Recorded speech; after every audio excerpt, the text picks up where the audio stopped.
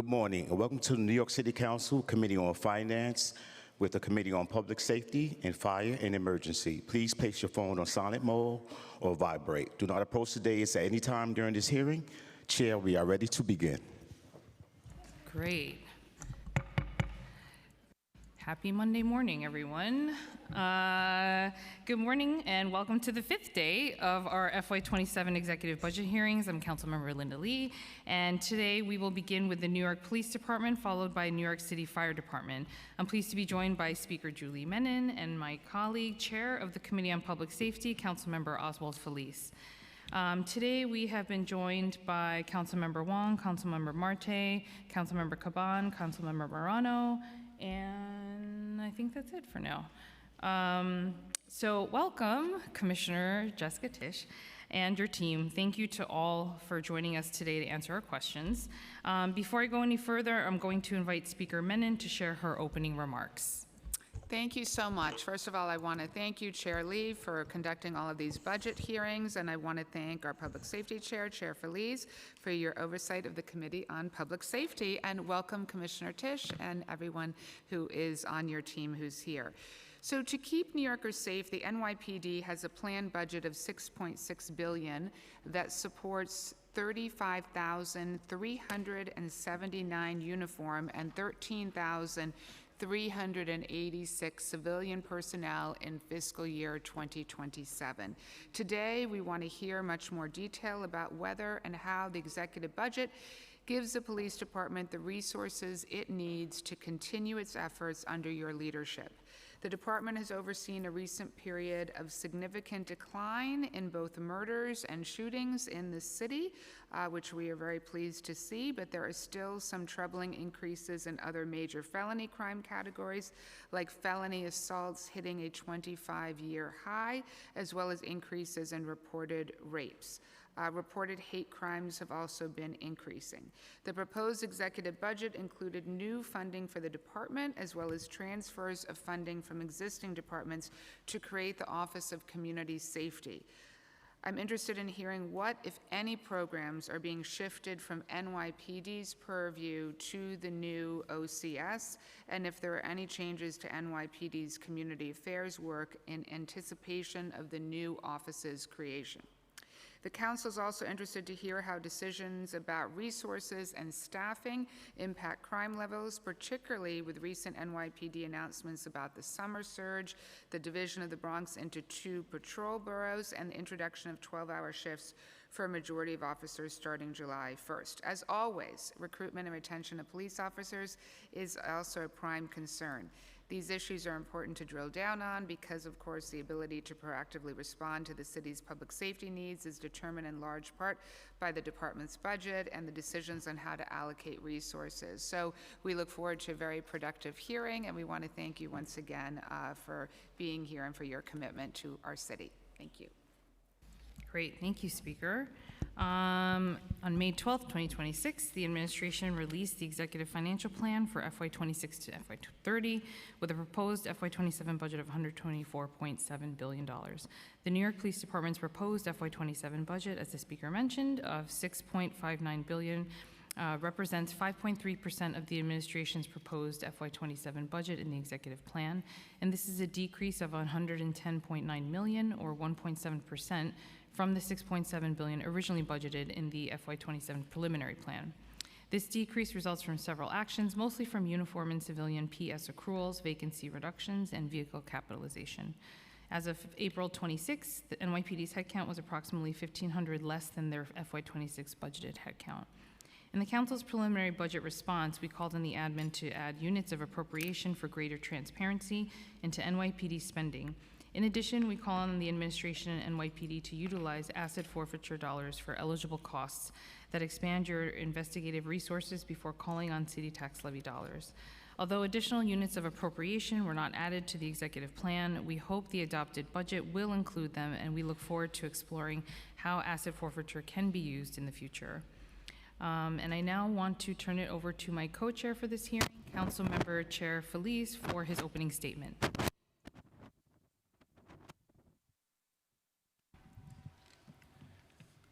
Thank you, Chair Lee. Good morning, everyone. I'm Councilmember Oswald Felice, Chair of the Committee on Public Safety. I would like to welcome everyone to the fiscal year 2027 executive budget hearing, and I want to thank Speaker Menon and Chair Lee for joining us today. Today we'll discuss the fiscal 2027 executive budget for the New York City Police Department to understand the administration's budget proposals for a department that plays a crucial role in public safety. I'm interested in learning about the changes in the NYPD's $6.59 billion budget and discussing issues related to headcount, overtime, state subway funding, school safety agents and crossing guards, technology to deter crime such as the use of drones, and much more. I would also like to explore the department's plans to ensure fan safety for big upcoming events like the World Cup and the NBA Finals. On the NYPD, we are thankful for the work and the sacrifices that police officers make every day to keep New Yorkers safe. Public safety, as we know, is a shared responsibility. We achieve it with good schools, good jobs, and opportunity. Police officers play an important role on this issue. They help ensure that residents can engage in these activities, work, school, and opportunity, without having to worry about their safety, and we're thankful for that. Their dedication to this city does not go unnoticed. Yesterday, for example, I saw a video of police officers in the Bronx in the 48th precinct running towards two individuals who had just engaged in gun violence. Police officers who ran towards danger and used technology such as drones to quickly apprehend them. That incident serves as an example of how a strong police presence and technology such as drones can ensure that there is fast accountability that helps deter crime. We also saw that same courage earlier this year when police officers ran towards an ignited homemade explosive that was thrown to harm others at a protest. They risked their own lives without hesitation to keep others safe. Our communities are thankful for these police officers, and we're also better off because of their hard work and sacrifices. There are many important budget actions in this plan, and we hope to better understand them and the impact that they'll have on public safety. I look forward to productive conversations on what's going well, for example, shootings and murders being at record lows. We also look forward to discussing the areas that need attention, including the skyrocketing costs related to overtime. Skyrocketing costs that are still going as high as almost $1 billion, or specifically $955 million projected this fiscal year, according to a recent article by Political, but of course we'll hear the official numbers from the NYPD soon. I also want to thank our Public Safety Committee staff for their hard work. Our financial analysts, Owen Katowski and Casey Leitsky, policy analyst Chad Benjamin, committee counsels Jeremy Whiteman and Josh Kingsley. I also want to thank my staff, my chief of staff, Esperanza Diaz, and my legislative director and many others who have joined today. And I would also like to welcome the NYPD leadership team. Welcome, Commissioner and team. We look forward to conversations today. I'm going to pass it back to Chair Lee now. Thank you. Before we get started, wanted to take a moment to thank the entire Council Finance Division, especially Jack Story and Owen Katowski for today's hearing, and of course our amazing committee counsel, Brian Sarfo, and Senior Advisor Athena Say. And as a reminder, for this year's budget hearing, we will take public testimony for all the agencies on Wednesday, June 10th, beginning at 9:30. So Wednesday, June 10th, 9:30 a.m. Please sign up for public testimony. It's going to be a long, fun day, so please join us. And now I will turn it over to committee counsel to swear in the witnesses.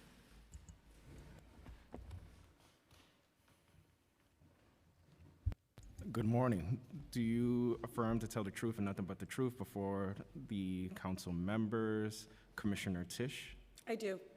First Deputy Commissioner Kinsella? I do. Deputy Commissioner Gerber? I do. Deputy Commissioner Ryan? I do. Deputy Commissioner Crone? I do. And Chief LaPertrie? You may begin. Good morning, Speaker Menon, Chair Felice, Chair Lee, and members of the City Council Committees on Public Safety and Finance. I am Jessica Tisch, Commissioner of the New York City Police Department.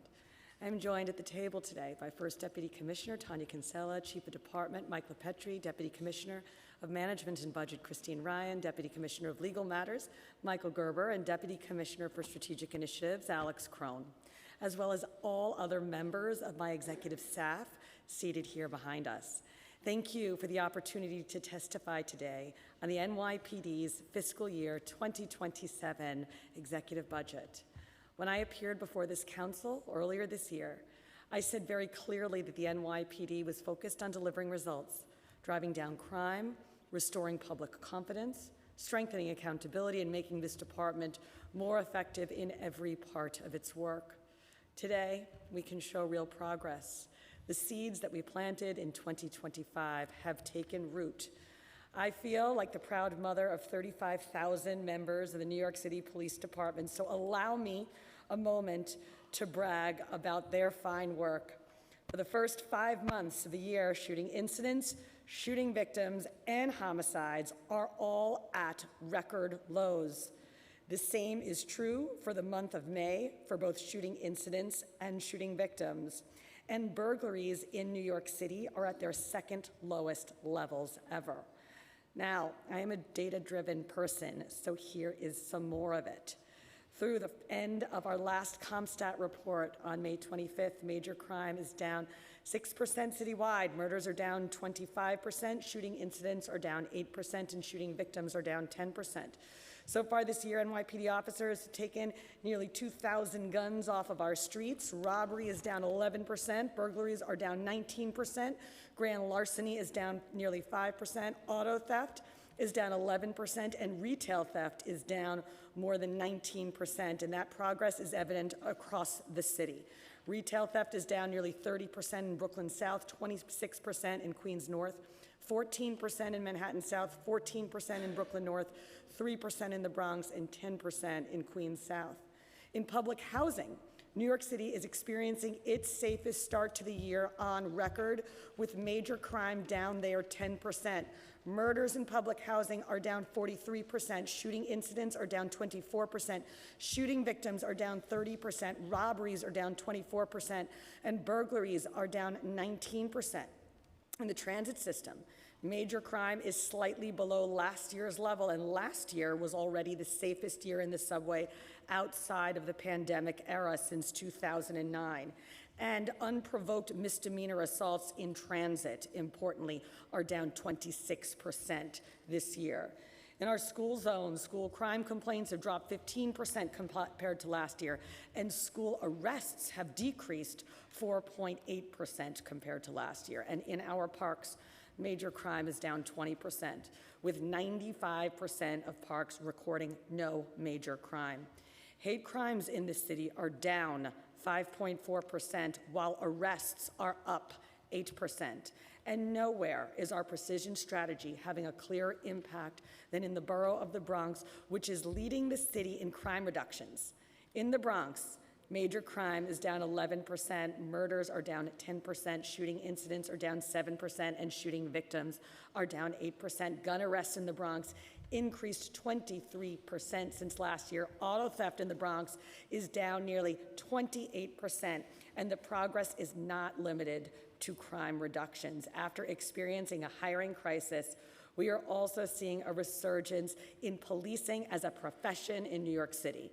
The department outpaced uniform attrition in calendar year 2025 with 4,115 hires compared to 3,357 separations. And we are continuing to outpace attrition year to date in 2026 with 1,084 hires compared to 896 separations. Actual attrition is down 4.7% this year compared to last year. We're also putting more officers where New Yorkers need them most. As of April 30th, patrol strength, including precincts and field training units, is up 5.9% compared to the same point last year. And year to date, in fiscal year 2026, answering delays at the 911 call center are down 84% compared to the same period last year. Our overtime management discipline is also producing measurable results. In calendar year 2025, overtime spending decreased 12.4%, or $143.6 million lower than in calendar year 2024. And in the current fiscal year, overtime spending decreased 10%, $83.8 million lower than the previous fiscal year. That is the progress that we are seeing. Lower crime, stronger operations, tighter management, and a department that is increasingly aligned around performance, accountability, and public trust. That is the overall picture, but numbers alone do not tell the full story of what it takes to manage the NYPD. In March, when I appeared before you, I addressed several issues in detail, including hate crimes, our newly formed units, record hiring numbers, the Bronx Borough split, our new in-service training model, immigration enforcement, and federal funding. I will not rehash each of those topics today in my testimony in the interest of time, but my team and I are prepared to answer any questions that you may have on those important topics. However, before we do so, I want to address two areas that warrant specific attention. First is our review of our narcotics operations, and then the extraordinary operational demands facing the NYPD this summer. So first, our narcotics review. Our cops are asked to do an impossible and dangerous job. They are called into situations that are messy and complicated and fraught with emotion, regularly outside of their control. As police commissioner, I am proud of the work that our cops are doing. The vast majority of the men and women of the NYPD carry out this work professionally, lawfully, and under extraordinarily difficult circumstances. Officers are asked to make fast decisions in unpredictable situations while following detailed legal standards and department procedures. Sometimes those situations require the use of force. When they do, there will be scrutiny, there will be criticism, and there should be serious review of those incidents. And my position has been consistent. When officers act within the law and consistent with department policy, they will have my full support. When they don't, like what happened during a recent incident involving our Brooklyn narcotics team, there will be consequences. In that case, the officers involved were immediately placed on modified duty, and they were stripped of their guns and their shields. At the same time, maintaining public trust requires us to confront problems directly when we fall short of our standards. That incident raised serious concerns about supervision, about compliance, and adherence to department procedures. As a result, we made sweeping personnel changes within narcotics. More broadly, we launched a full review of narcotics operations across this department. That 90-day review includes policies, procedures, equipment, compliance systems, and supervisory oversight, because accountability cannot be situational. It has to be built into the structure of the department itself. There will be critique, there will be accountability, and there will be changes. Next, I want to turn to the summer ahead, because the next few months will place extraordinary demands on this department. And with this year marking the 25th anniversary of September 11th, we are all reminded of reality that the NYPD knows better than most, that New York City is not only a global hub, it is a global target. What begins overseas often finds its way here, and that truth shapes how we staff, how we train, how we deploy, and how we build partnerships well beyond city limits. I began my career building out the NYPD's counterterrorism capabilities. And in my 18 years in government, I have not seen a threat environment quite like this one, where multiple vectors are all active at the same time and where developments abroad can have immediate consequences here at home. Last year alone, NYPD investigations led to more than 100 arrests connected to foreign terrorist organizations, domestic extremists, lone actors, and other serious threats. Those cases spanned 8 foreign countries and 9 U.S. states. And we saw that global threat strike close to home just weeks ago, when the NYPD and our federal partners helped disrupt an alleged terror plot targeting a Manhattan synagogue. The defendant, a commander for Kataib Hezbollah, based and apprehended abroad, was allegedly connected to approximately 18 attacks and attempted attacks across Europe and Canada since hostilities began in Iran on February 28th. This includes explosives detonated outside synagogues and Jewish schools, arson attacks targeting Jewish institutions, and the stabbing of Jewish victims in London, one of them an American citizen. He allegedly tried to bring that campaign here to New York City, sending identifying information about a Manhattan synagogue to someone that he believed would help carry out an attack involving arson or explosives, but he was actually communicating with an undercover law enforcement officer. The attack never happened because the threat was identified, monitored, and controlled through the extraordinary work of the FBI's Joint Terrorism Task Force and the men and women of the New York City Police Department. We saw it again in March, when 2 men came to Manhattan with improvised explosive devices at a protest on the Upper East Side of Gracie Mansion. They lit and threw those devices near a crowd with the apparent intent to harm innocent people. NYPD officers ran toward that threat, arrested them at the scene, and helped prevent a far more serious attack. Those cases are part of a broader threat environment as conflict involving Iran continues to reverberate across the region, and as the world continues to deal with the aftermath of October 7th, tensions remain high. We have already seen those tensions translate into violence, including here in the United States, carried out by individuals acting quickly and with limited coordination. And as rhetoric from state actors, proxy groups, and online networks escalates, it has the potential to drive action. That reality matters here in New York City. And it matters especially as we prepare for an unprecedented series of major and overlapping events this summer: the World Cup, Sail 250, the NBA Finals, and the 250th anniversary of our country. Any one of those events on its own would be a major operation in New York City. Taken together, they place extraordinary demands on the New York City Police Department. That's why we have been preparing aggressively.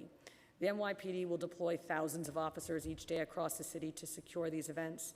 That demand will be especially intense from July 1st through July 7th, when several of these events will overlap and the operational footprint will be at its highest. During this time, our officers will be working 12-hour tours to accommodate operational needs, and we are temporarily reassigning hundreds of officers from administrative roles back into the field to support summer deployments. This uniquely busy period will lead to an increase in overtime spend. However, the increase does not change our overtime management plan or our priority to ensure the safety of all New Yorkers while being a responsible fiscal steward. And all of that comes on top of the full daily workload of the NYPD. We do not stop answering 911 calls because there is a major event. We do not stop investigating shootings and robberies and burglaries or other cases. We do not stop patrolling neighborhoods, subways, or public housing. That is the reality of policing in New York City in a summer like this. The extraordinary and the everyday have to be handled at the same time, and this department is preparing to do both. Now, turning to the mayor's executive budget and its impact on the NYPD in the coming fiscal year.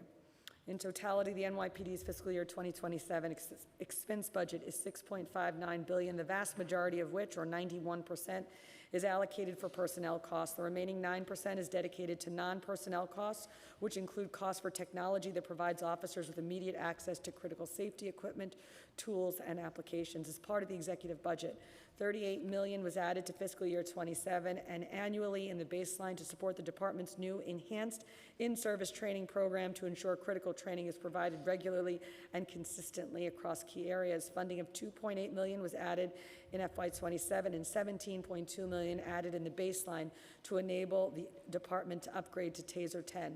This upgrade will allow for more precision and improved effectiveness when deploying this less than lethal device.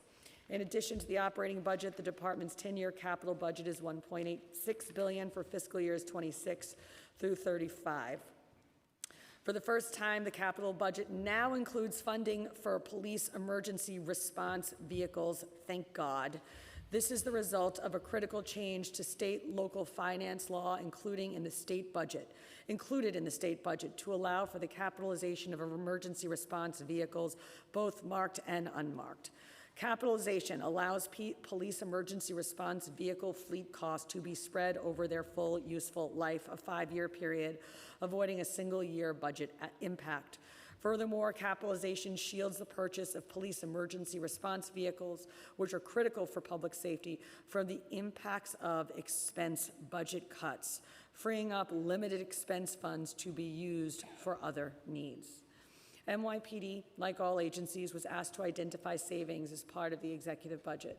The savings plan for the department for the executive budget included $65 million in savings in FY26, $184 million in savings for FY27, and approximately $80 million in savings annually in the baseline.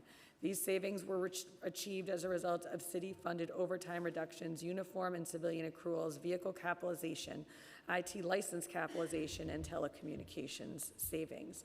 The savings included civilian vacancy reductions as a result of vacancy reduction targets that were issued by OMB, As a result of these targets, the department's civilian budgeted headcount was cut by 517 positions. This civilian budgeted headcount reduction is comprised of a cut of 67 police communication technician vacancies, 264 school safety agent vacancies, and 186 non-safety civilian vacancies across numerous other civilian titles. Annually, the department receives on average just over $192 million in federal funding, the majority of which is from the Department of Homeland Security. This year's federal Homeland Security grant funding has been cut by 40% from federal fiscal year 2024 levels, with the NYPD anticipated to receive only $53 million. In addition, as a result of new terms and conditions placed on certain federal grants, particularly related to civil immigration enforcement, there are numerous grants for which the department either didn't receive funding or was advised by the law department that we would be unable to comply, and therefore no applications were submitted. Specifically, the NYPD did not receive any FY25 port security funds, despite the department receiving funds in prior years and submitting an application for $6.56 million. There were 15 additional federal grants that the NYPD had to forego based on the required certification language. The maximum potential award amounts ranged from $200,000 to $6.25 million. We cannot overstate the gravity of this. It is not bureaucratic inconvenience. It is a direct threat to the NYPD's ability to maintain and enhance critical counterterrorism and intelligence operations in New York City, the most visible terror target in the United States. People are alive today because of these grants. We must never lose sight of that. The time to act is now, and I will not stop pressing this issue until the federal government restores the funding and the resources that we need to keep New Yorkers safe. The through line of this testimony is simple. The NYPD is delivering results, and we are building the capacity to sustain them. Crime is down across the city. Violence is falling. Public housing, transit, schools in the Bronx are all seeing enormous progress. At the same time, we are strengthening training and improving accountability, managing overtime more effectively, hiring more officers, modernizing our tools, and preparing for a threat environment unlike anything the city has faced in years. That work requires a budget that reflects the full weight of what this department is being asked to do. The men and women of the NYPD carry that responsibility every day on patrol, in our subways, in our schools, at protests, at major events, in counterterrorism operations, and in every neighborhood. We are proud of the progress that we've made, but progress has to be protected and sustained. So thank you for the opportunity to testify today. My staff and I look forward to answering any questions you may have. Great, thank you, Commissioner. I'm going to pass on to Speaker Menon. Great. Thank you so much, Commissioner, for your testimony. And I know we've got a number of different questions, so I look forward to the dialogue on this. So first of all, NYPD's current actual uniform headcount of 34,497 is 1.5% less than the budgeted headcount of 35,025. Since the last time you appeared before us for the budget hearing, it's clear that the department has made progress in filling vacancies and hiring new officers, and we commend you for that. How do you think about the connection between the department's staffing level and the progress NYPD has made to drive down murders and shootings? So first, just some background on the headcount of the department. Actually, in this budget, the NYPD has received 580 new police officer positions, bringing our budgeted headcount up to 35,555. And so that is something to be celebrated, and that is something that we appreciate deeply, especially in a time of general need to cut. And I will also say we have a hiring plan this year that should get us to our budgeted headcount of 35,555 by the end of this year. So last year was our most aggressive year in hiring on record, and we are keeping our foot on the gas this year, and we plan to do a significant amount of hiring. Last year, we actually ended the year with 800 more police officers than we had over the previous 3 years. So, point is, the size of the department has been growing over the past year and will continue to grow this year meaningfully, and that is a very good thing for all New Yorkers because, to answer your specific question, the number of police officers we have is directly related to our progress driving down shooting incidents and shooting victims in this city. Shootings are one crime that you can really deploy for. We know where the vast majority of shootings in New York City occur. We know what times of day they occur at.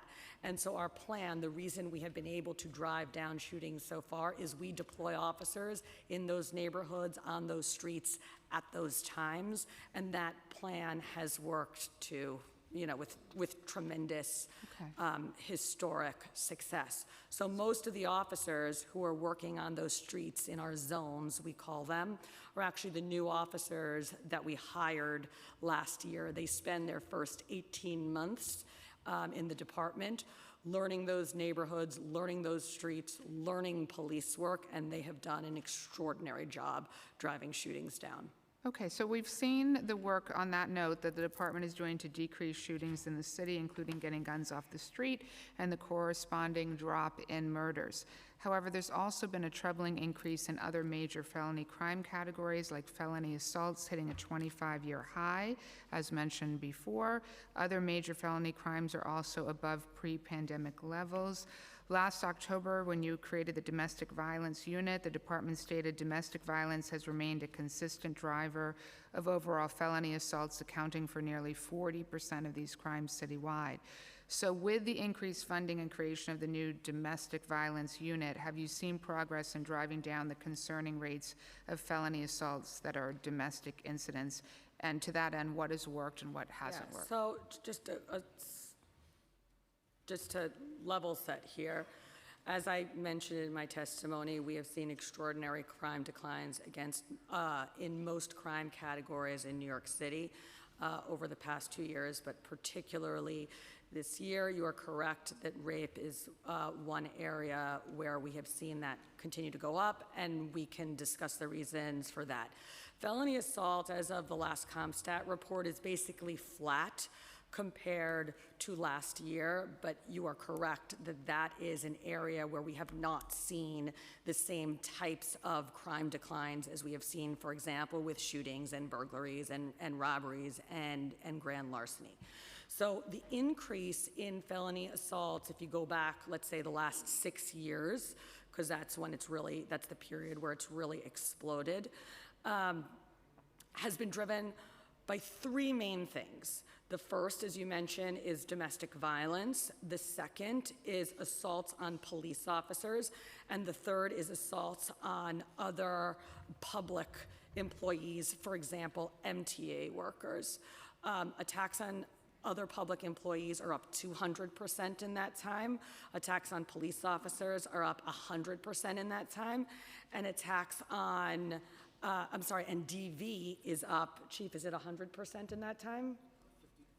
DV is up 50% in that time. So those are the 3 main categories where you're seeing huge increases in felony assaults over the past 6 years. For DV specifically, to address what we were seeing last year, at the end of the last year, the NYPD did a major reorganization of our domestic violence operations, basically to streamline things. We know that domestic violence is a recidivist crime, and it's horrifying to be the victim of crime in your home, in your personal space. And so by streamlining things, we had a number of goals, but among them to create a victim-centered approach where we weren't having multiple different officers asking victims the same questions, streamlining the experience for victims and hoping that we can do a better job working with victims to actually deliver consequences for offenders. I am confident that that reorganization was the right thing to do. The other big change that occurred in the department as part of this DV reorganization is we created a special dedicated DV warrants squad for DV misdemeanors, where we have teams of people whose only job it is every day to go out and find offenders wanted for DV misdemeanors. So the hope is, through all of this, to drive consequences for DV crimes, and in that way, bring the level of DV down. Okay, moving on to hate crimes. One concern I have is that hate crimes have jumped this quarter from 128 from the first quarter of 2025 to 148 over the first quarter of 2026. And ComStat shows the increase as well. So what do you account for the increase in hate crimes? Let me give you the numbers, more recent numbers for hate crimes. This is as of the end of last month, so it doesn't include May. We'll report on May tomorrow. So as of April 30th, all hate crimes citywide are down 5.4% this year. Hate crimes against Jews, or anti-Semitic hate crimes, represent 56% of the total. Anti-Semitic hate crimes are down this year 8.4%, again, as of the end of April. In addition to that, and I think importantly, enforcement of hate crimes is up in New York City. So arrests for hate crimes in New York City this year are up 7.9%, and arrests for anti-Semitic hate crimes are up 10.3% this year. And which metric are you using for the reporting of the anti-Semitic hate crimes? Because I know that was something we talked about. Yeah, we have always used for that type of reporting confirmed hate crimes. So we have two types of reports that we issue: confirmed hate crimes and also reported hate crimes, which we started putting out publicly in March. And it has always been, when we talk about increases or decreases, we have always talked in New York City about confirmed hate crimes. Okay, moving to the Office of Community Safety. The executive plan included transfers of funding from existing departments and new funding to create the Office of Community Safety. Have any programs shifted from the NYPD's purview to OCS? No. To what extent is NYPD engaged with the administration, and what specific roles and coordination will occur between NYPD and OCS? Those conversations have not yet commenced.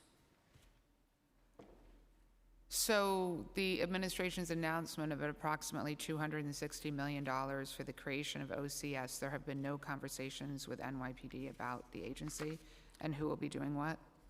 Not at this time. I expect that those conversations will begin to occur, but as I mentioned before in response to the last question, no programmatic responsibility is being shifted from the NYPD to OCS at this time, and none that I know of going forward. So in your view, so then what will the purview of OCS be? The OCS has many different offices, some of which have existed in this city for a while, in other agencies that have all been consolidated. And I want to be clear, our work with those offices continues. And so that work certainly has not stopped, to the extent that the NYPD has worked with those offices in the past. That continues to this day. But we haven't had strategic conversations about what's going to shift from the NYPD to OCS, because nothing is planned at this time to be shifted. So what about mental health calls?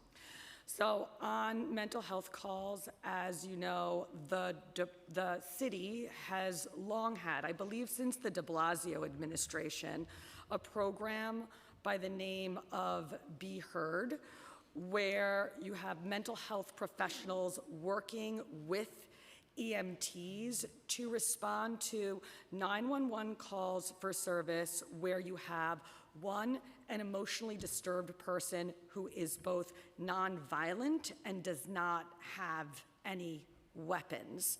That program has existed for at least 5 years, and that work continues.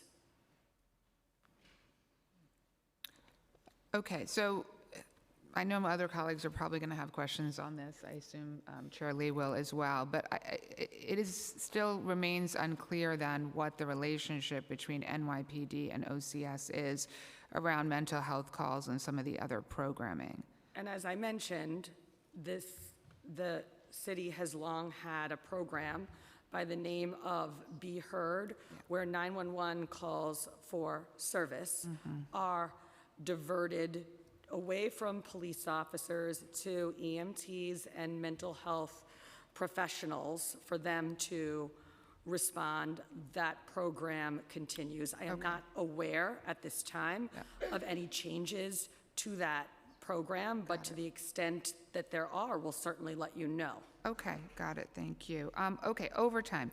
I know you mentioned overtime in your testimony. So overtime at the department has been a concern, obviously, for a significant number of years. In fiscal year 25, uniform overtime was budgeted at $477.5 million, but the NYPD spent $959.7 million. In fiscal year 2026, the NYPD expects to spend $955 million on overtime pay for officers, according to recent reporting. The budgeted amount for fiscal year 2026 was initially $511.6 million, meaning the department is on pace to exceed its allotted amount by nearly 100%. The council for many years has continuously pushed the department and the administration to adjust the overtime budget to more accurately reflect spending, and the mayor's prelim plan included a baseline increase in overtime for the coming fiscal year, but nowhere near the average $1 billion spend per year. So could you provide us with year-to-date spending on uniform overtime and how this compares to last year's Sure, spending? I have a few points on overtime, and then our Deputy Commissioner of Management and Budget, who really knows this inside and Okay, out, great. will add anything I missed. First, NYPD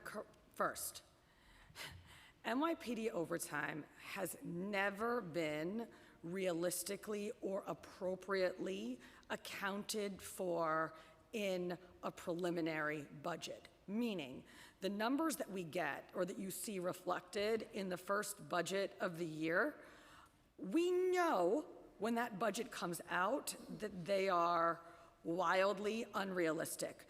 This administration took steps in their first budget to correct that by adding a significant amount of funding in the last budget for NYPD overtime. That was a meaningful chunk of the problem. It did not address the entire problem, but is the first time we saw a meaningful attempt to reflect more realistic NYPD overtime numbers in the past 4 years.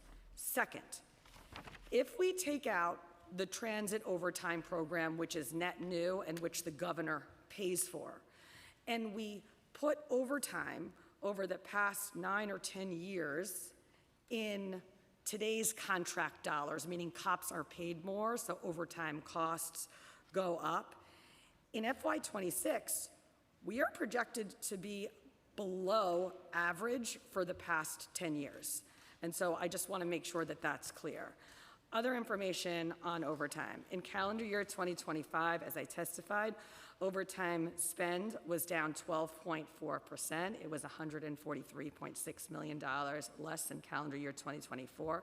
In FY26, the first 3 quarters, overtime spend is down 10% compared to the same period in FY25.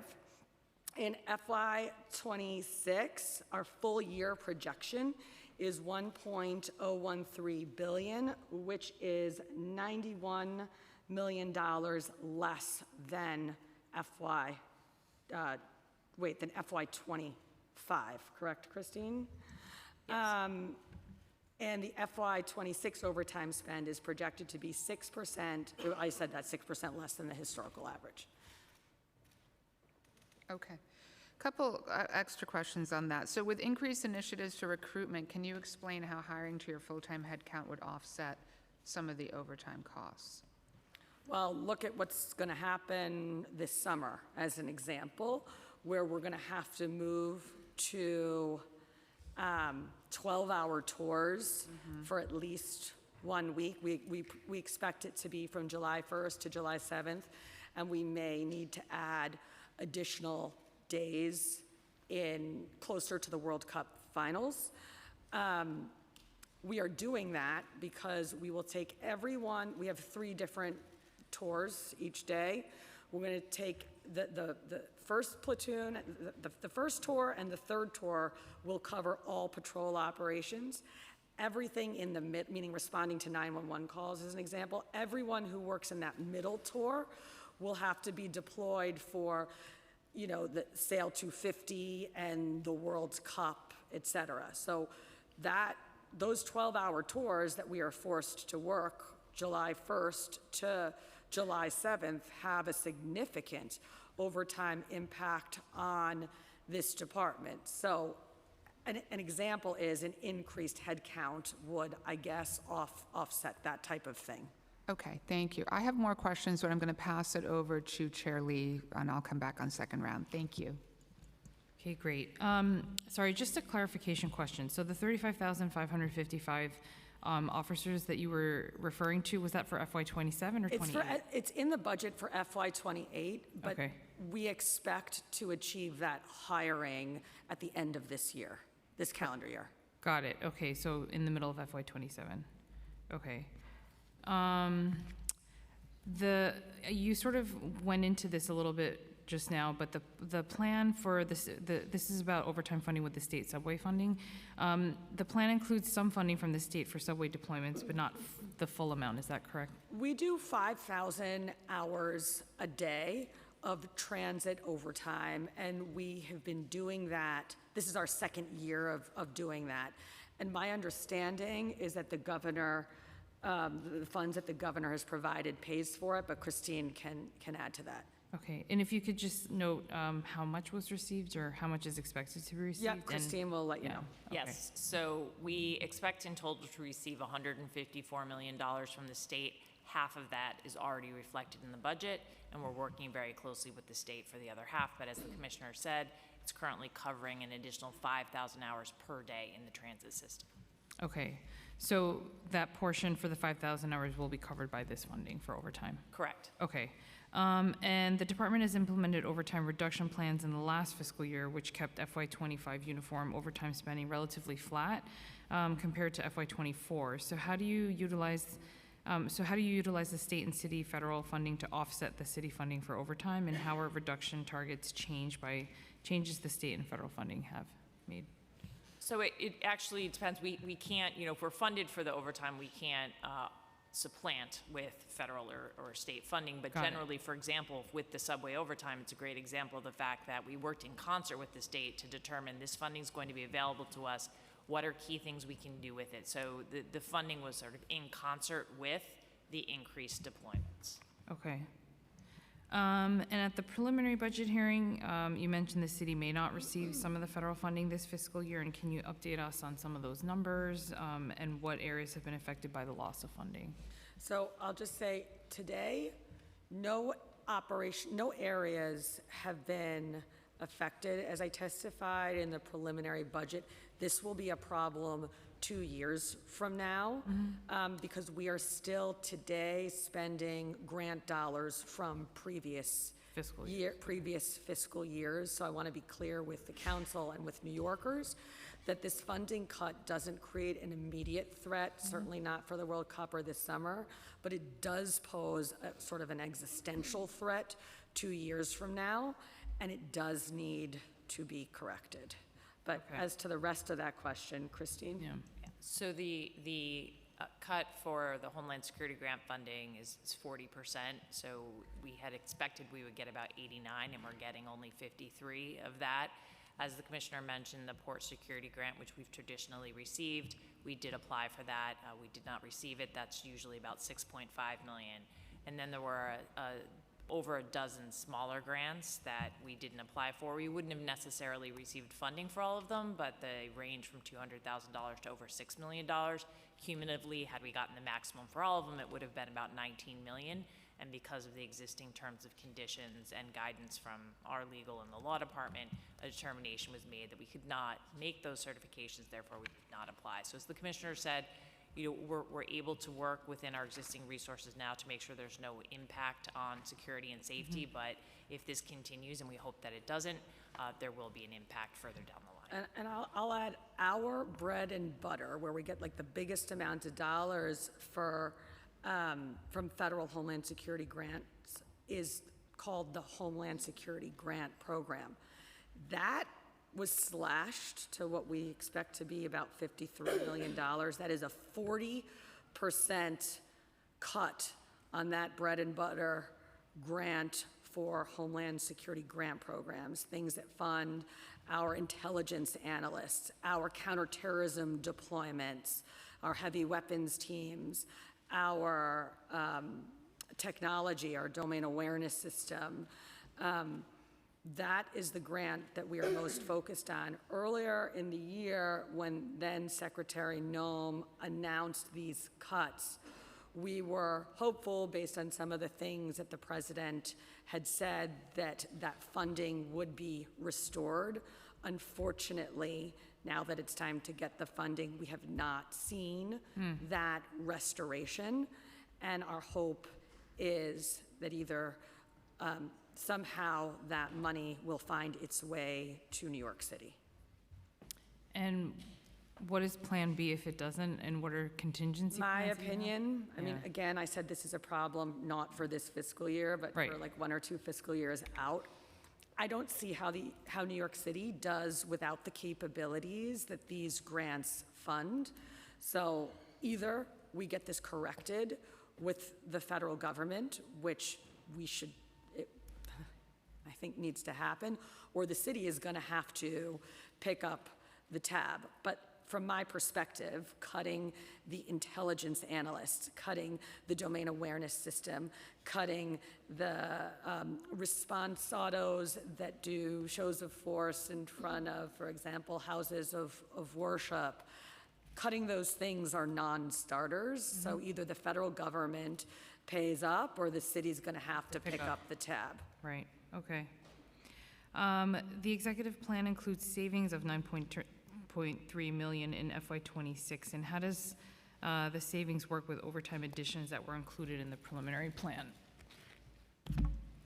So part of that savings actually did include uniform overtime savings of $19 million on the city side. The overall budget did include some additional federal funding.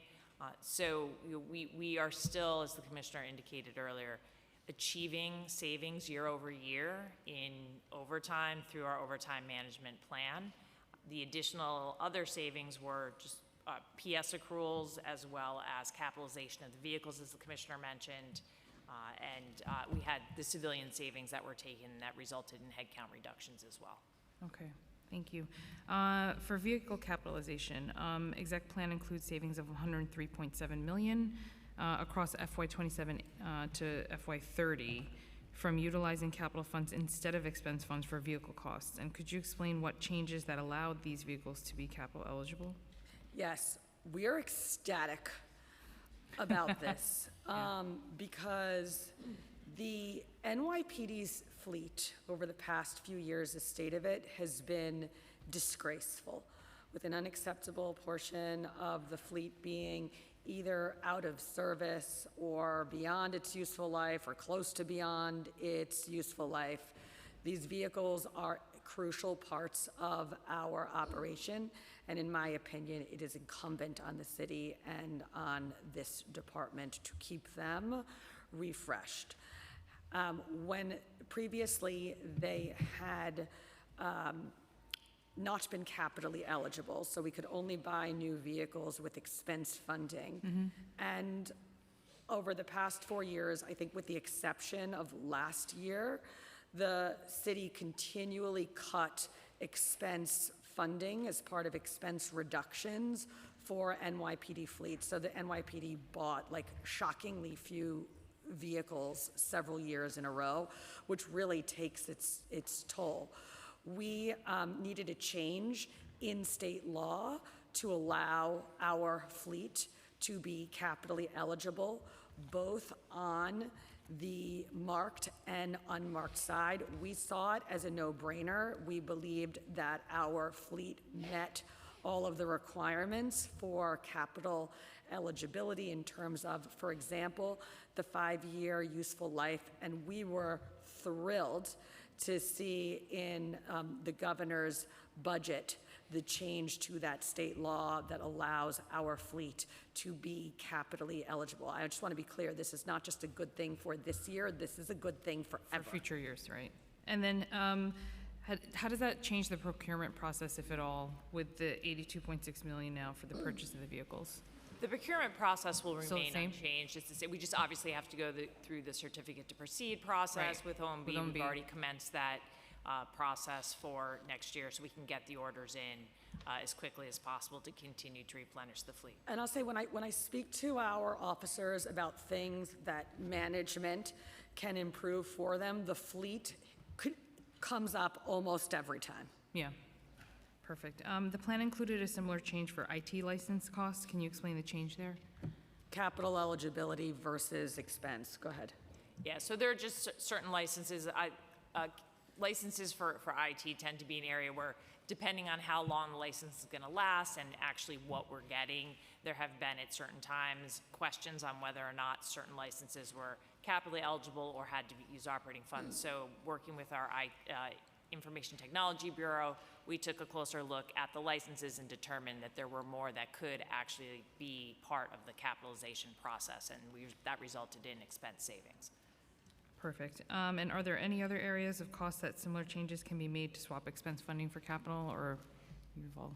We always look at it. I mean, sometimes, unfortunately, because of inflation, things, the silver lining is they become more expensive, so they may have met all the other criteria but not met the minimum dollar value. So we're always looking to see if we can capitalize. Obviously, we want to be efficient and responsible with the capital funds as well, but you don't want, there's a reason why there's capital funding to cover things that have a long, useful life, Right. to pay them over time. So we Right. do maximize capitalization as much as possible. Okay, perfect. And have you also looked at, I guess this is generally for overtime and other areas within NYPD, because I think I brought this up in the preliminary hearing, but looking at technology, IT, AI, those types of platforms to figure out timesheet updates, for example, that could help lower overtime or sort of improving the systems within NYPD. So, I spent a lot of my career building IT systems at the department, and we are always interested in modernizing both our operational and administrative systems. I will say that we have been doing a lot of operational work on in terms of IT development. We have a new 311 system for the department that's going to come out. That's coming out now-ish. We're digitizing the command log. We will look seriously at where we can put IT resources to update administrative systems as well. That's not a guarantee that it will be done, but I take the feedback and we will look for opportunities to do that. Perfect. And in terms of the uniform civilian PS accruals, executive plan includes savings of $110.8 million in FY27.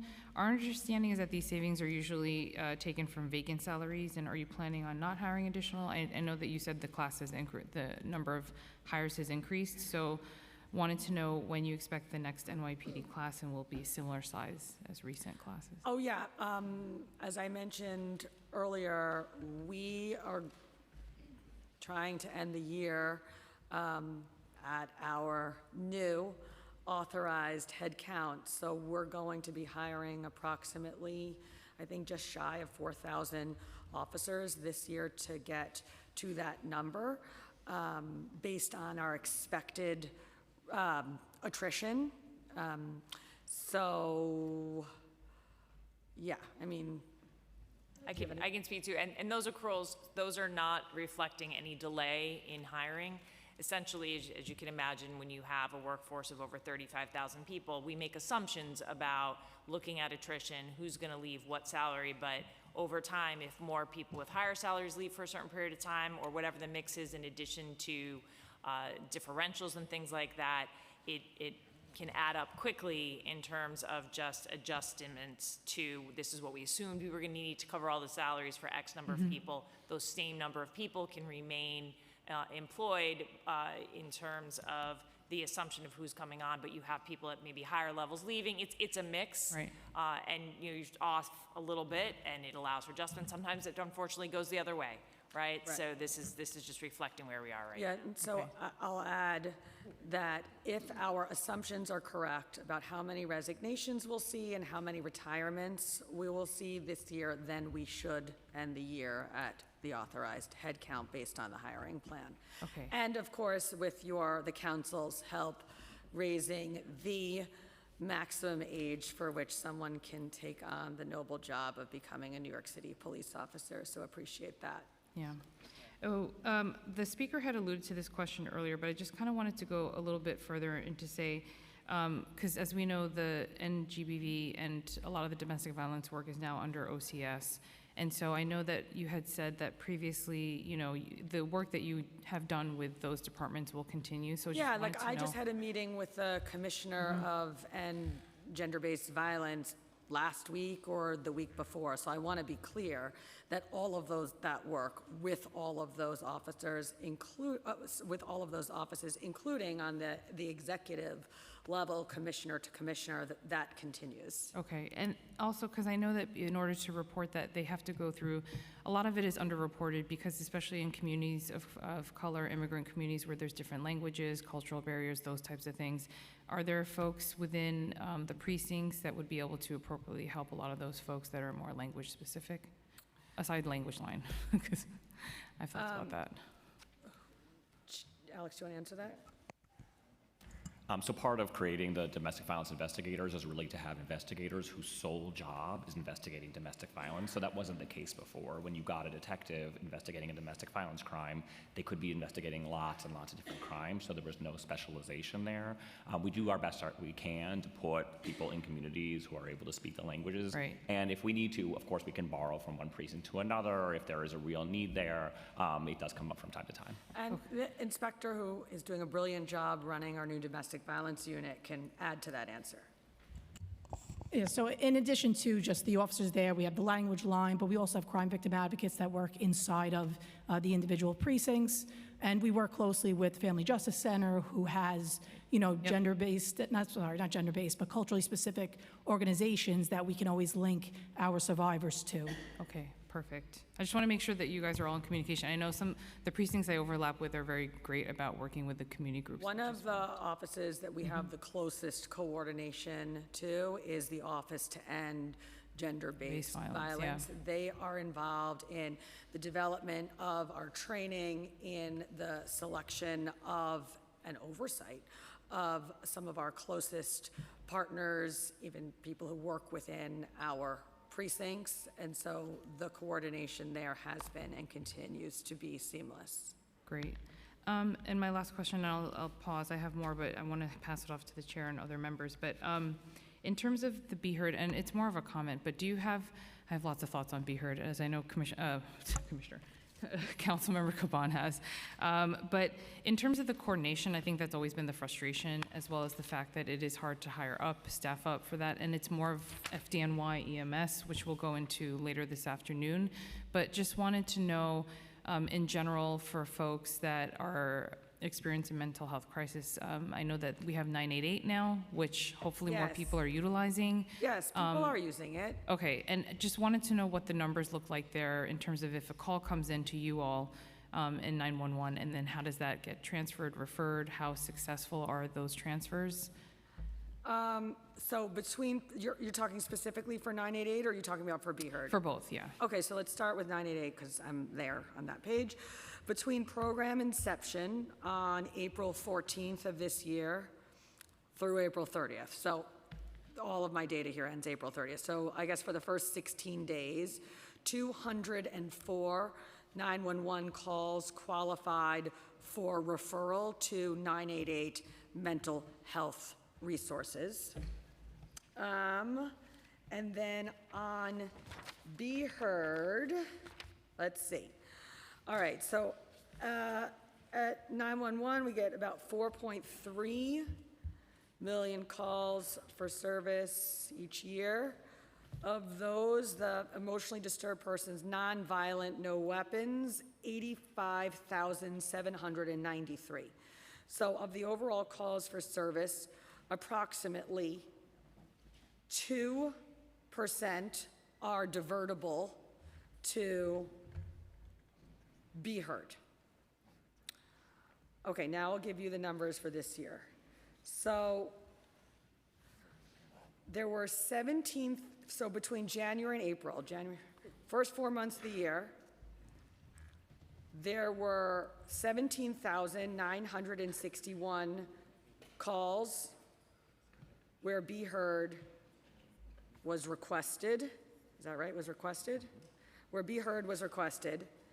They responded to 1,411 of them, so that is 7.9% of the calls that they were requested to respond to. Is that a lack of the teams that they have? You Is have to that ask why? FDNY. Okay, I'll definitely ask them, but Point is, the 911, NYPD's role in this is the 911 call taker, who is an NYPD employee, determines that the call is eligible to be transferred, to be heard, and then it goes outside of the NYPD's universe. Okay, and then just let me ask it a different way. Have you seen that with the addition of Be Heard as well as 988, that there are more successful incidences that are being deferred out that have been successfully? We don't see the outcomes of those calls. Right now, the diversion numbers are tiny compared to the overall volume and the overall need. So Okay. there are lots of opportunities to improve, even without changing the criteria. Meaning, Right. if the criteria remains emotionally disturbed person, nonviolent, no weapons, there is still a huge amount of room for Be Heard to respond to more calls. Yeah. Okay, I will pause there and pass it over to Chair Felice. Oh, sorry, before I do that, I just want to say we've been joined by Council Members Ariola, Hanks, Brooks Powers, Deputy Speaker Williams, Council Members Dinowitz, Felder, Aviles, Majority Leader Abreu, Council Members Brewer, Ressler, Joseph, J. Sanchez, and Councilmember Mealy. Thank you so much, Chair Lee. Wow, we have a full house today. We have almost enough members to hold a stated meeting and have quorum. So a few questions. I'll start my Attract a questions. crowd. I'll start my questions on the topic of large-scale events. As we know, we're 1 month away from the World Cup in July. With increased tourism coming to New York City for the FIFA World Cup, you issued a memo stating that officer shifts will be 12 hours from July 1st to July 7th. How exactly will this work? Are they expected to work 3 days per week for a total of 36 hours and then half of a shift for 40 or 42 hours? No, they will either work pre-tour or post-tour overtime. So importantly for our officers, during that week, we are not throwing out their chart. They will continue to work their standard 5 days a week, just with 4 hours added either to the beginning or to the end of their tour. And the chief of department is going to soon issue guidance to each bureau about how their 12-hour tours are going to work, meaning are they doing pre-tour or post-tour. Chief, do you have anything to add to that? Okay. All right, so 5 days a week, 12-hour tours. 5 days a week, 12-hour tours, but in that time, we are doing things like canceling training. We are canceling all things that could otherwise be a drain on NYPD resources. We do not expect to be canceling their RDOs, their regular days off, as a practice. It may have to happen from time to time. Is this going to apply to every police officer? We're not going to cancel, for example, like if they have holiday picks, they're not going to have to work, when they were planning to be away.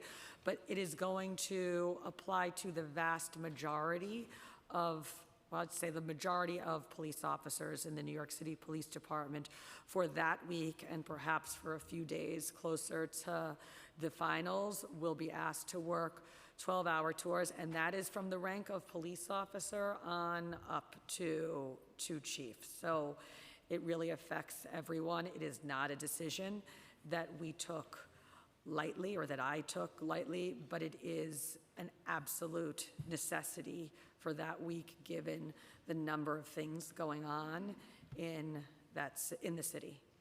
Approximately how many police officers would this apply to? You said a vast majority. Would you say more than 80%? 80, 90 ballpark? I don't want to give an actual percentage. What I can say is that the chief of department is going to issue guidance to each bureau, and once we have that guidance, we will let your office know what percentage it applied to. How much overtime is projected for that week of the World Cup? Can you give the numbers? Well, for the World Cup or the July 1st to July 7th? Because, like, remember, we've got July 4th, Sail 250, which is like the president's military parade in New York City, NBA Finals, World Cup, all as potentially Taylor Swift's wedding. I'm kidding. But all as overlapping events in New York City between June 11th and July 19th. Any one of those on their own would be a big deal in New York City. All of them taken together are unprecedented and are going to place unusual and I would say historic demands on the New York City Police Department. So Christine, can you go through the July 1st to July 7th, what that dollar value projection is, and then also for the World Cup specifically? So these projections are preliminary, but for the July 1st through July 7th, our projection order of magnitude is that will cost between 35 to 42 million for that period overall for FIFA and Sail 250. So this entire time of all of these overlapping events, we believe overtime is projected at about 73 million. On top of that, obviously there's equipment that the department needs to make sure that we're able to keep everything safe, secure, and also manage the crowds. That's 12.4 million, and then there's 6.5 million for drone equipment. So in total, the estimate right now is $92 million. The good news is that the budget that you've all looked at already really accounts for, on the city side, about $50 million, and then there's another $21 million in federal funding. So there's $71 million that we're accounting for. All the federal funding's not quite reflected yet, but that does leave a shortfall of about 20 to 21 million based on projections. I will just add that the federal government / FIFA did not give us nearly enough money to cover the overtime bill on the New York City Police Department. Christine, how much did FIFA give us? $14 million? So they give us 14.6 for the overtime, toward overtime, and 6.5 for counter drone equipment. We are having conversations about potentially getting more, but that's not determined yet. It's going to be a rough start to the fiscal year for our overtime. Just remember that for next year's overtime hearings. We'll keep that in mind. Talk to us about the plan for fan safety at transit hubs and also watch parties. The plans, okay. So with all of these major events that are going on in New York City, there will be other joyful events going on around them in New York City. All of those events will require a police presence. For example, NBA Finals watch parties, FIFA watch parties, people taking the subway, using mass transit, going to and from those watch parties. People going to the events themselves, meaning getting people from New York City to the World Cup is a whole to-do in and of itself that requires security. They're going usually mostly by bus or by rail, and there's a big screening component and security component there. So it would be an understatement to say that we have been planning. We have been like aggressively planning for so many different things that are occurring this summer, not just the main events themselves, but all of the festivities surrounding those events. And remember, FIFA is an international name and therefore a target. And so we do not look at FIFA as just a normal event in New York City. Both the FIFA tournament and the events surrounding FIFA in New York City, the fan zones, the watch parties, those we all have to look at seriously through the counterterrorism lens. Speaking about events, how will the NYPD work with federal and state authorities to ensure participants are safe getting to and from the events? Hand in hand. The chief do you want to talk through the buses and the trains and how you're coordinating with partners on that? Sure. So on the 8 game days at MetLife, we have identified 4 separate locations that over 200 buses will be starting in New Jersey, swept in New Jersey, with an NYPD present to make sure that they are swept properly. Those buses then come into New York City. Obviously, we're not able to park 200 buses in and around the 4 identified areas, so we will start with 45 buses at a time. That footprint at those locations start 12 hours prior to those buses being parked there. Obviously, those locations have to be swept by our counterterrorism team. They then have to be, the footprint has to stay there until the buses actually arrive. Those buses, each one of those buses, I've assigned 2 uniformed officers to, again, to continue to observe those buses, to make sure that, you know, they're safe to go back into New Jersey. Again, very dynamic. The 42nd Street will be the street that we will be using, that will be closed to just bus and emergency vehicles going through the tunnel into New Jersey.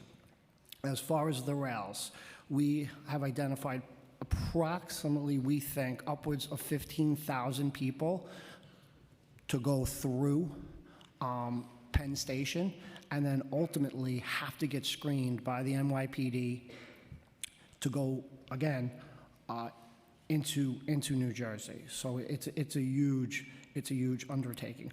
On top of doing all that, on the 8 game days, there will be numerous watch parties throughout New York City. And, you know, again, we've gone from 32 teams to 48 teams. We've gone from approximately 150 games to 200 games. Every game that is being played will be front and center in New York City. As far as the rails, working with our federal partners and Amtrak. So actually, next week, I will be chairing a meeting with the Northeast Corridor from Washington, D.C. up to and through New York City with Amtrak, MTA, and all our rail partners to make sure that, again, it's seamless, it's safe, and the federal government, the state government, and obviously the NYPD are working very, very close. Thank you, Chief. Speaking about the World Cup and also watch parties, there's been numerous articles which stated that public events, including World Cup watch parties on open streets and plazas and parks, will be scaled back due to NYPD concerns.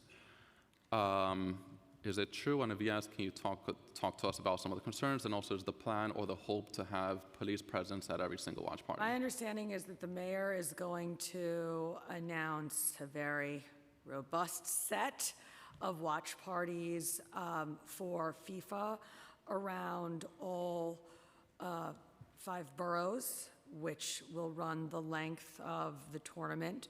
We do have, that we know of, already announced the 5 FIFA fan zones that will be, 5 FIFA fan zones, 1 in each borough. So my hope and my expectation is that we are going to have a lot of festivities in New York City around the World Cup. Obviously, we want to celebrate. We need to celebrate safely. I already told you about the need to look at all things FIFA through a counterterrorism lens. That's what this department is doing. we don't have unlimited resources, and we also have a lot of other things that are occurring in New York City. You know, when a country hosts the World Cup or the Olympics, usually they cancel everything else going on in that city at that time. We didn't in New York City. We're having the Puerto Rican Day Parade. We're having lots of the Pride Parade. We are having many or nearly all of the standard large-scale events in New York City this summer that we would have in a summer with like none of these events going on. And so I would appreciate it if you could think about the demands on this department in that context. We would like to facilitate a lot. Perhaps we won't be able to facilitate everything, but there will be a lot of celebrating in New York City. So absolutely, yes. And of course, we're expecting there to be a lot of requests for permits for watch parties in communities and et cetera.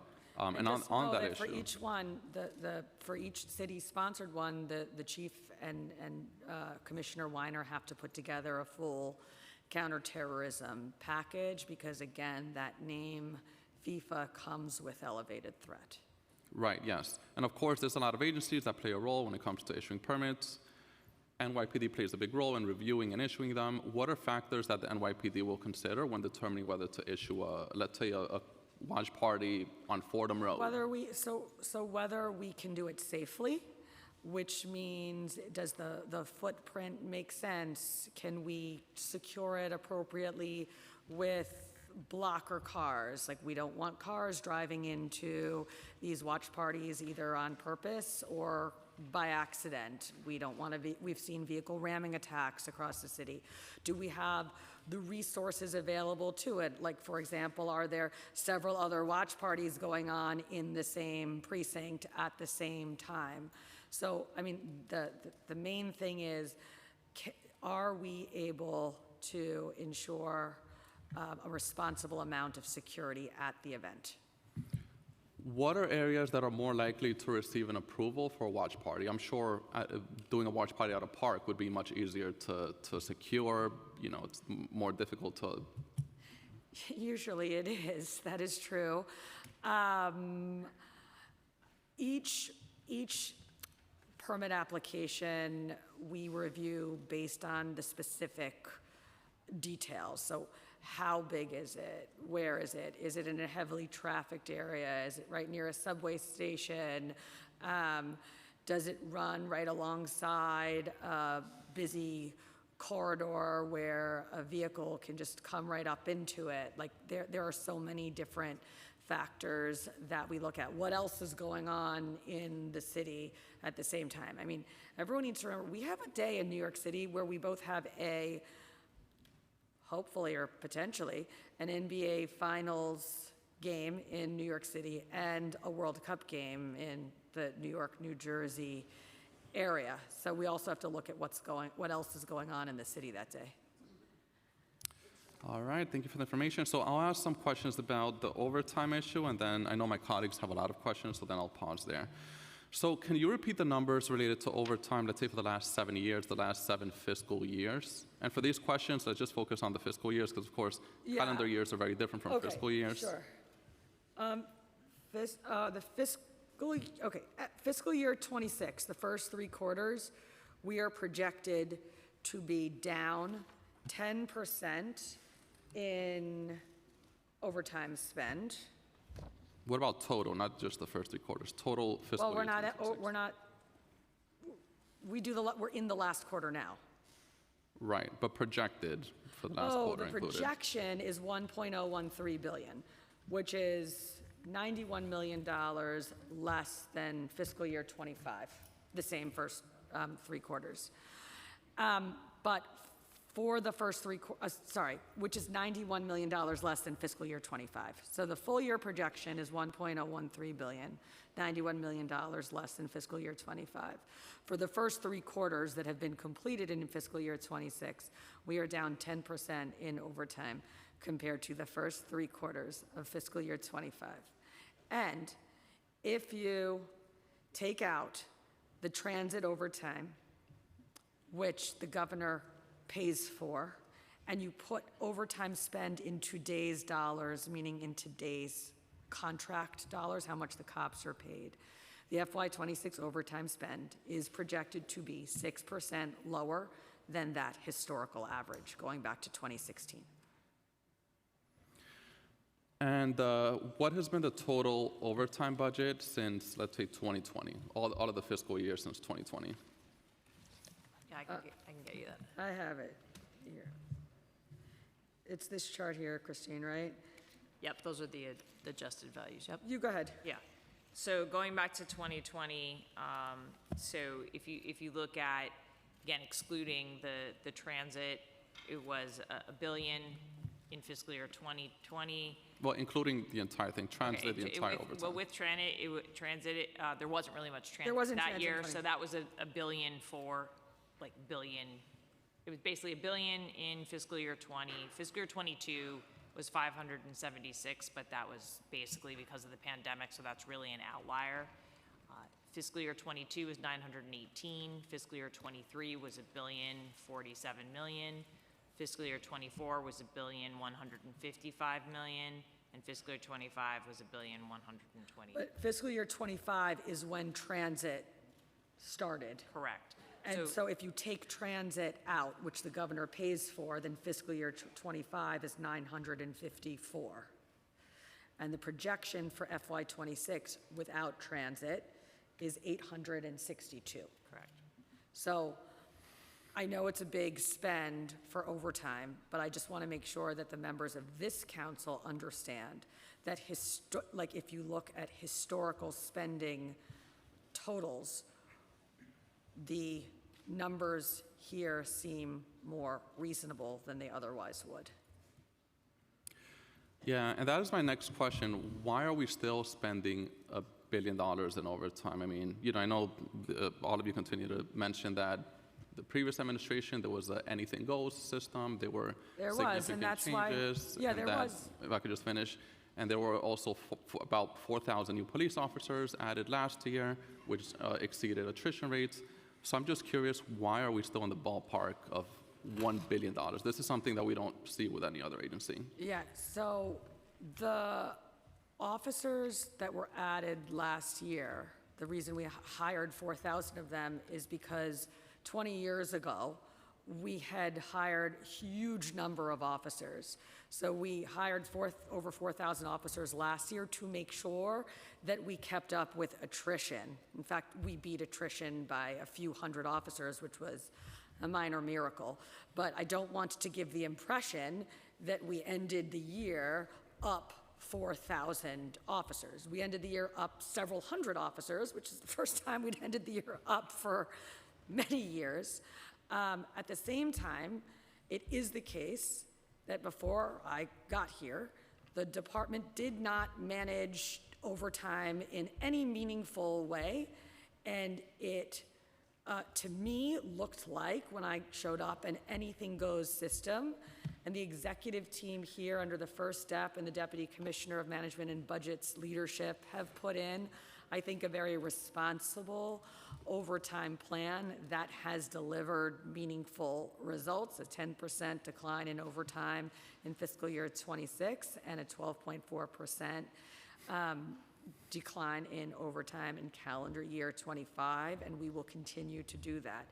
As to the question about why overtime is required, I think we need not look farther than what's going on this summer and the previous questions you just asked. Are we going to be able to have all of these watch parties? Are New Yorkers going to be able to celebrate? And the answer is yeah, we're going to do a lot of celebrating, but that celebrating needs to be safe. And in order for it to be safe, we need to make sure that we have officers there and that we've thought through all of the security requirements. So for things, for example, like special events, that requires overtime.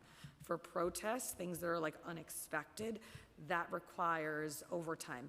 Sometimes, for example, if we're seeing a gang war in the 4-4, and we say, oh, the officers on Saturday night, they usually end at, I'm making this up, at 1 in the morning or midnight, and we want them to stay on post till 2 in the morning because we want to make sure that we curb the gun violence. Those are examples of things that we would use overtime for. Right, absolutely. And yes, this is, as we know, this is and will always be a very busy city. New York City will always have large-scale events, also sports events, parades, and et cetera. But I think the big, and of course, we need and appreciate the police presence at these events to make sure that people are safe. But the big question, or the big point here, is whether there's any measures that we can take so that we could have that police presence, let's say, for example, by increasing headcount, and not have to continuously rely on $1 billion of overtime. I do not believe having more officers this summer would definitely decrease the overtime, the need for overtime this summer for all of these special events, and in my opinion, could have an overall general effect on overtime, but those are budget decisions that the council needs to make in coordination with the mayor and his team. I am doing the best I can with the officers that we have, and I am very pleased that so far this year, in his first month, the mayor has given us over 500 additional officers budgeted for the New York City Police Department, 580. Brief question on headcount. So the headcount is approximately 35,000. What % of this 35,000 is patrol officers versus community affairs and any other units? Oh, I have that. Hold on one second.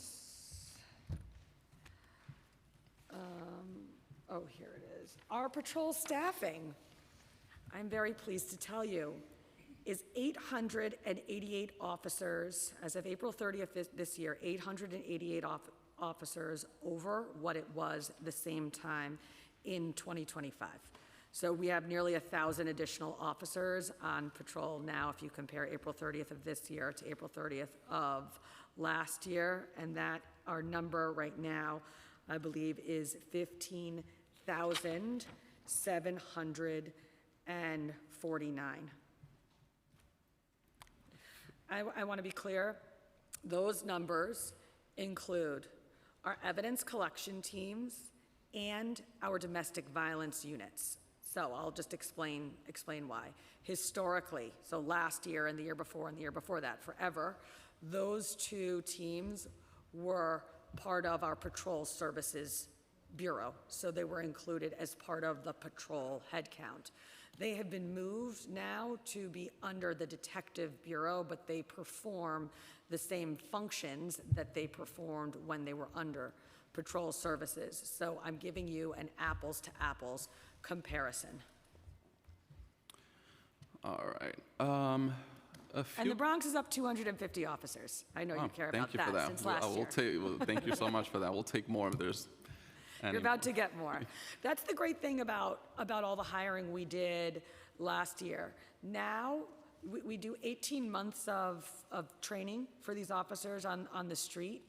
And as they hit that 18 months, they go into precincts where they're responding to 911 jobs. So every few months now, precincts across the city are going to see an influx of new police officers on patrol. And it is something now that we can enjoy for the next year and so long as our great hiring continues. Thank you. Thank you so much for that. And we're absolutely seeing the results. I've been around a few incidents, and the police response has been at the speed of light. So that's something that we appreciate and we welcome. A few more questions about the issue of overtime. What are the top 3 things that lead to overtime? I'm sure large-scale events is going to be something big this year. Large-scale events. Do you have that, Christine? Yeah, so it's events, it's investigations, and then basically we have the other categories are roughly even with arrests, operational, crime reduction, and then of course we have our transit safety as well. But the 2 largest areas are investigations and the events. All right, and just 2 more questions. I know we have a lot of colleagues who have signed up for questions.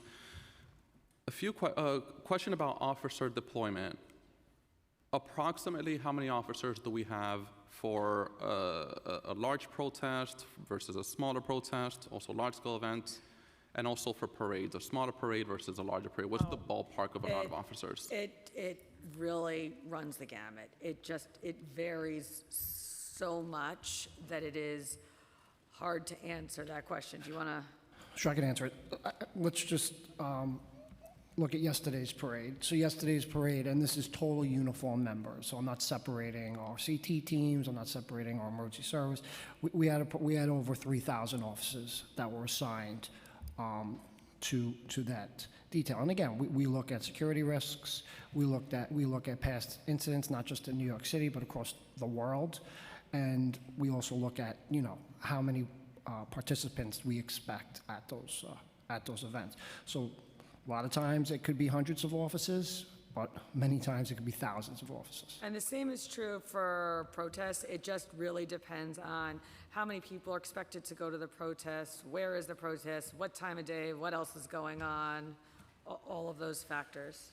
If I may also, just the tiered system that we have in the protest element speaks to this as well, right? So to everything that the chief of department was just saying, the police commissioner was saying, and then one thing that has been a product of the protest settlement is thinking through, okay, how many officers do we actually need to do this responsibly, appropriately, consistent with the settlement?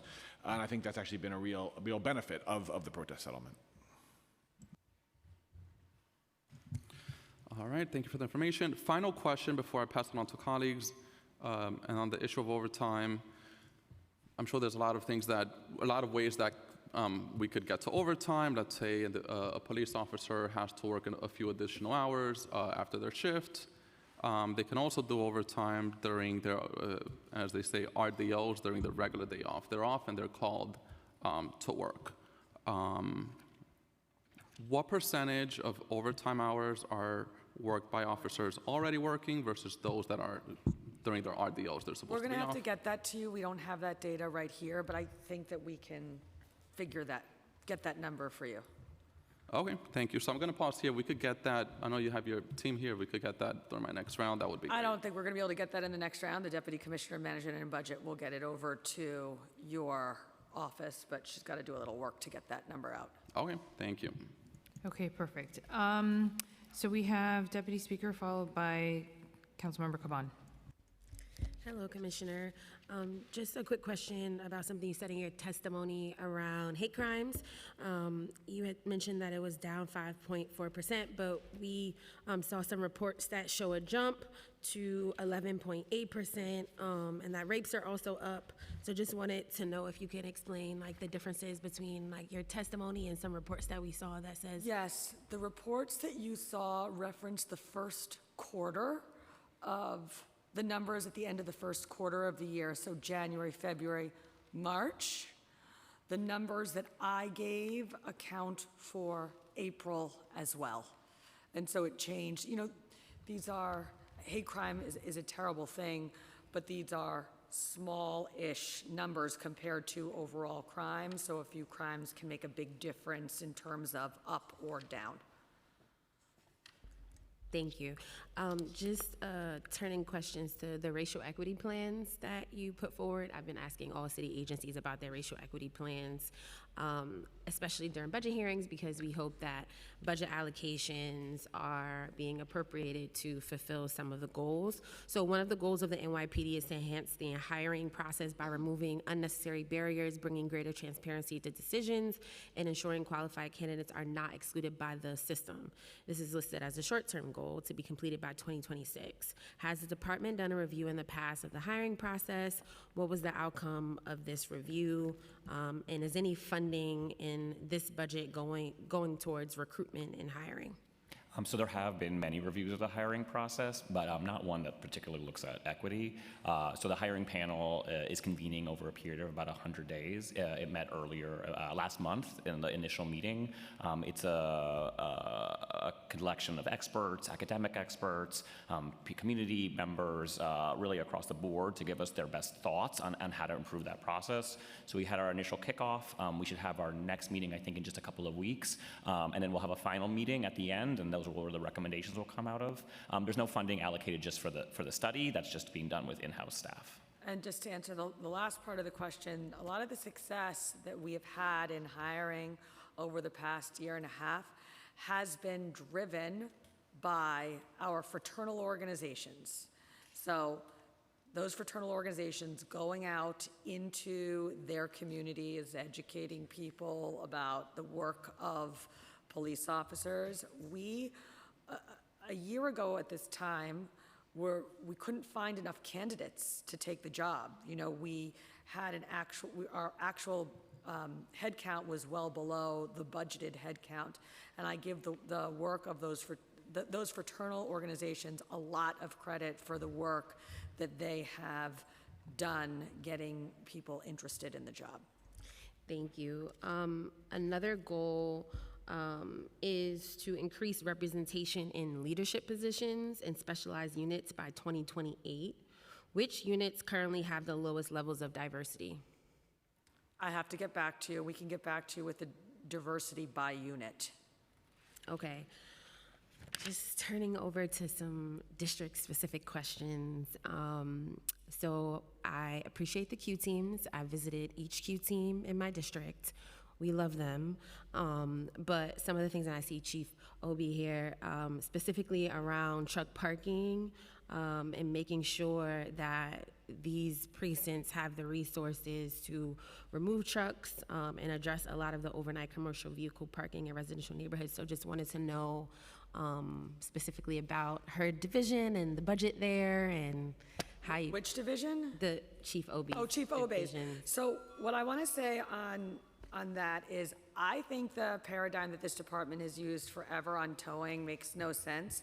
And the precincts that have heavy towing needs should probably have tow trucks assigned to them and people trained in how to use them assigned there as well. That is what makes sense for me. You know, council members always want to give us funding for strategic things, and I think that if we can reorganize appropriately, that might be a great new way to address some of the acute towing problems that we are seeing in specific precincts, including in your district. Yes, I love that idea. And I know like all of us in Southeast Queens would definitely allocate, I hear sound effects So to our precincts because we do try to support them. Like I know Let's have conversations about how we can make that reality. I think that will be more meaningful than talking about how much money is assigned to the Transportation Bureau, but Christine has that for you. $212 million. Okay. Great. Okay. Thank you. So just on a final note, just to add, in your district, since we met with you, the work still continues. On 10 dates, we wrote 259 summonses, 51 tows so far, and 51 boots also. So the work will continue. Okay, thank you. Just one more question about my favorite division in the police department, which is the Community Affairs Division.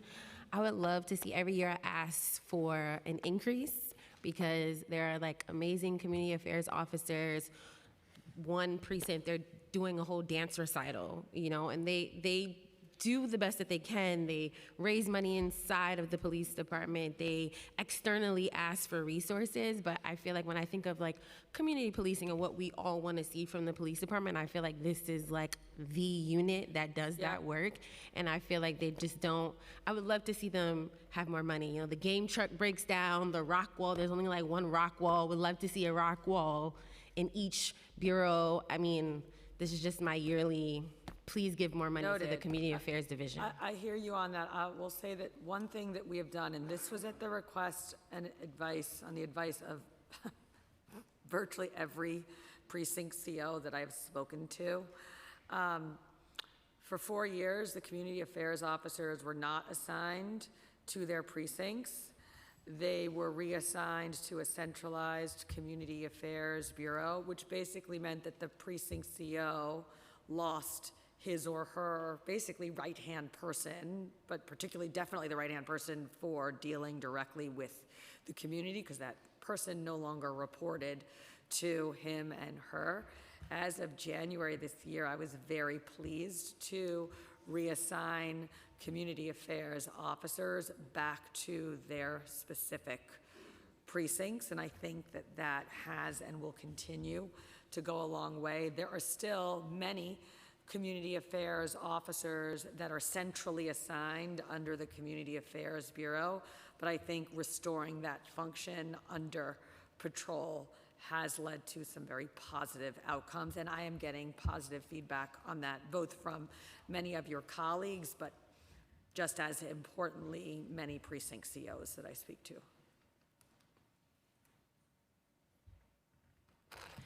We've also been joined by Councilmember Banks, and we'll go with Councilmember Caban, followed by Wong. Thank you. As always, I have lots of questions, so I'm going to ask that y'all be as succinct as possible. I'm going to start with just some money numbers. Can you tell me FY26 to date, the money spent on the quality of life division, and if you could break that down to like money spent on the Q teams, QStat, and then just the projected budget for FY27 for those? Christine has that for you.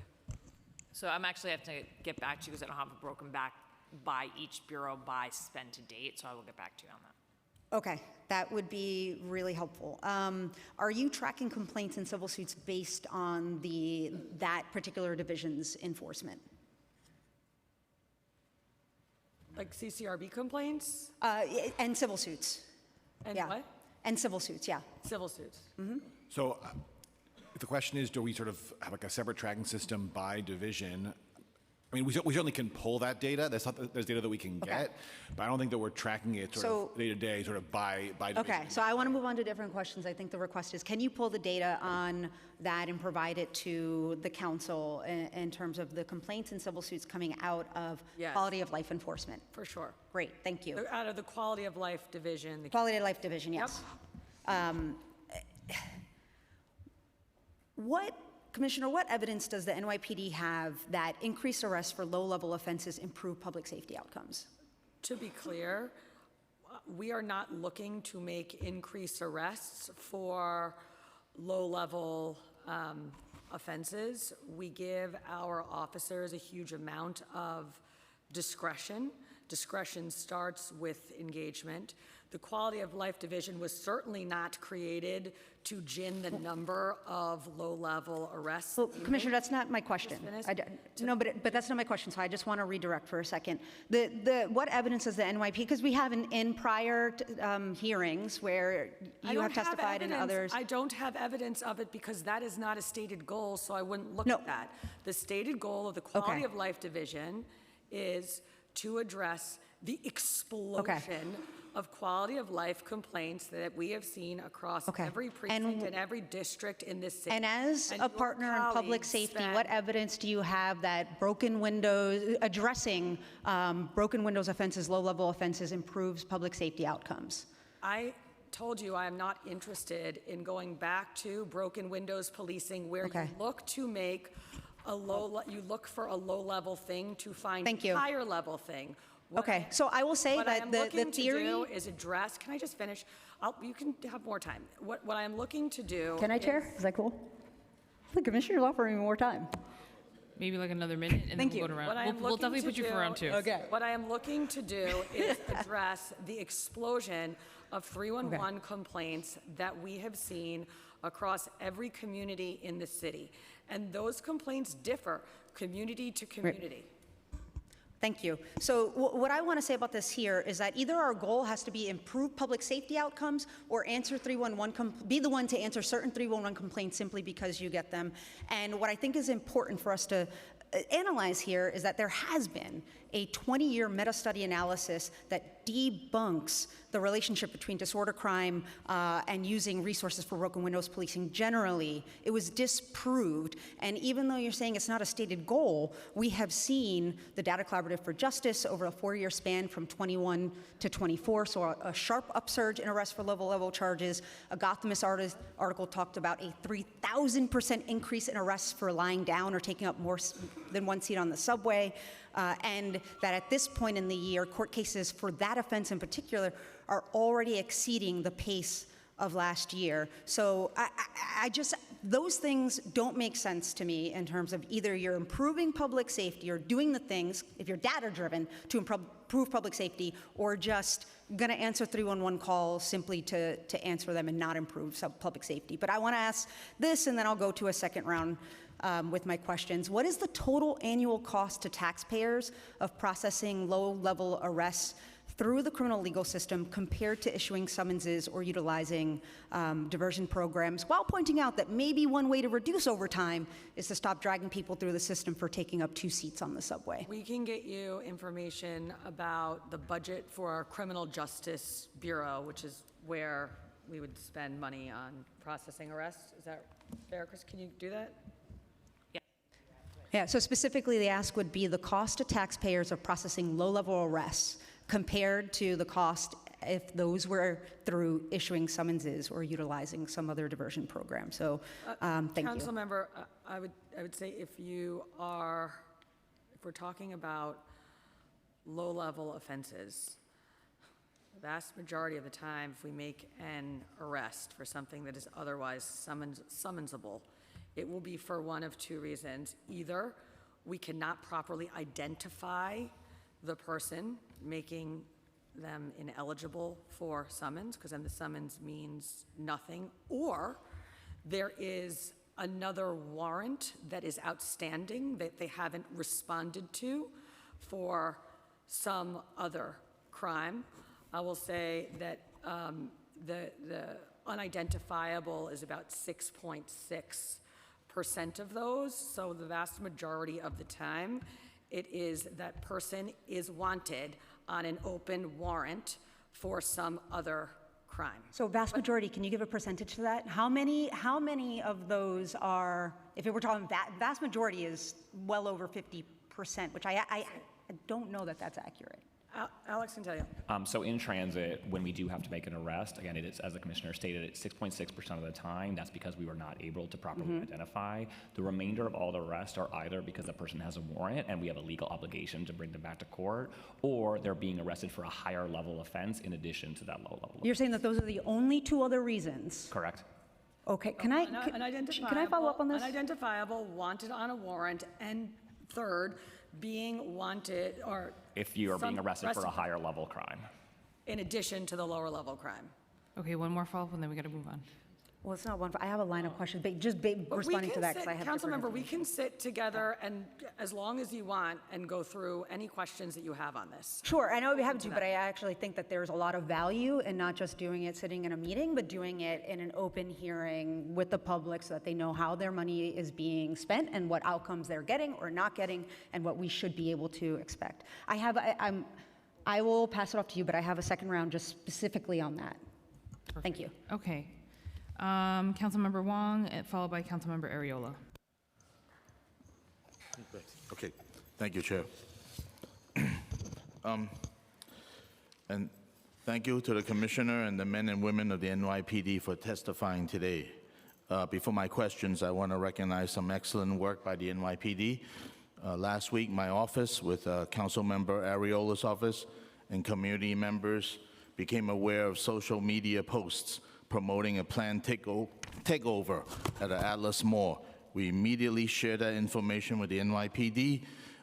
Queens Borough Chief Russell Green and Captain Rios took the intelligence seriously and acted quickly, deploying a significant police presence around the mall. For a few hours, the Atlas Mall looked very well secure. That deterrence worked, and the takeover never materialized. When organizers began directing participants towards Middle Village Playground in my district, my office again alerted the NYPD. Officers responded quickly and prevented any disruption before it could occur. And because of proactive policing, nothing happened. That's exactly what residents expect and deserve. I also want to thank Inspector Wong of the 110th Precinct for his work addressing quality of life concerns, including issues surrounding the Amadeus nightclub, illegal car meetups, loud music, and other persistent neighborhood complaints. I also want to thank Captain Fennessy of the 112 Precinct for addressing recent anti-Semitic vandalism affecting the communities in my district and Councilmember Shulman's district.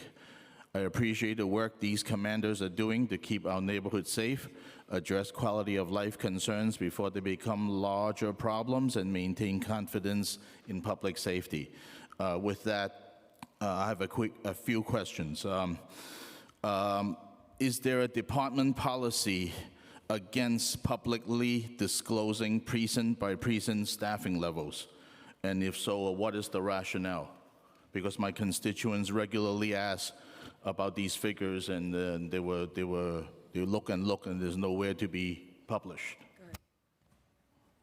So the way the city council set up the law, we have various disclosure obligations, various wide range of staffing data that we are required to disclose, except to the extent that it will endanger public safety or endanger our officers.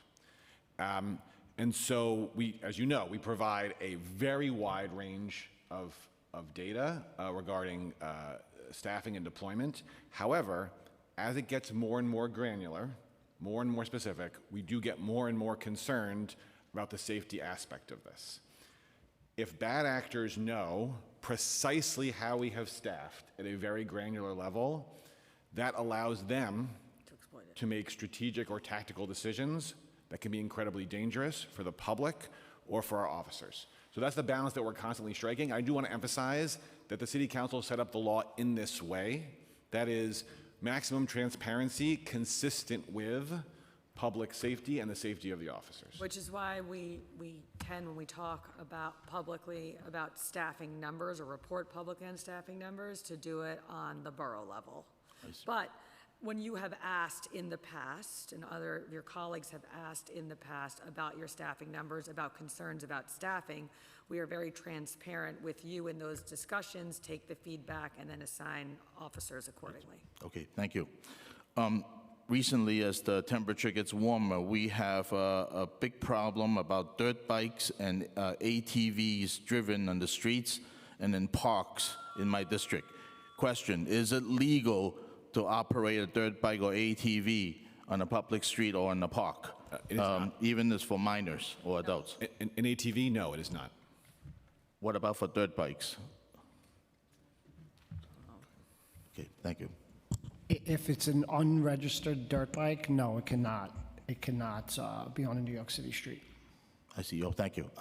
Chair, I would like to have more questions for round two. Perfect. Thank you. Thank you. Thank you. Councilmember Ariola, followed by Councilmember Joseph. Thank you, Chair.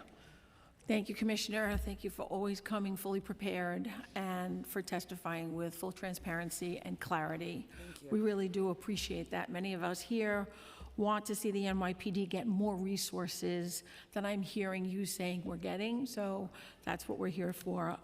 As far as numbers, you had them categorized by borough and how crime has decreased by borough, especially retail crimes in specific boroughs. Do you have that drilled down as far as council districts?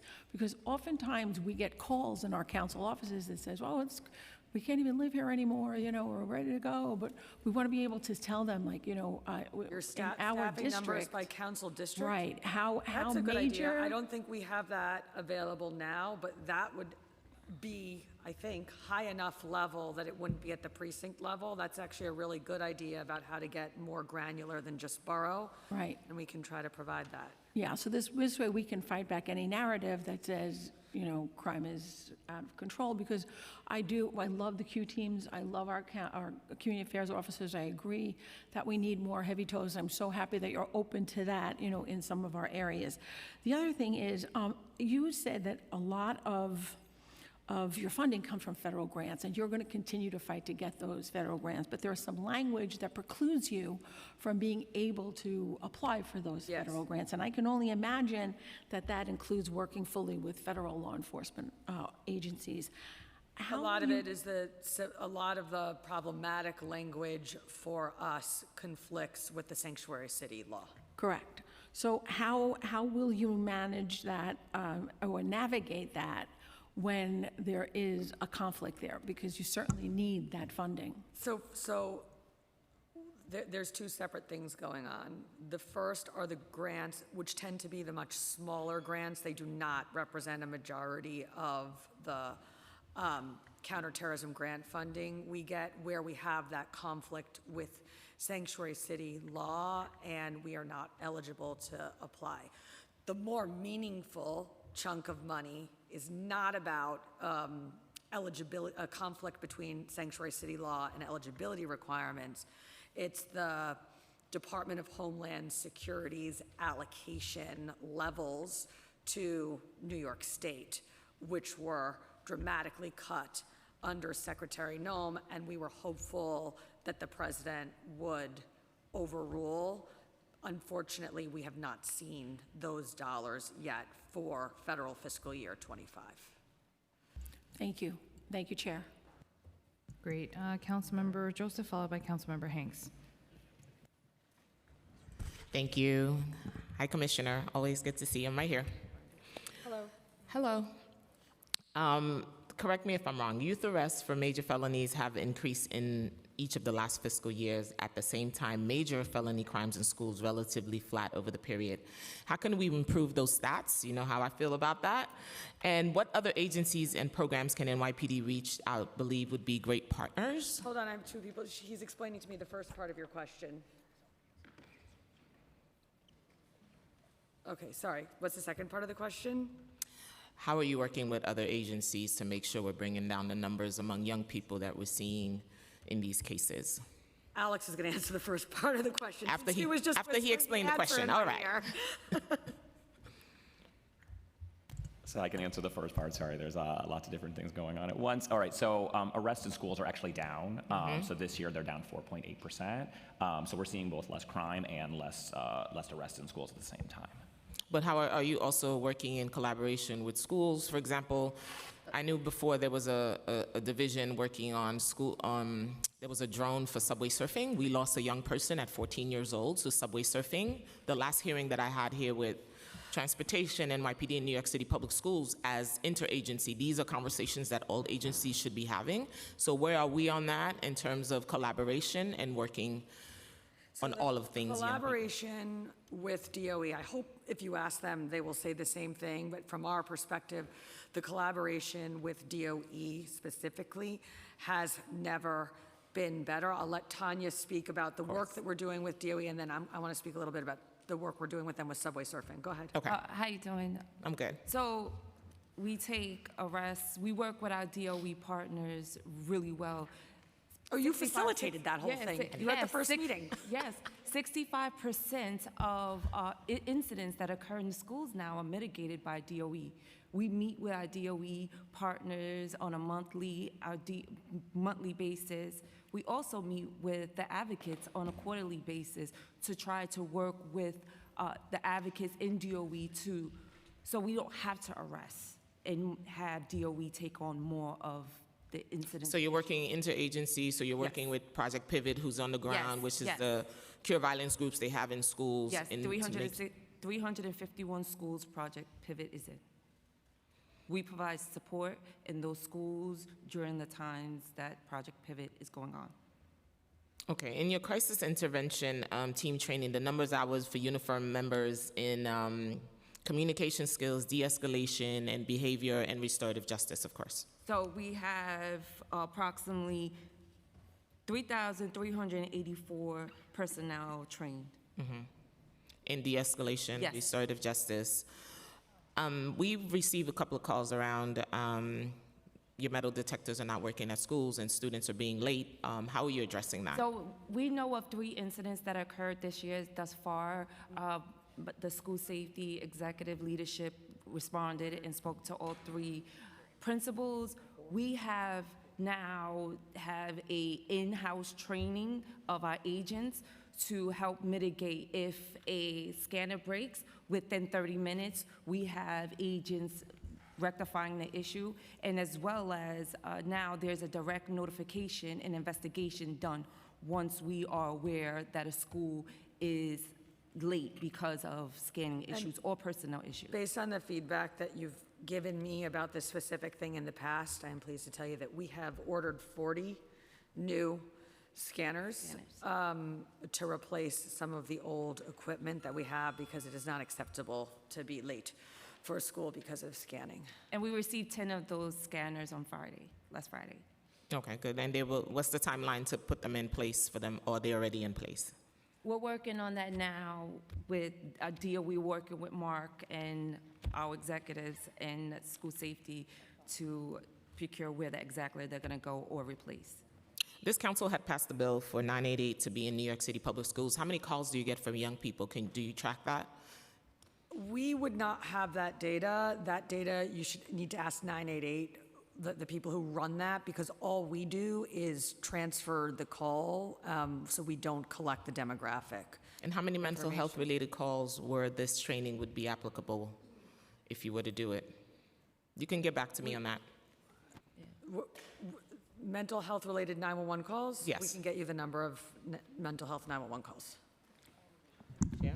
I know that in the first 15 days, 204 calls were transferred to 988, but that is nowhere near the total number. You're asking for the total number of any EDP call we get. And as my colleague had mentioned earlier, it'd be great to look at the breakdowns per council district in order for us to work better with you, probably provide more resources and provide more support. We will get that to you. Thank you. Chair, I'll come around my second round. Thank you. Thank you so much, Councilmember Joseph. So it is 12:10. We're going to take a brief 5-minute recess. It's 12:10, so we'll see everybody at 12:15. Thank you so much. Talk to Brian. And please, just 5 minutes. It is 12:10. I'll see everybody at 12:15. Thank you.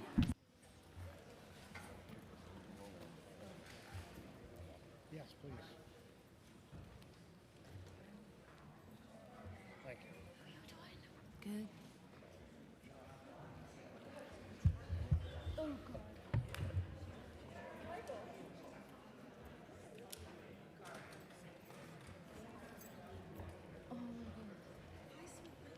Hi.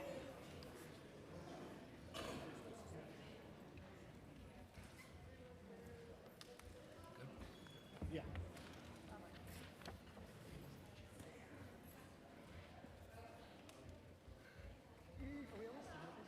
No. We cut it, we have a 1 o'clock stop. I don't.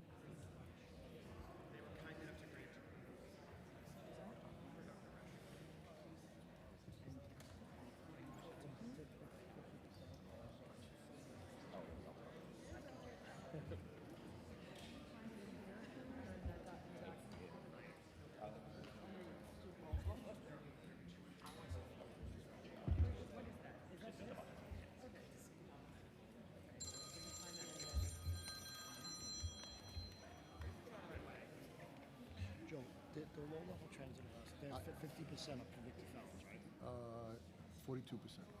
I have all that data. You want it? You want me to do it? I'll make it do it. Let me get it. Okay. I'll hand it to you right now.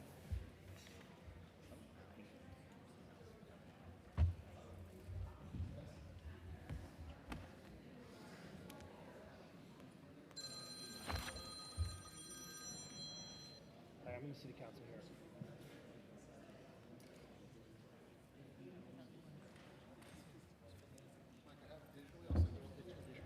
That's perfect. Send it over to you folks. It's really good. I know.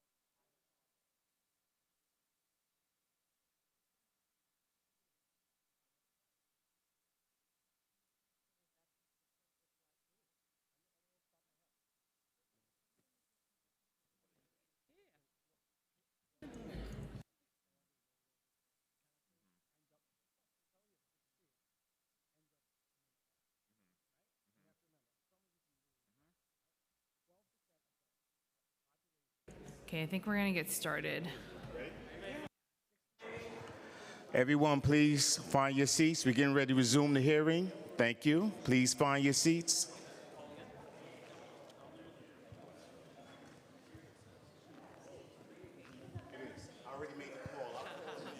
I'm a polar bear. I Sorry. love the cold.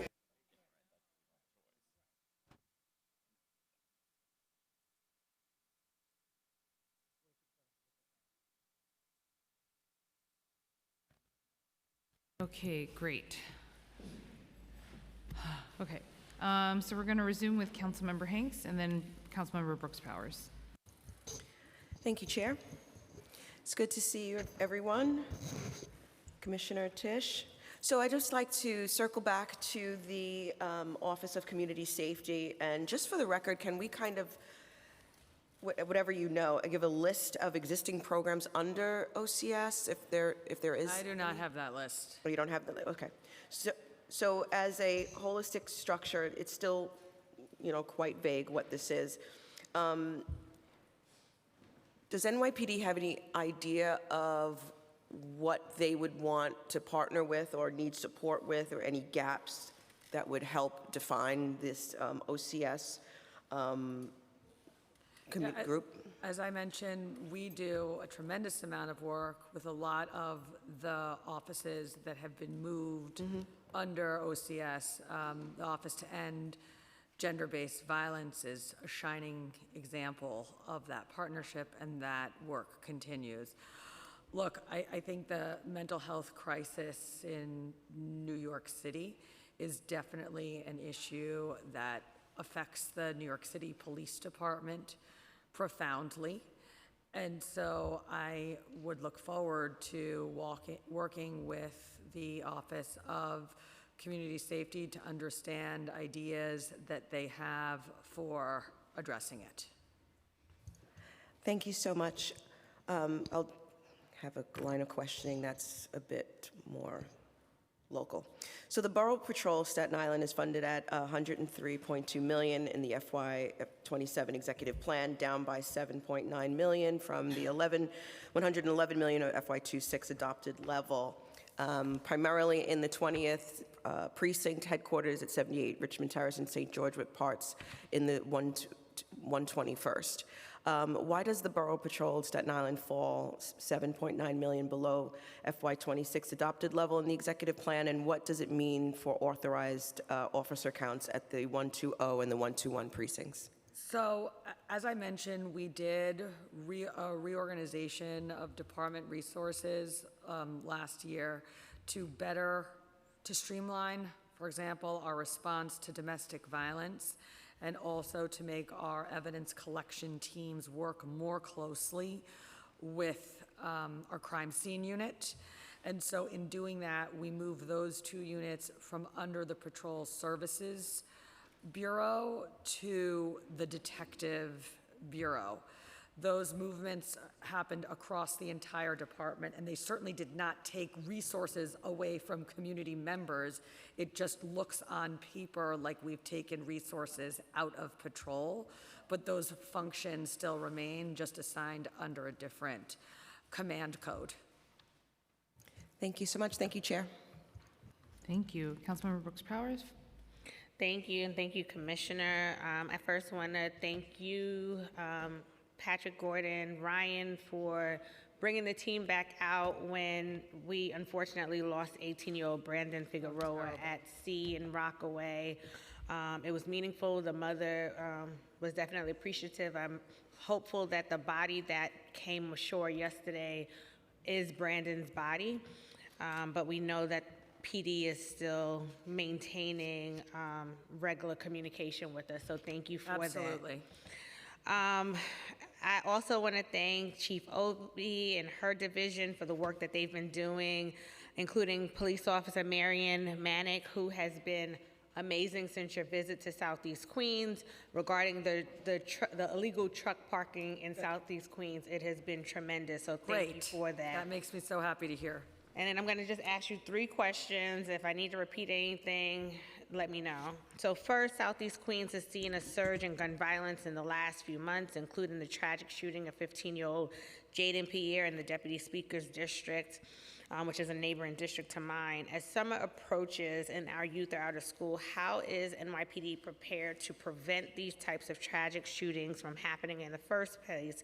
Often, these violent outbursts are the result of organized takeovers that spread on social media. I'm curious to know how the NYPD is detecting these social media trends and getting ahead of potentially violent incidents, and how NYPD is communicating to the local precincts when viral social media trends pop up in specific geographies. Sorry, I'm not smart enough to remember all of these. Can we do them one at a time? Well, because of the interest of time. Okay. So say them, and then you'll help me. I'll repeat whatever I need to. Yeah. So from the end of December 24 to October 25, NYC admitted on average 49 more people to jail each month than it discharged, increasing the jail population by around 500 people.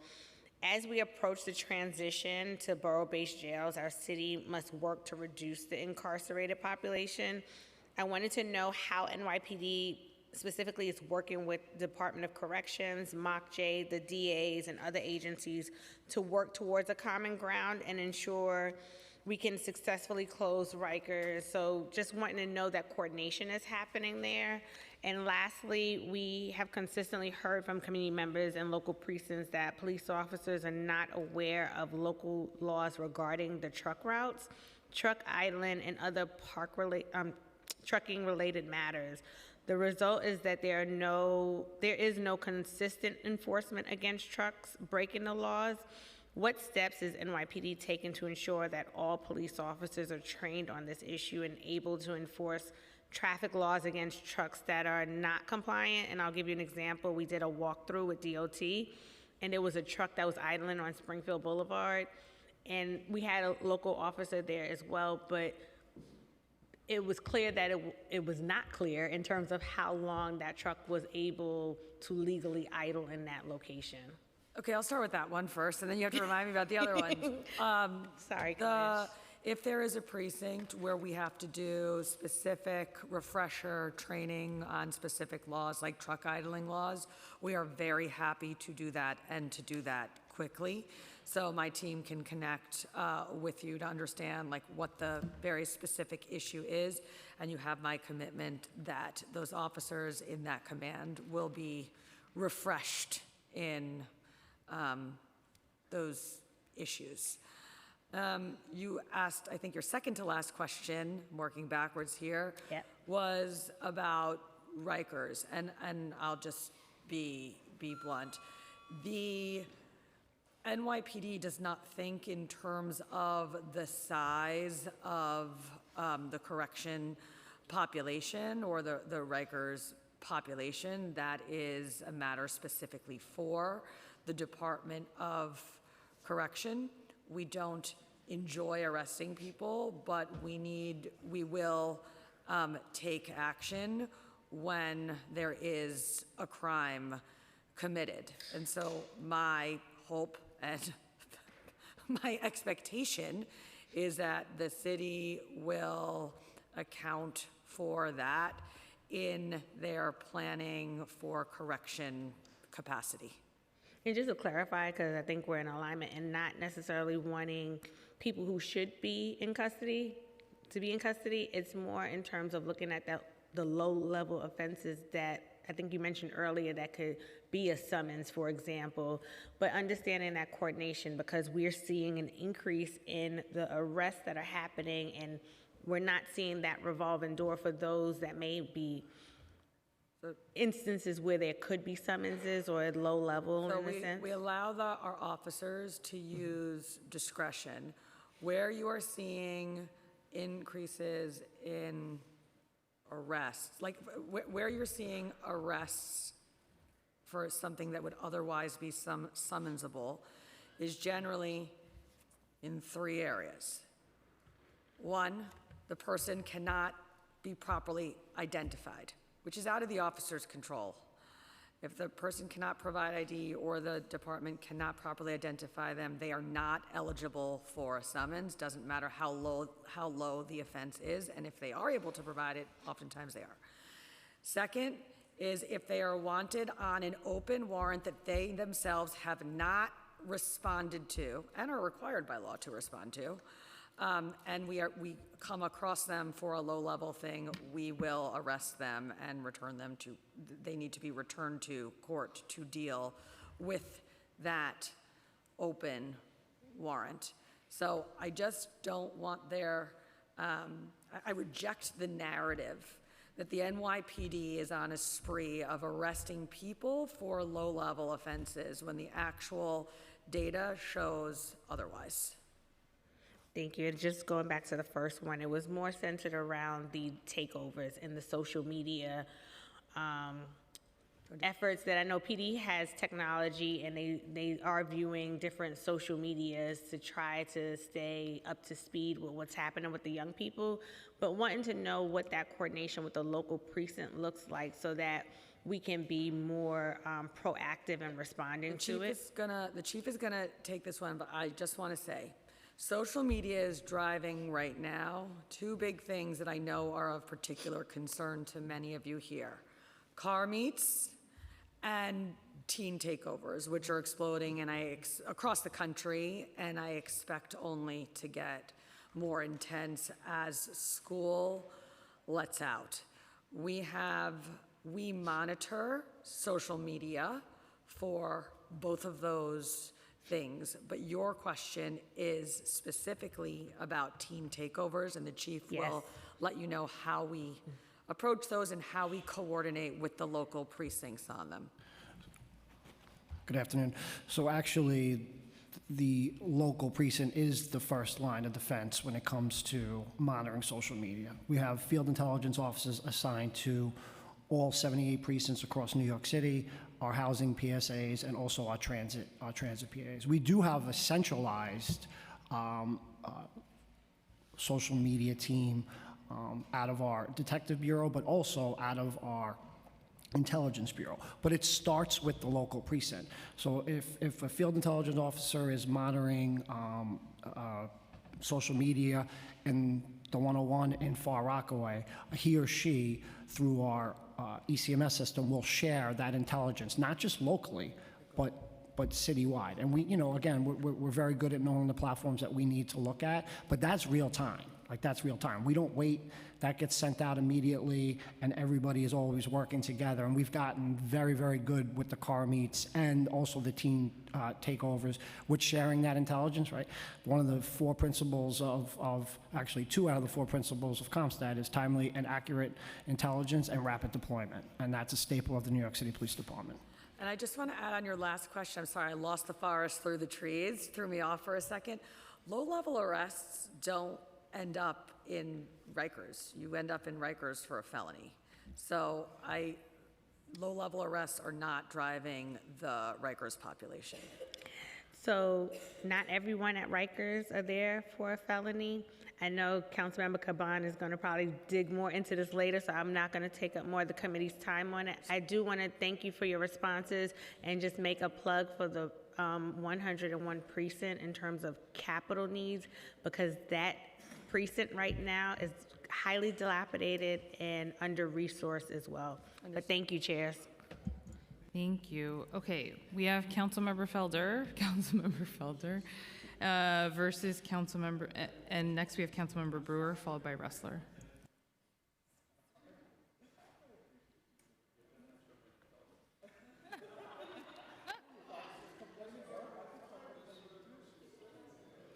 Okay, Councilmember Felder, go ahead.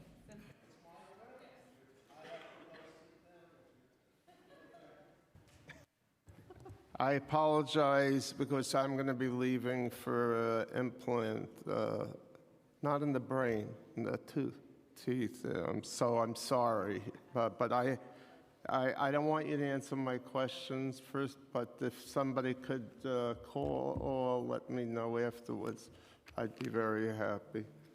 So first of all, I want to thank your colleague here who spent hours at the hearings on anti-Semitism, listening to questions and answering them. I've never, ever been at a hearing when someone didn't say once, at least when I was awake, didn't say once, "I'll get back to you." He answered. Fabulous. He answered every single question. Fabulous. I never That's saw what that we in my try to do. life. We try I to never answer saw your that in my questions. life. I think there's something wrong with him. I think you should check it out. Yeah. Okay. Well, in terms of my questions, if you could just, if somebody could let me know. Number one, I'd like to know in terms of the community policing, if somebody could let me know if there's a particular person that's assigned to the district. I don't know how exactly it works. I'd like to know who that person is so that I could call. We'll get you in touch with the community affairs officers in your precincts. Yeah, if somebody could, yeah, that would, yeah. But I asked you not to answer my question. Oh, sorry, I missed that. Yeah, so if you could please listen, yeah, please. The other thing is that for years ago, they used to have a program where they had officers, for example, that looked not great, but looked like me, for example, policing, you know, were actually cops walking around that looked like Orthodox Jews. You know, I think that the concept, when they publicized it, that alone was helpful. I'm curious why that has not been used in terms of fighting anti-Semitism. That's 2, 3, there years ago, I don't know how many, I think it's about 15 years ago, they installed certain cameras on top of the lights to fight crime. I don't know if those cameras are operational or not. And finally, when I was in the Senate about 5 years ago, I sponsored a bill to actually have insurance and licenses and other things, you know, on certain bicycles, even regular bicycles. And I've seen some talk about it, and I'd like to know what the you know, whether the police department, you know, has any opinions on it. And I thank you very, very much for everything that you're doing. Thank you so much, Council Member. At your request, we will get back to you in writing on all of those things. I thank you. But I don't want that held against us in terms of our live response rate for this hearing. Because I could have answered all of that right here and now. I'm not listening to you because I make the jokes. You are not. It's my show, you know. Fair enough. Yeah. Great, thank you, Councilmember Felder. Councilmember Brewer, followed by Councilmember Ressler. I wish I had Simca Felder's sense of humor. I do want to thank Central Park Precinct 2-4 and 2-0, Simca. Those three I want to thank. Retail theft is an issue. And in one situation, the Duane Reade put in full-time security, and they have 0 theft. But the nearby Duane Reade is now still overwhelmed with security problems because they don't have one, and then thefts. I didn't know how much time or effort or money you put into the idea of retail theft, and if you think the numbers are going down or up. Retail theft numbers in New York City are going down, like way down, and it is wonderful to see. It's been happening over the past 2 years, and Chief LePetri will tell you all about it. Thank you. But specifically Manhattan North. So as far as retail theft, as the commissioner said, this year we've seen a 19% reduction in retail theft in New York City across all 5 boroughs. When you look at the 5 boroughs, geographic boroughs, it's led by Staten Island at 41%, followed by Queens at about 21%, and Manhattan at about 20%.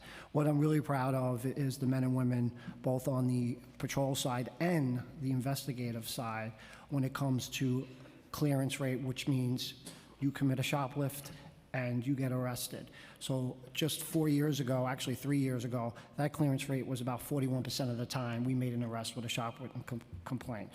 This year, it's over 51%, and that includes low-level shoplifting crimes. So again, I thank the detectives that have a very high caseload to take on those petty larceny cases. They've done a phenomenal job. We've used the tweak in the state law as our friend, meaning the aggregate amount of merchandise that somebody steals from a particular store, whether it be a CVS on 51st Street or a CVS on 55th Street. We're able to aggregate that. And again, it's built off of recidivism, right? Okay, all right, I hear you. And we've done very, very well with that. We still have a lot of work to do, but we're doing well. Okay. Warehouses. So I went to the DCAS warehouse in Queens. It's large. It has lots of extra space. So my question is, how many warehouses does NYPD have? I've been in the cannabis warehouse. There's a lot of cannabis in there.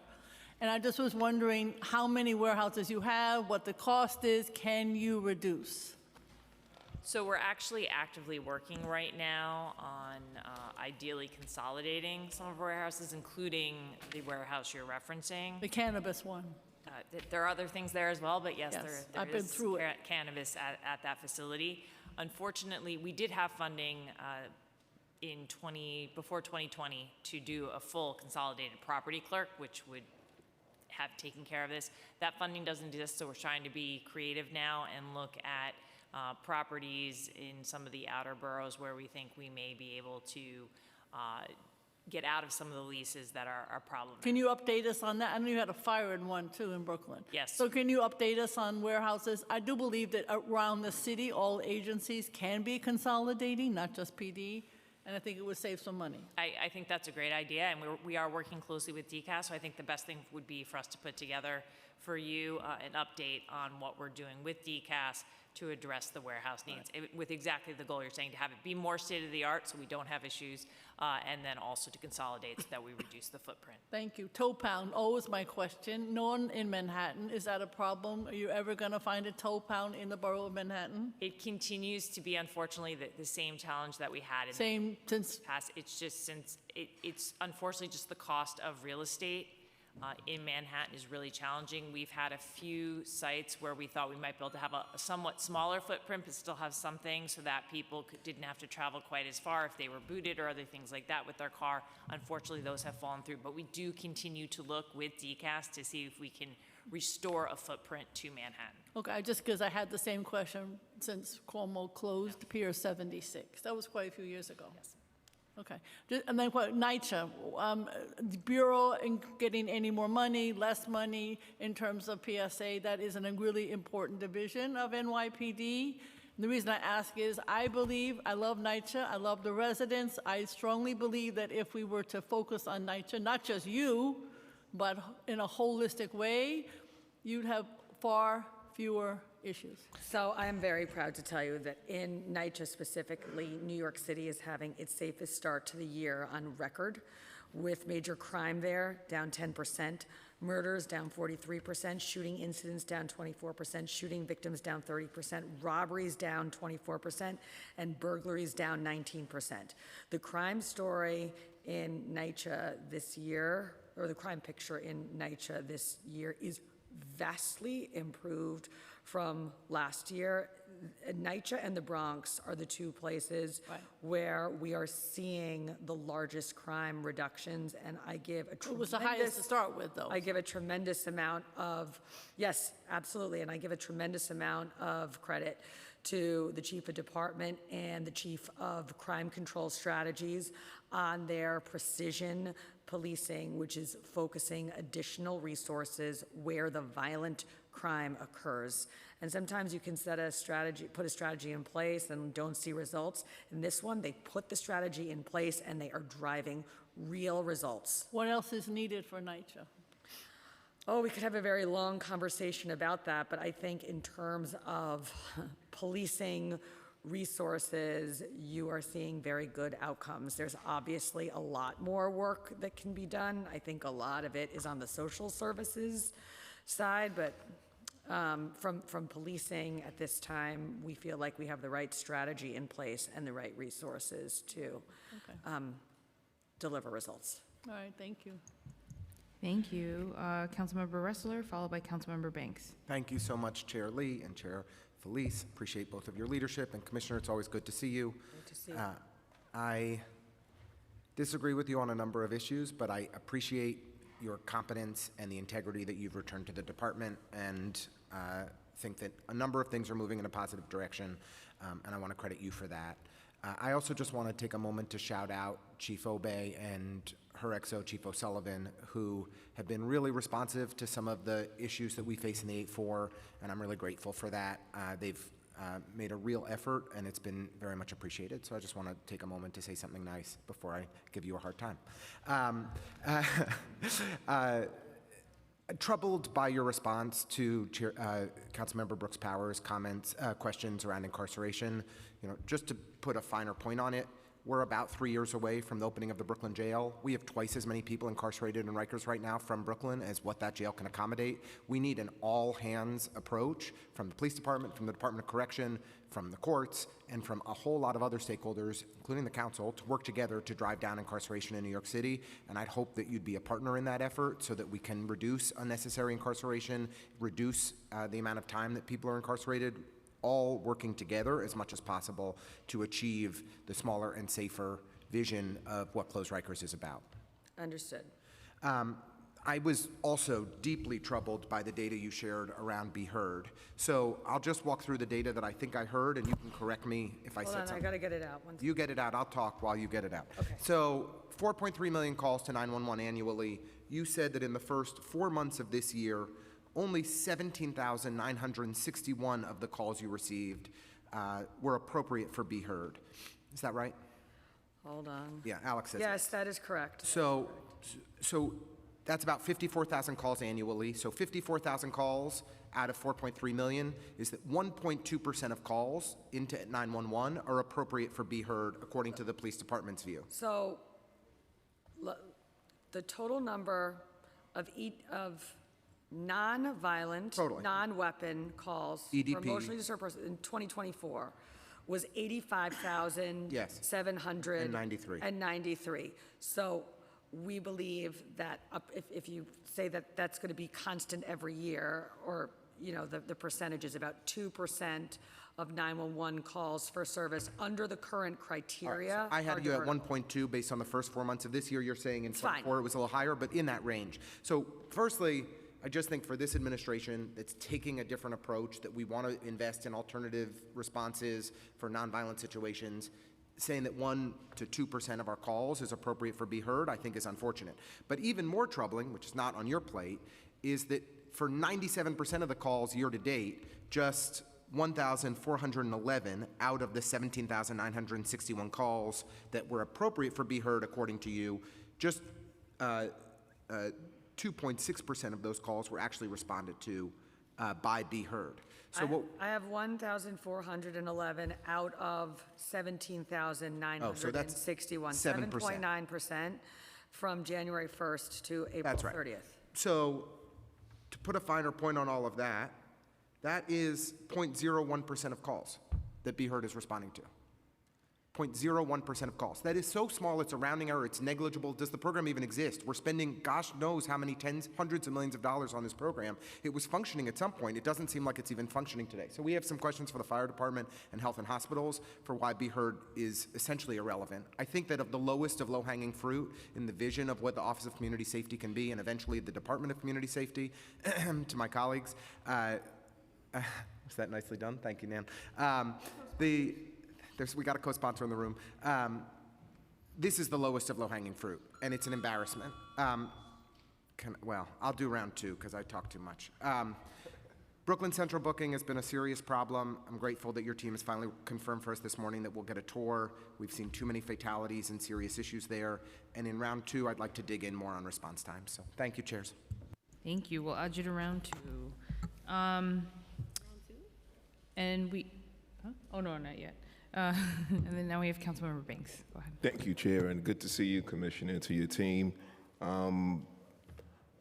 Pentrack, the Pentrack. We still have concerns and frustrations around the Penn track. If we can get an update for the 42nd Council District as to what's going on, and obviously with the warmer weather that is approaching, well, it's here already, residents constantly complain about the Penn track. And I know there's been ongoing stuff, operations back there, but it would be a great idea if you kept the community updated as to what was being done.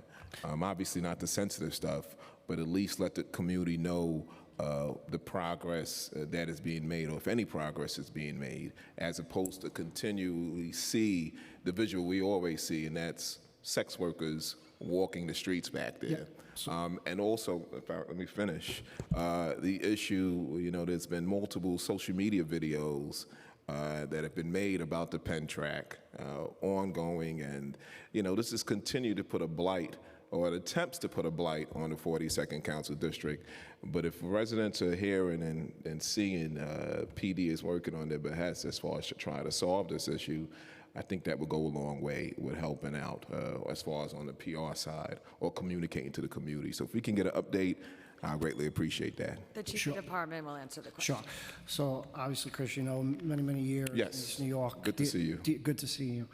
To, you know, dealing with the Pennsylvania track, you know, in and around that Linden Boulevard area. You're right, it is stubborn, and it is somewhat frustrating in that, you know, with the change in the law and a class action lawsuit that happened years ago, it has hurt our local enforcement, meaning, you know, the precincts aren't really able to deal with the actual prostitution, John situation. But our vice enforcement unit consistently hits the Penn track, as does our human trafficking team in and around some of those stubborn hotels, motels, 100 Jersey, things of that nature. I've also tasked the precinct commander to put a plan in place to deal with low-level crime in and around those hotels along the Penn track, meaning the quality of life issues that we do see that facilitate some of the violence when it comes to, you know, the prostitution. But I will tell you, it is the #1 location in the city of New York when it comes to enforcement by our specialty units, namely VICE and the human trafficking side on VICE. I know there was efforts up in Roosevelt also, so if we can get the same type of attention, that would definitely, I know it made an impact in that particular district, I believe, from what I've heard. So if we can get that same type of attention, I'll greatly appreciate it. And the last thing pertaining to the 75th precinct, now you know I represent close to 4 commands and for the city council, but particularly for the 75th precinct, it's been a long-held complaint or frustration knowing that the 75th precinct is probably one of the largest commands throughout the entire city. When will we be able to get an opportunity to split that command? You know, on the southern part of the district, we had a major increase in population with the housing that's being built on that side. And I believe it's long time needed for the 75th to be split. I mean, it goes all the way from Starrett City, all the way into on Jamaica, up in Sandy's district. The residents want that. So You don't need to tell the Chief of Department that he is a former CO. I know he's of the well. 7-5. I had a great relationship with him when he was the former, so he understands that. We just need to see action. Yeah. We need to see something done pertaining to that particular issue, because this goes back over 20, 30 years. The need to have the command split, even if it's some type of satellite that was put on the southern side, like in the Gateway area, it will go a long way. I'll just answer very quickly. Just like the police commissioner talks about the Bronx getting the most resources as far as now 2 patrol boroughs, by far the 7-5 gets the most resources in all of Brooklyn North, other than some precincts in the Bronx. And again, you know, I had the most RMPs, I had the most cops, I had the most cameras, I had the most Argus cameras. So pointed, it is a large command with a lot going on. But that's why we put, you know, D.I. Hines there has a lot of experience. D.I. Hines is doing a pretty being good in job. East New York, and he's going to do a phenomenal job. And I will just ask Christine to speak about the process to create a new precinct. Go ahead. Yeah, so when we look at that, we take into account, obviously, all the factors in the precinct, the crime, the population, everything you Yes. mentioned, but there's also obviously the real estate element of it. The most recent newly built precinct, the 116, was $108 million. So right now, we don't have funding for a new precinct, but if that were to move forward, we would need those resources and work to. I'm so happy to continue conversation. We look with forward you to on- having a sidebar conversation on that. Thank you. Thank you. Thank you. Actually, talking about capital and going into that theme, so looking at the capital plan, it appears to be heavily front-loaded with 432.9 million planned in the current fiscal year, and then it drops to about 16.4 million in FY29. And we know that capital plans are generally front-loaded, and there are some large capital projects wrapping up in the next few years. Could you generally explain some of the big projects happening in the next few years that drive some of these changes, and also give some context on the planning of projects? Yes, so part of the reason that it's so front-loaded is, as you mentioned, large projects. So one is, as we mentioned earlier, the infusion of capital funding now for vehicles, so that there's a significant amount of funding early in the plan so that we can jumpstart continuing to replace those vehicles. And also, our largest single project is also in the early years of the plan, which is Rodman's Neck. So we're working on that, which should be done by the summer of '28. So those are the two biggest things, and then the others are spread out more throughout the plan. What we do when we plan our capital budget, it changes with each financial plan because we take a look at where we are in the construction process. Right. And whether or not we have CPs yet, and obviously with the procurement The of drawing's been contracts. done and- Exactly. Right. So things tend to shift, certain things we will push out, but then at the same time, OMB works very well with us and they're very flexible. If something's moving more quickly or we have a need earlier than it's reflected in the capital plan, we will look to accelerate those funds. Okay, perfect. And then for asset forfeiture funding, which I mentioned earlier in the statement, preliminary budget response, council called upon NYPD to utilize the asset forfeiture dollars for eligible costs that expand the investigative resources before calling on city tax levy dollars. So how much asset forfeiture has NYPD used over the course of this fiscal year, and what are the costs associated with it? So right now, we have a balance of about $52 million in asset forfeiture of that, and sometimes it's just the timing of how it's drawn down. Of that, 28 million, 38 million has already been accounted for, so there's 14 million balance. So I completely understand the perspective of you utilize this first instead of using city funds. We work very closely to establish what is eligible for asset forfeiture. There are very strict guidelines on the Right. uses of asset forfeiture, and the things we utilize it for are things that are really critical to the department. We use it for lab supplies and equipment. We use it for critical training for our officers and travel to and from that training, as well as supplies and equipment and initiatives tied to investigations. So those are the types of things where if we weren't using this money, we would then have to use city funds. Right. So most of it is actually already accounted for, and then we'll go forward and replenish those items Right, I as they just go. listed. So if, Okay. if not for using it there, we are in fact not just trying to hold it to do something, it's just supplementing the normal things that we would utilize our Right. city funds for as well. Okay, perfect. And then the deputy speaker had to leave, but she wanted me to ask this question. Another goal of, going back to the, I think, the racial equity plan, another goal of NYPD's in the preliminary racial equity plan is to quantify, track, and analyze racial disparities in stops, frisks, and searches in an effort to reduce those disparities. This is listed as a medium-term goal to be completed by 2028.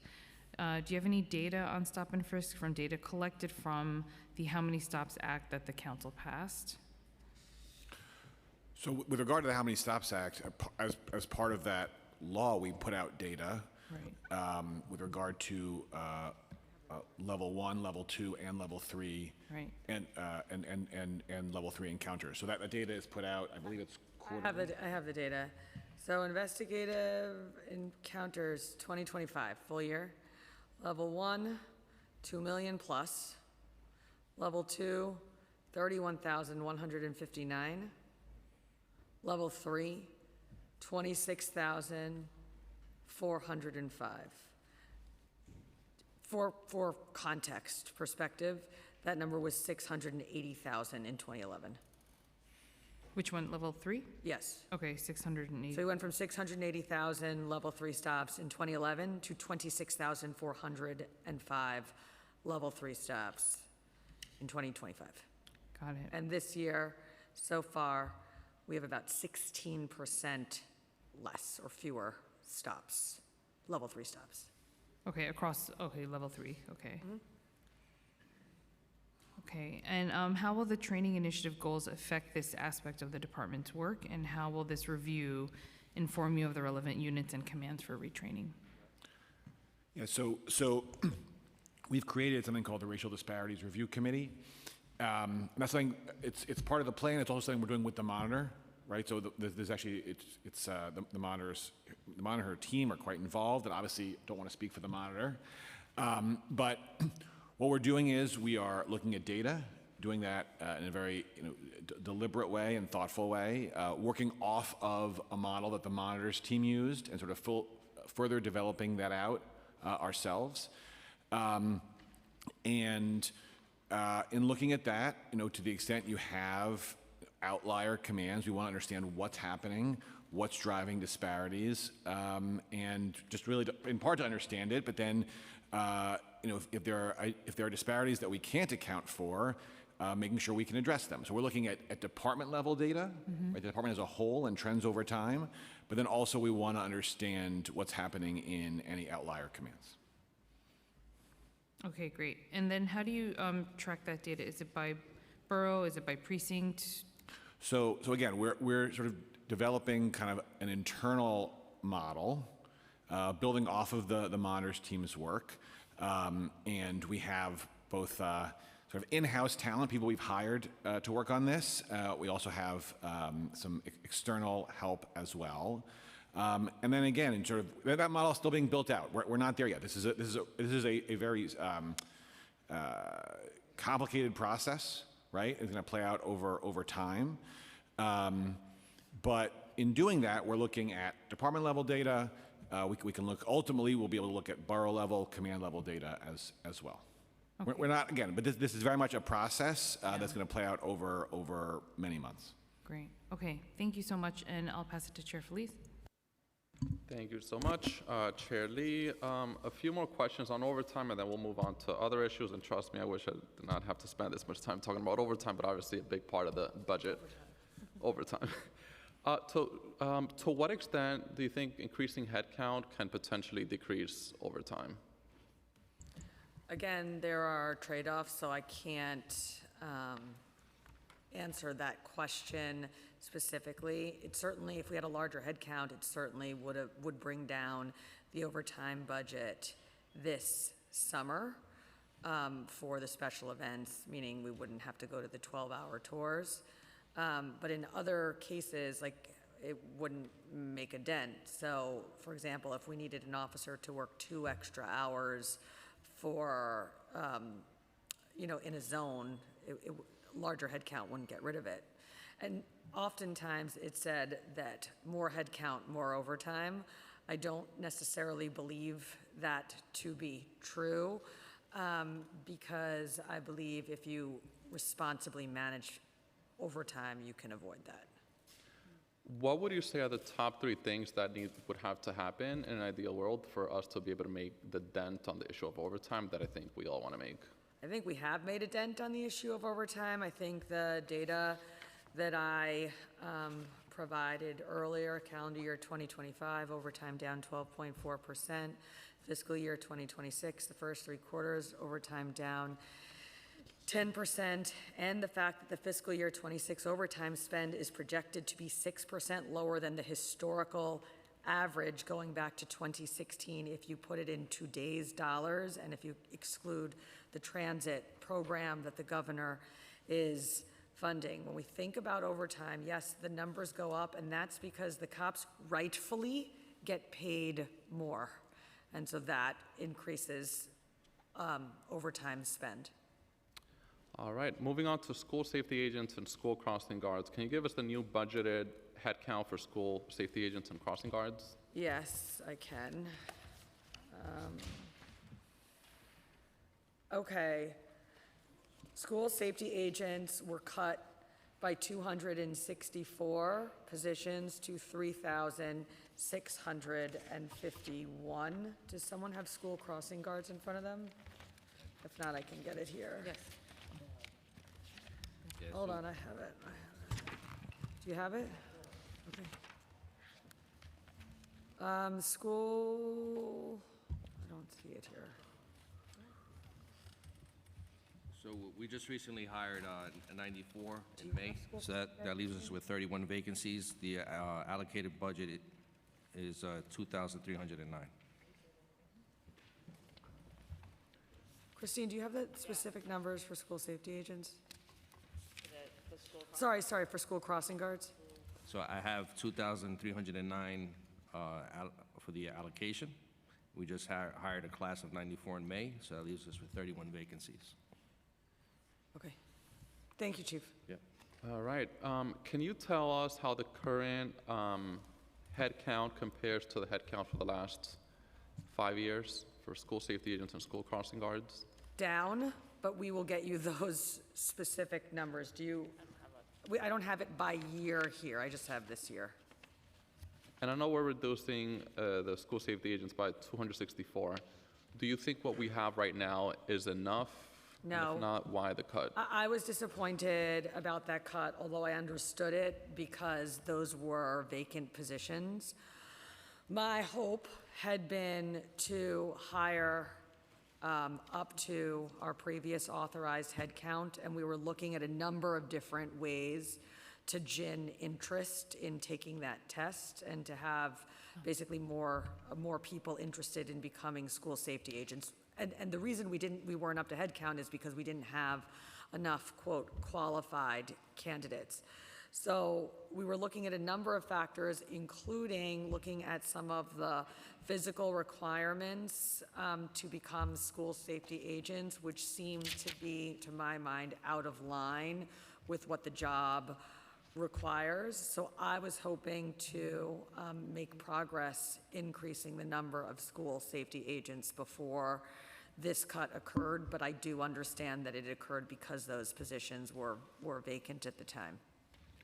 All right, moving on to ghost cars. So as we know, there's a lot of different agencies that are involved when it comes to enforcing rules related to ghost car, fake paper plates, and et cetera.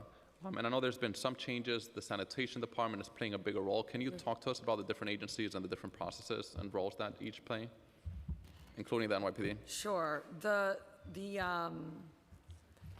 sanitation department addresses vehicles that are derelict.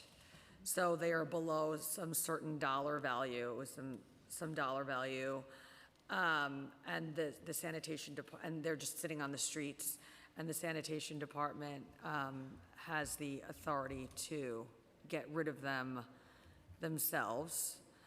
The police department has a lot going on with ghost cars and non-derelict vehicles, and Chief Obey can talk to you about some of our enforcement there. Okay, so with Ghost Blade Operations, it's an interagency interagency initiative. So it's not just done in a silo, just the NYPD. We work very closely with our law enforcement partners, typically along bridges and tunnels. So New York State Police, MTA, the NYPD, PAPD.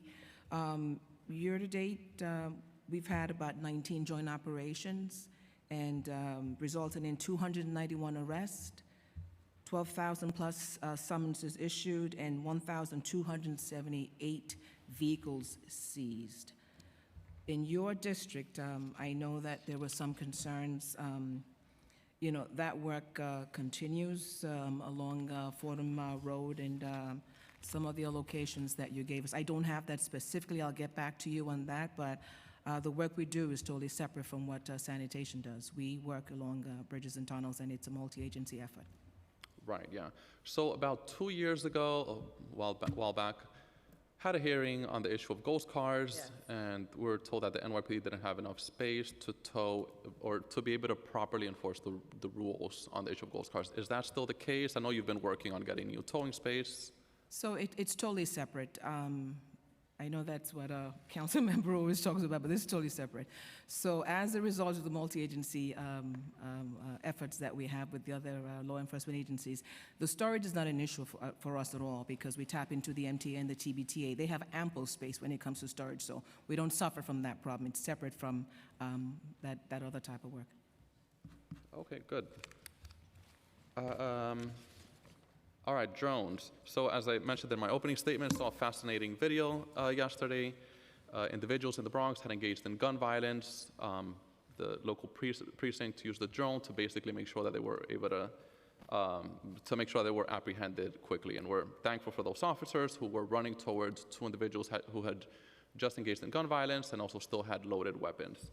So curious, and I know if you can't share this information for public safety related reasons, all fine, understood. But can you talk to us about the use of drones? Does every precinct have one, or is it some of the cars?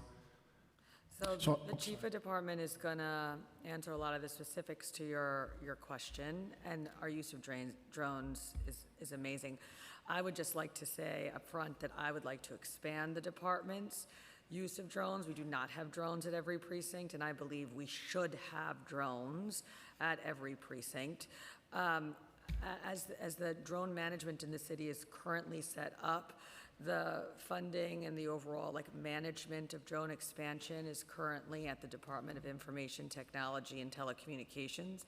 And I believe, given that the NYPD is the biggest user of drones and there are such incredible opportunities to use that technology to drive public safety, that we should be in control of our own destiny in terms of expanding our drone program.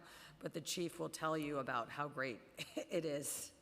Sure. So obviously, I'm not going to get into specific precincts on where our drones are being launched. So we have three areas in Brooklyn, one area in the Bronx, and one area in northern Manhattan.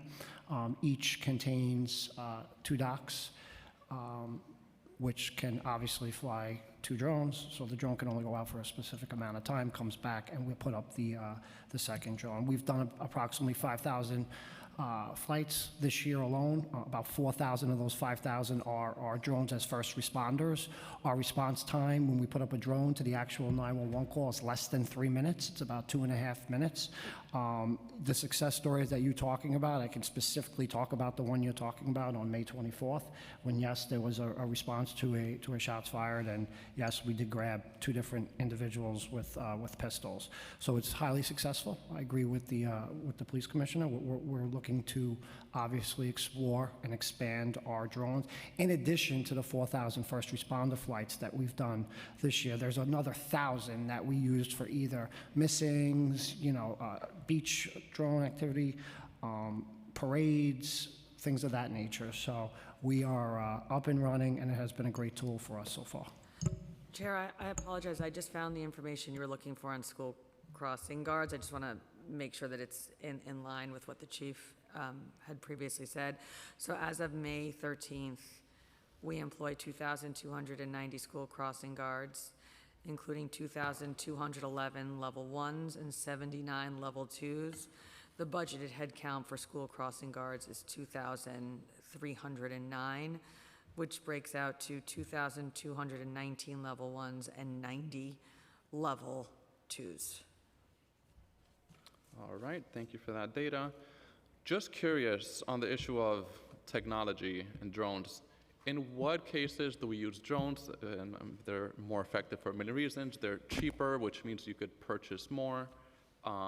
They're faster. If you have more, you could have them in different locations. In what cases do we use drones versus helicopters? I'm sure every New Yorker has heard of those helicopters when there's a serious incident.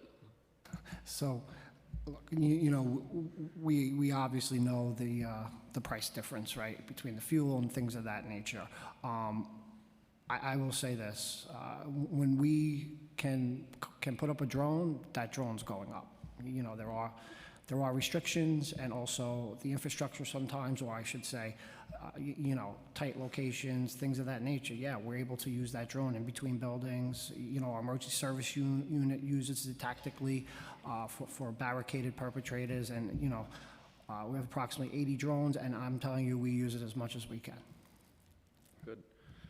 The executive plan included $6.5 million for drone-based grant. How do you plan on utilizing this funding? And also, can you talk to us about the new developments? I know you've been working with the federal government to have more authority to be able to take down drones, which is...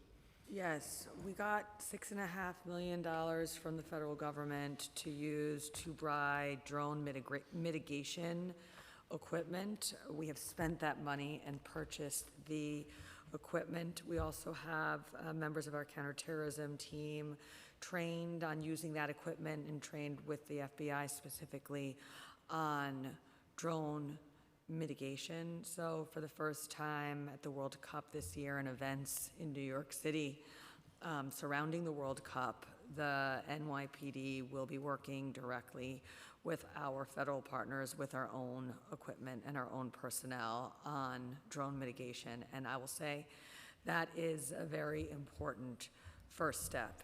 As for doing it beyond the World Cup, beyond that special event, it is still hazy, and I am not at this time certain how it will work. We are looking forward to the Department of Justice putting out guidelines for state and local agencies about how they will be setting up our authority to mitigate drones generally. All right. So the TASER 10 upgrade. So the plan includes increased funding to move to the newer TASER 10. It's an upgraded and safer TASER with, to my understanding, it has more range, reduced volt capacity, and much more. When will all officers have this new TASER? And actually, will all officers have the new TASER? Or will So it be, ESU has already been completely trained, which is wonderful, and we anticipate completing the training for all other officers by the end of 2027, although those plans are preliminary at this time.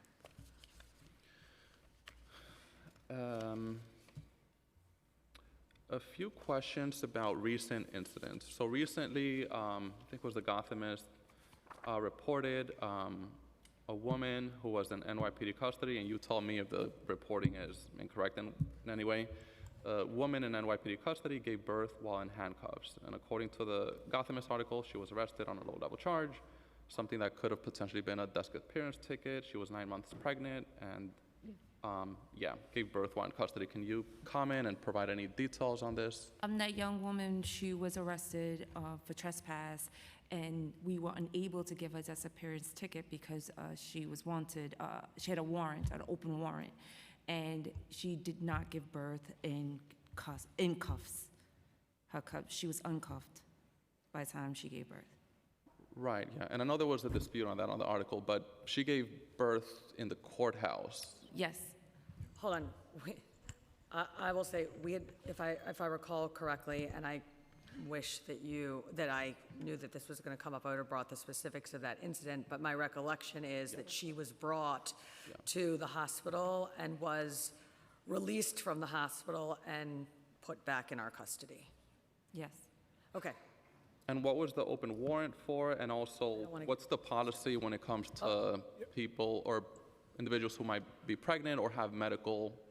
Yeah, so Chair, what we will do is we will follow up with you in writing about both the particulars of what occurred, and we can also provide you with any applicable policies. We did not come prepared today to talk about the specifics of this.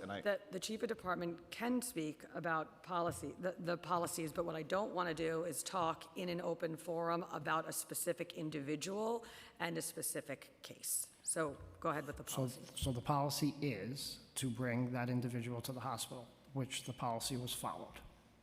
The hospital then released that individual back to our custody.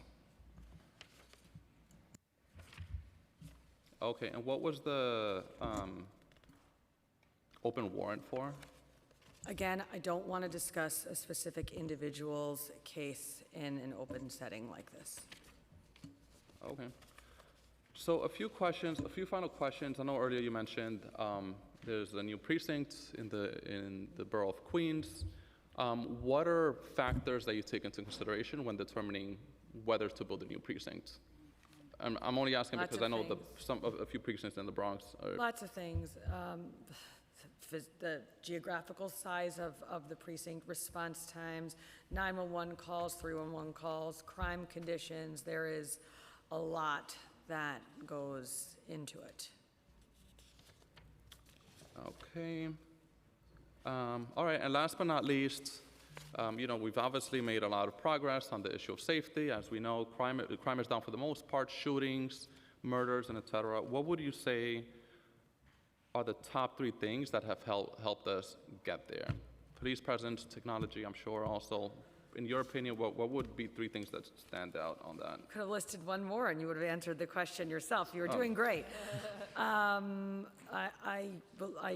give a lot of credit to the Chief of Department and the Chief of Crime Control's precision policing strategies, not just the zones. What happens is when we see a crime problem, we look at the data and we come up with a very specific data-driven response to it. We have, for example, one response based on the data that we saw to retail theft. Retail theft is down. Another data-driven strategy to burglaries. Burglaries we saw come down. Same thing for shooting incidents and shooting victims. So I would say largely it has been precision policing, which to my mind is data-driven strategies to address specific types of crime that we see. Second, I agree with you. The technology has been extremely helpful in our efforts. And third, and I think most importantly, our cops are doing incredible work. They are out there every day. They are engaged.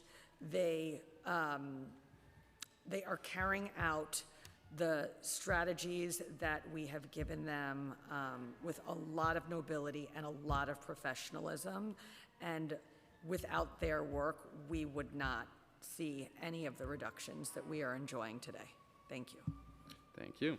And the final question is on the unsafe use of mobility devices.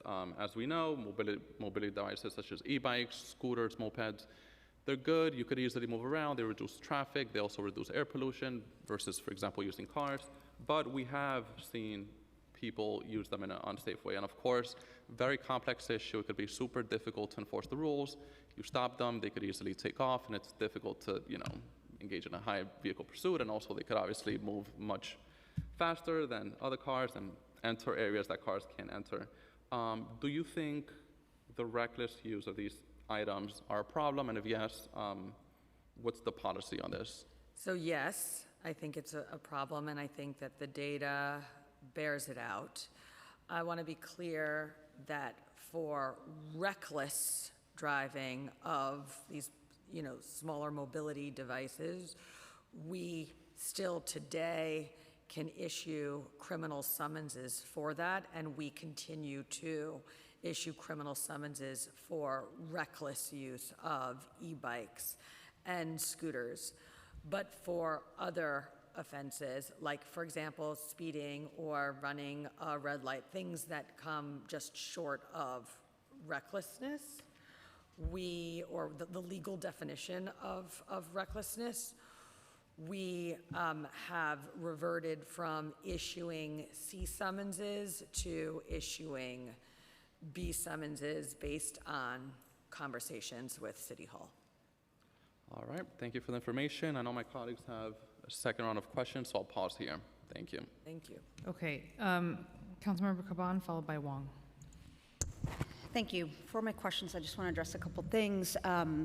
The woman who gave birth in cuffs in the courthouse in Brooklyn, and I'm going to say that because the cuffs were taken off when the baby was crowning, and any mother will tell you that labor and birth is much more and much longer than those final few moments of when your baby crowns and is actually born. So I would suggest that whoever's giving y'all that line, whoever's working on the PR spin, rethink that one, because that is a terrible answer. I'm emotional, just like I can't believe that was the answer that was given. I did want to correct the record. I know that there was it was testified to that the jail population on Rikers consisted of everybody being there on felonies. I just want to say that as of yesterday, the population was 6,652 people, 5,652 of which are pretrial, meaning that they are not proven guilty of anything and they are simply there because they cannot afford their bail.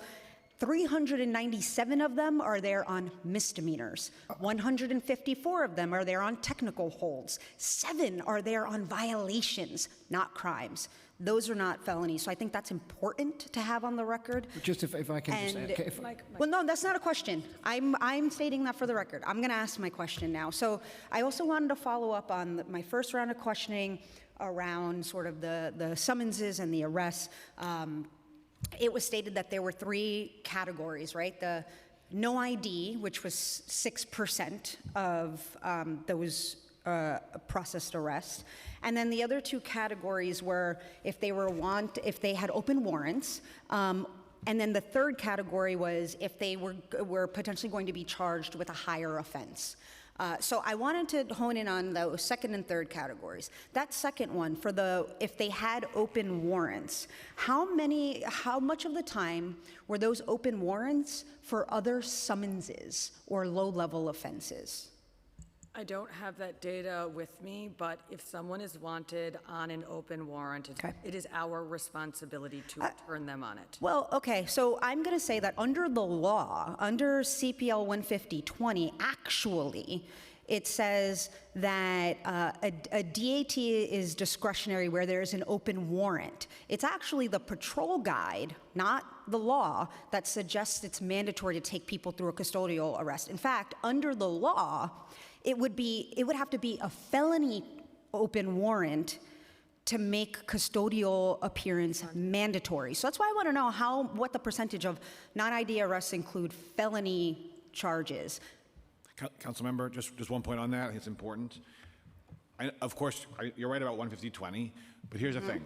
If we have someone who we encounter, we know the person has an open warrant, and we just let that person go, we do not return them on that warrant, and that person then goes and commits another crime, hurts somebody, after we let the person go on an open warrant, right? We are responsible for what happened. It is a massive liability for the department and for the city. We cannot do that. I will tell you that in my experience as a public defender representing people in court, oftentimes when somebody came through, when they got a summons for sleeping on the subway, for an open container, their open warrant was overwhelmingly usually for another sleeping on the subway or an open container, not that they were some crazy threat to our safety. So I think that context is important when people are trying to understand actually what it means when somebody has a warrant, actually what it means when we're spending millions of dollars of resources to police people over these issues while not increasing safety but exacerbating existing problems. So I want to go into that third area of the higher offenses that may be charged. So let's say somebody is under CPL 150-20 eligible for an appearance ticket or a desk appearance ticket, and of those higher offenses that you're using the discretion to process, how many of those are still under the category of low-level offense? Like, for example, a theft of service. So, like, how many, or the percentage of those that you're tracking in that third category are actually other low-level offenses? We will get you that information. Okay. Can I ask a few more questions? Can we go to round 3? Is that okay? What's up? Okay. I promise, Tiffany, I'm sorry. I'll come back to you. What's up? I'm going to come back to you. I can't hear you. I'm going to come back. Okay, great. Thank you. As long as you promise to come back. Okay. Thank you. Okay, Councilmember Wong, followed by You guys can Council. go. This is going on a long time. I'm gonna excuse the executive staff, and the people testifying will stay, but we have a lot going on this summer, and I just can't have them staying here all afternoon. Sure. Go ahead. Okay, Councilmember Wong, followed by Joseph. Okay, thank you, Chairs. Commissioner, auxiliary police officers were previously promised bullet-resistant vests after the 2007 murders of auxiliary officers Pacarero and Marshalik, with the city committing $3.3 million for vest purchases and recurring support for new members. My question is there a recurring baseline budget item in FY27 for auxiliary police equipment? Because I looked I just don't see it. So my question is there such an item, and that includes vests, radios, and other safety gear? Deputy Commissioner Ryan will answer that question. Thank you. So we did include the request for the equipment for the auxiliary officers as part of our executive budget new needs. It was not funded. We will continue to make that request of the Office of I see, Management. okay. Budget. Thank you. My next question is, Commissioner, I marched in the Israel Israel Day Parade yesterday, and I want to commend the NYPD for the strong security presence along the route. The police were visible, proactive, and engaged, and the event proceeded without any significant issues. I saw a substantial deployment that included patrol officers, the Strategic Response Group, counterterrorism personnel, and other specialized resources work together to maintain order and ensure public safety.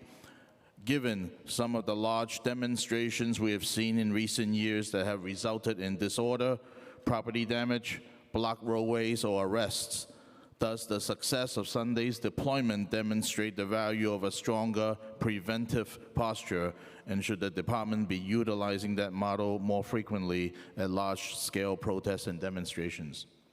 Well, our response to protests and First Amendment activity is governed generally by a settlement agreement entered into a few years ago in the Adams administration, but we look at each event based on the unique circumstances of it, and we design appropriate security packages accordingly. I see. Okay, thank you. Thank you. Thank you, Chairs. Okay, Councilmember Joseph, then Brewer. Thank you, chairs. I have a question around YCO. How many youth coordinators do you have within the NYPD? Hold on. Here we go. I got it. What is it? Can you just answer? It's approximately 200. No, we have the exact number. 200? 177? Yep. 177, thank you. How many officers that are now YCO have pending investigation of abuse and use of force? We will get you that number. Thank you. How many young people have YCO arrested or given summons to in the current and last year? And what are the majority charges filed or summon types given to these young people? We will have to get that specific enforcement data to you because I don't have enforcement broken out by type of officer. If I could just give a general statement. Go ahead, give me general, and then I would love to see a breakdown. Yes, ma'am. The arrests of juveniles is at its highest level for serious crime, and we are at our lowest level for low-level crime. Okay, and you'll send me a breakdown of what that looks like? Yes. And what are we doing as NYPD and other agencies to combat young people? Yes. Thank you. Thank you. Councilmember Brewer, followed by Ressler. Thank you. Also on the youth officers, it's more for me coordination because the young people leave the high school. Unfortunately, there's a lot of morning smoking, lunch smoking, after-school smoking, et cetera, in the neighborhood. And the youth officers get stuck with this responsibility, although I think it's more the Department of Education that should be out there talking to the young people. So I've actually tried to get some officers, some people from DOE to go out, et cetera. So my question to you is, because people in the neighborhood complain, understandably, on their stoop, in their community gardens, and so on. So I guess my question is, what is the coordination between, even though we work at it at the precinct level, I think DOE should be doing more. So I'm just wondering, at what point do you say to DOE enough? I mean, this is more of a policy issue than a numbers issue, but it is creating a lot of havoc unnecessarily. I'm just wondering what you think should be the policy there. Do you have a thought on this? Yeah. So I'll just give you general terms again. No, I appreciate it. It's pretty constant. So we had revamped our juvenile crime strategies desk to take that, what you're talking about, and make it front and center. And we just had a meeting chaired by the director that oversees the juvenile crime strategies desk, who's an ex-prosecutor, with all the stakeholders when it comes to juvenile crime, DOE, ACS. Obviously, the prosecutors, not only on the family court side, corp counsel side, but on the DA's side, on the youth part side, juvenile probation. It was an outstanding meeting. It was an all-day meeting. I actually went and spoke. So we are really, really trying to focus on the two sides. The at-risk side, where that is not what we're looking to do as far as arrests. We're looking to visit that family. We call them youths at risk. And then, unfortunately, on the other side, when it comes to violent crime, there has to be consequences. There has to be consequences. I just love to be kept up to date for how we can work on it together because it's Yes. constant.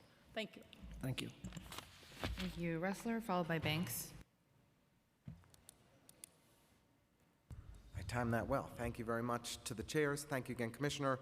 So the last time I raised this with you, I appreciated that, unlike your predecessors, you acknowledged that response times are not where you'd like them to be and are a serious issue, and you're working to improve them.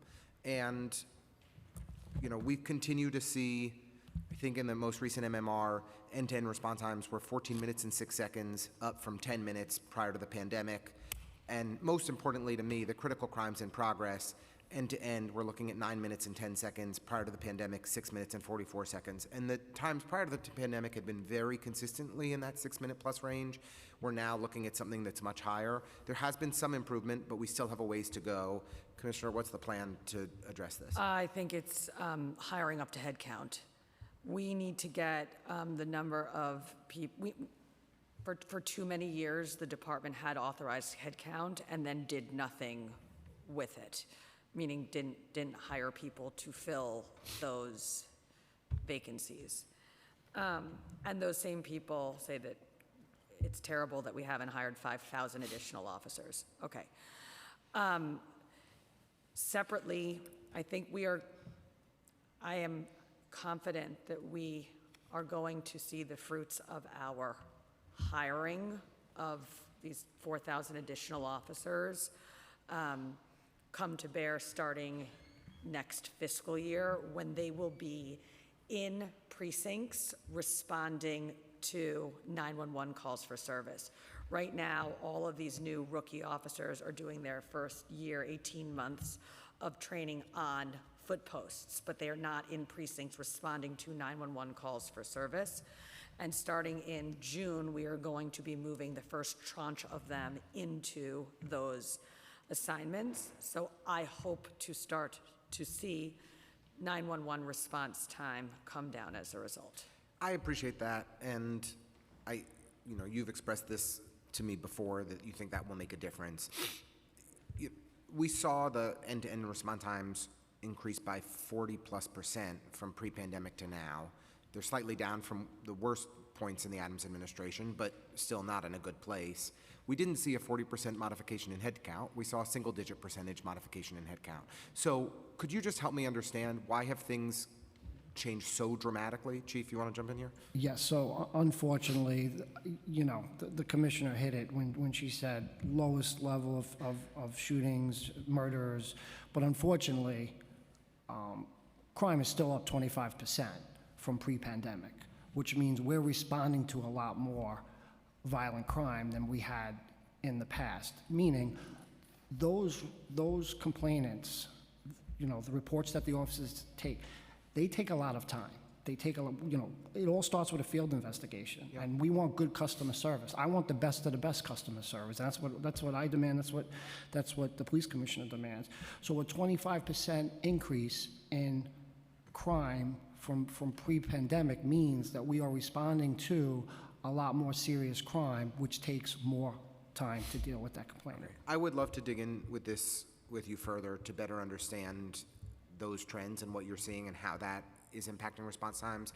If I could just make one real example. Please. Let's take I have 25 let's take seconds Grand more, and I Loss do wanna Water, squeeze up one more 175% from pre-pandemic. That takes a lot of time. Alarm on a car, a lot of paperwork. No, I understand what you're saying. I get it. I would love to dig in with you, though, and understand where those trends are happening, what types of issues, and what we can do to mitigate them. The last thing I just want to ask, and this is a pet peeve of mine, we have I think, global international retailer. I won't shout them out here, but they're from Canada. They're based in our district. They kind of famously have policies that around no chase, no intervention policy when people steal from them. And so in one of my precincts, 3 or 4 commanding officers in a row have made the same staffing decision where they stationed 2 cops outside of this business all day, every day. And as I understand it, it's for CompStat purposes, that it's to try to reduce the crime that's coming from that business, to drive down. And it's just like, for me, I would much rather have those 2 cops in the heart of downtown Brooklyn rather than standing outside of this business, keeping the whole neighborhood safe, rather than doing the bidding, basically working for free. Well, officers should not be doing, if you're implying that they're doing like private detail. I'm not. I mean, I think they're functioning as a private detail, but I think that the reason that that 3 or 4 commanding officers in a row, so I'm not throwing any specific commanding officer under the bus, that they've stationed them outside of this business is because the business has a no chase, no intervention policy on thefts. And so to reduce the number of thefts so their crime stat numbers aren't bad, they just keep 2 of the officers in front of this freaking store every Chief day. Department will talk to you about that. So they should not be stationary in front of a store. They momentarily for, an amount of time. All day, I every day. understand. And you know the business. 'Cause I know exactly. You know who I'm talking about. I know exactly what you're talking about. Some people here might have athletic clothes from It should be at least a block foot post where those officers walk up and down the block. There are times that they're going to stop. Inside a mall. I understand. Albee Square Mall. I'm very well versed on it.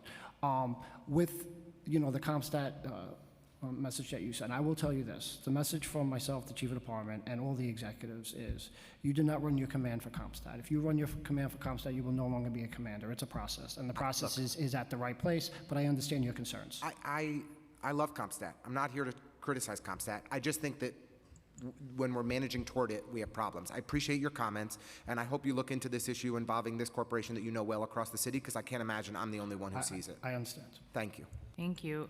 Okay, so I know we're past the commissioner's hard stop time, so we look forward to hearing, we'll get the rest of members' questions to you and look forward to getting those responses back. And Thank just you. want to say thank you to all of you for being here. Thank you.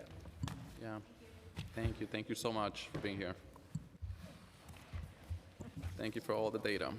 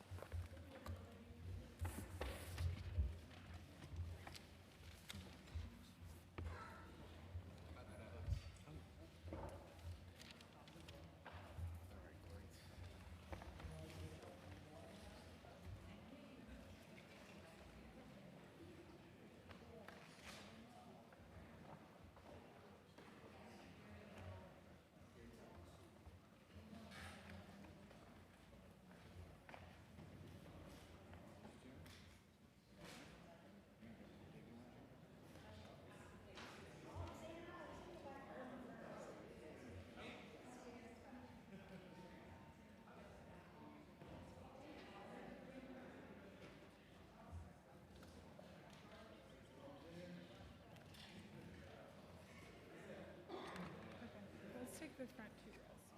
This row or this row? These 2.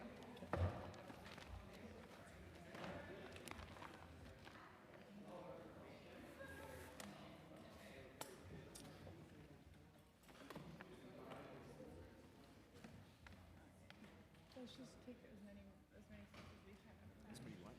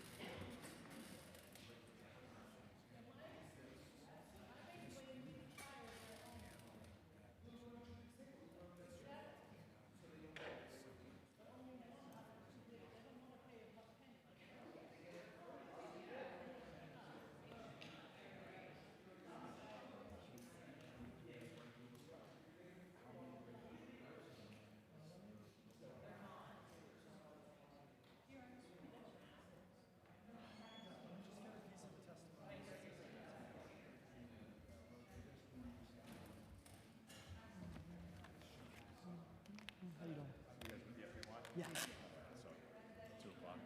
I'm Mike, by the way. Nice to meet you. With the union. 2507 or? Yeah, 2507. Nice to meet you. I'm Dahlia. I work on the IGA team. Nice to meet you. I'm Ryan. I'm also IGA. We all work for Jason. You work for Jason? All right. The real people doing the work. out. Exactly. So Jason supports you. Yeah, exactly. Okay. This has everybody's name except for Paul. So let's just get Paul's name. Do you know what Paul is? Yeah, he's the, I think associate. Either assistant or associate. You just need a sub.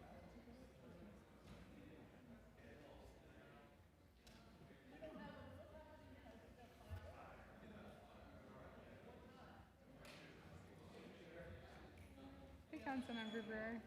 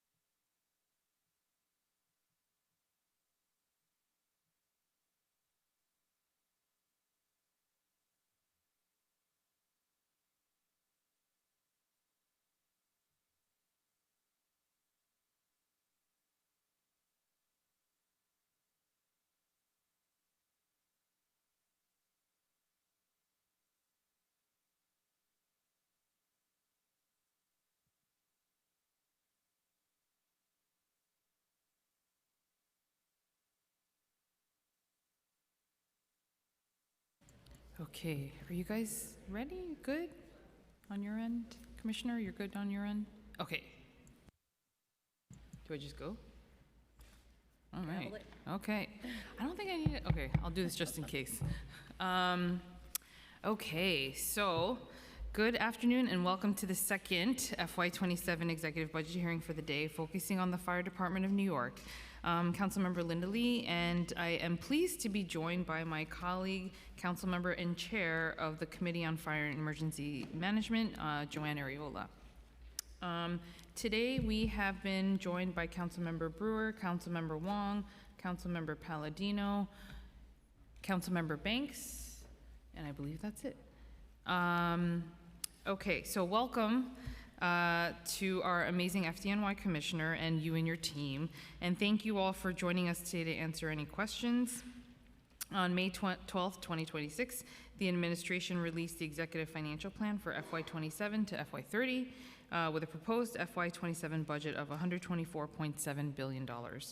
The FDNY's proposed FY27 budget of $2.67 billion represents 2.1% of the administration's proposed FY27 budget in the executive plan, and this is an increase of $23.8 million or 9.9% from the $2.65 billion originally budgeted in the FY27 preliminary plan. This increase results from several actions: increased fire prevention staffing, funding 14 new fire inspectors, 84 additional civilian staffing, and an increase of approximately $92 million in EMS projected revenue. As of April 26, FDNY's headcount was 562 positions less than their fiscal 26 budgeted headcount. In the council's preliminary budget response, we called on the mayor to add $28 million to FDNY in revenue estimates in two areas: the foreign fire insurance tax and fire prevention liens. In addition, we called on the administration to address the chronic pay disparity for emergency medical service workers, chronic overtime spending, and the ongoing EMS staffing crisis impairing the city's response time. We were pleased to see that our requests for the revenue reestimates were included in the plan, but the issue surrounding pay parity remains to be solved. EMS workers respond to the same life-threatening emergencies as their firefighting colleagues, yet continue to earn significantly less, not just compared to FDNY firefighters, but compared to EMS personnel in virtually every other major city in the country. The result is an attrition crisis averaging nearly 8.3% annually, leaving the department perpetually understaffed. The council proposed $50 million in baseline funding to begin closing this gap, and the executive budget does not include this investment. I look forward to hearing from the commissioner on when New York City's EMS workforce can expect to be compensated in a manner that reflects the value of the work that they do. And now I want to turn it over to my co-chair for this hearing, Joanne Ariola, for her opening statement. Thank you, Chair. Good afternoon and welcome to the fiscal year 2027 executive budget hearing for the New York City Fire Department. I am Councilmember Joanne Ariola, and I am chair of the Committee on Fire and Emergency Management. Today, this committee is holding a hearing for one reason, and that is to get answers. We are here to understand whether this budget truly reflects the needs of the brave men and women of the FDNY, and whether the promises that have been made to firefighters, EMS personnel, and the people of the City of New York are being fulfilled. Among the issues we'll examine today are EMS pay increases, the long overdue implementation of the fifth firefighter, and the status of critical infrastructure improvements throughout the department. For years, our EMS members have been asked to do more with less. They answer hundreds of thousands of calls annually, provide life-saving medical care under extraordinary circumstances, and serve in an indispensable part of our emergency response system. Yet they continue to be compensated at levels that fail to reflect the value of their work. We need answers about what steps are being taken to achieve fair pay for these workers and how this administration intends to recruit and retain the next generation of EMS professionals. We will also once again discuss the need for the fifth firefighter on engine companies, which, as we all know, is not a luxury. It is a safety issue. Every second matters in a fire, and every firefighter deserves the staffing levels necessary to perform their duties safely and effectively. The question before us is simple. What concrete steps are being taken to move this initiative forward? And finally, we must address the condition of the department's facilities. In 2025, the FDNY publicly stated that approximately $940 million had been allocated for capital improvement to firehouses and related infrastructure. Yet, as we review the city's financial plans, many of these projects appear to have been pushed further and further into the out years, in some cases extending through 2035. New Yorkers deserve to know why. Our firefighters are willingly putting their lives on the line every day. They run into burning buildings while others are running out. They work through natural disasters, emergencies, and tragedies without hesitation. They never ask for anything and rarely complain about the conditions they are left with at the firehouse. At the very least this city can do is ensure they return to firehouses that are safe, modern, and fit for the men and women who serve there. No firefighter should be forced to eat, sleep, work in facilities plagued by leaking roofs, apparatus floors ready to collapse, and deteriorating conditions because of long-delayed repairs. Deferred maintenance is not merely a budget issue. It is a quality of life issue, a moral issue, and ultimately a public safety issue. Today, this committee expects clear answers, clear timelines, and clear commitments. The FDNY is the most respected department in the world. The fire department, EMTs, paramedics, and civilian personnel who serve this city deserve an administration that keeps their promises. I would like to thank our committee staff for their hard work.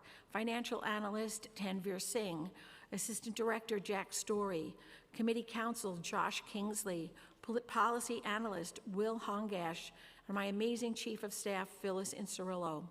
I would like to welcome and thank Commissioner Bonsignor and our firefighters, EMTs, paramedics, and the department's civilian staff for the work that you do.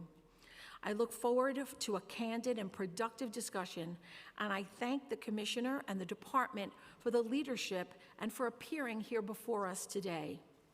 I would now turn back to Committee Counsel for swearing in. Okay, just really quickly before we get started, I just wanted to remind folks that we have the executive, all of the hearings for public testimony on Wednesday, June 10th, beginning at 9:30. So Wednesday, beginning June 10th at 9:30, we are going to have an all-day long festival for public testimony. So if you have folks that you know want to sign up, please make sure that they do. And with that, I will send it over to our committee counsel for swearing in. Good afternoon. Do you affirm to tell the truth, the whole truth, and nothing but the truth before this committee, and to respond honestly to council member questions? Commissioner Bonsignor? I do. First Deputy Commissioner Flynn? I do. Chief Esposito? I do. Chief Miano? I do. Deputy Commissioner Kristoff? I do. Chief Woods? I do. Chief Corral? And Assistant Commissioner Dukakis? I do. And Assistant Commissioner Noonan? I do. You may begin. Good afternoon. Good afternoon, Chair Ariola and members, and Chair Lee, and members of the Fire and Emergency Management Committee. My name is Lillian Bonsignor, and I'm pleased to appear before you today to discuss the executive budget for the Fire Department. I am joined by First Deputy Commissioner Daniel Flynn, Chief of Department John Esposito, Chief of EMS Paul Miano, Deputy Commissioner of Management and Budget Lizette Kristoff, Chief of Fire Operations Kevin Woods, Chief of Fire Prevention Thomas Correo, Associate Commissioner of Workforce Development Nafisa Noonan, and Assistant Commissioner for Facilities Paul Durakis. This coming Wednesday is FDNY Medal Day, which is an event that we hold each year on the steps of City Hall to recognize the life-saving efforts of the FDNY members. Before we get into the dollars and cents of the fiscal year 2027 budget, I'd like to briefly highlight the way the fire department funding translates into a tangible, real-world services. Among this year's medal recipients will be firefighter John Palmer from Ladder 144. In the early mornings of September 12, 2025, Ladder 144 responded second due to a reported fire in a two-story flat roof private dwelling in College Point. When they arrived at the fire, a woman said her father was trapped inside. Firefighter Palmer and the inside team masked up and made their way into the second floor, where they were met with high heat and zero visibility. At the top of the stairs, they encountered a locked apartment door, which was difficult to force, given the fire conditions and the size of the landing. Working with a fellow member of Ladder 144, firefighter Palmer was able to force the door open and begin a search inside the apartment.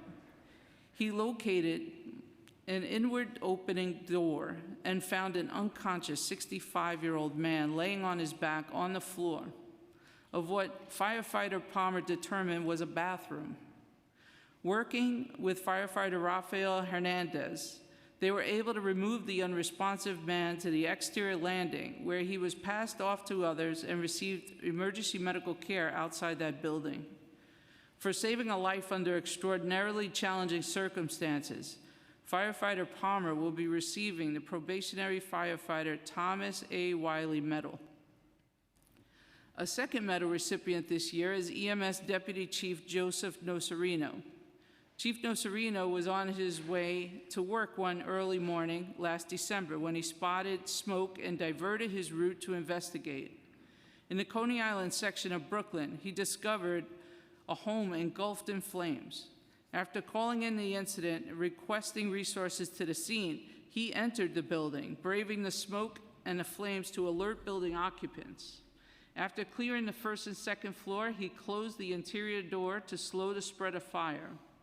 Upon arrival of fire units, Chief Nocerino provided information to the members to assist in attacking the fire, and then coordinated an 18-unit EMS response, organizing a variety of specialized personnel and ensuring the civilians he had evacuated received appropriate care. For risking his own safety to rescue members of the public, he will be receiving the Chief Ulysses Grant Leadership Medal. In addition to firefighter Palmer and Chief Nocerino, 50 of their firefighting and EMS colleagues will be receiving medals for their heroic acts of bravery. As to the numbers themselves, I'm pleased to report that Mayor Mamdani's executive budget provides the fire department with an expansion of resources in several areas. It calls for a significant civilian headcount restoration, providing $748,000 in fiscal year 26 and approximately $9 million in fiscal year 27. This funding amounts to 84 individuals, and we anticipate that it will go towards bolstering several units, including facilities maintenance, information technology, and procurement. The fire department will also receive an increase in headcount within the Bureau of Fire Prevention. As part of the streamlining procedures to expedite equitable development, SPEED Task Force, the department will receive $1.3 million in fiscal year 26 and out years to hire 11 staff members for the fire alarm plan review and inspection unit, and 3 staff members for the emergency planning and preparedness group. These additions will help the units process plan applications, speed up inspections, and help the Bureau more efficiently process requests from members of the public who are looking to open a new business, renovate an existing business, or build new facilities. The budget also includes a restoration to the fire department and the expansion of the Behavioral Health Emergency Assistance Response Division, known as BHEARD. This program is part of New York City's commitment to use a health-centered approach to individuals experiencing mental health crisis. The budget reverses the previous administration's decision to transfer funding away from the fire department and provides funding of nearly $2 million in fiscal year 26 and approximately $4.8 million in fiscal year 27, $6 million in fiscal year 28, and $6.7 million in fiscal year 29 and out. The mayor's executive budget also includes numerous smaller adjustments to technical initiatives. This includes additional funding for motor fuel, heating fuel, utilities, and lease adjustments. On the capital side, we also received a new need of $24.3 million to support 6 roofs and waterproofing projects, and $6.75 million in fiscal year 27 to support the purchase of 15 emergency response vehicles. In addition to new capital funding, we also received accelerations of out-year capital in the upcoming 2 years of the capital plan to enable the department to move forward on critical projects and purchases, including $16 million across fiscal year 27 and fiscal year 28 to replace emergency support vehicles, $11.7 million in fiscal year 27 to expand fleet maintenance capacity, $1.7 million in fiscal year 27, and $10.1 million in fiscal year 28 for multi-component renovations at EMS Station 4, $10.5 million in fiscal year 27 to replace the apparatus floor at Engine Company 163, and $6.8 million in fiscal year 27 to replace our air compressor at the Mass Services Unit. When I was here for the department's preliminary budget hearing, we spoke about the department's savings plan and our determination to save taxpayer money without negatively affecting fire or EMS operations.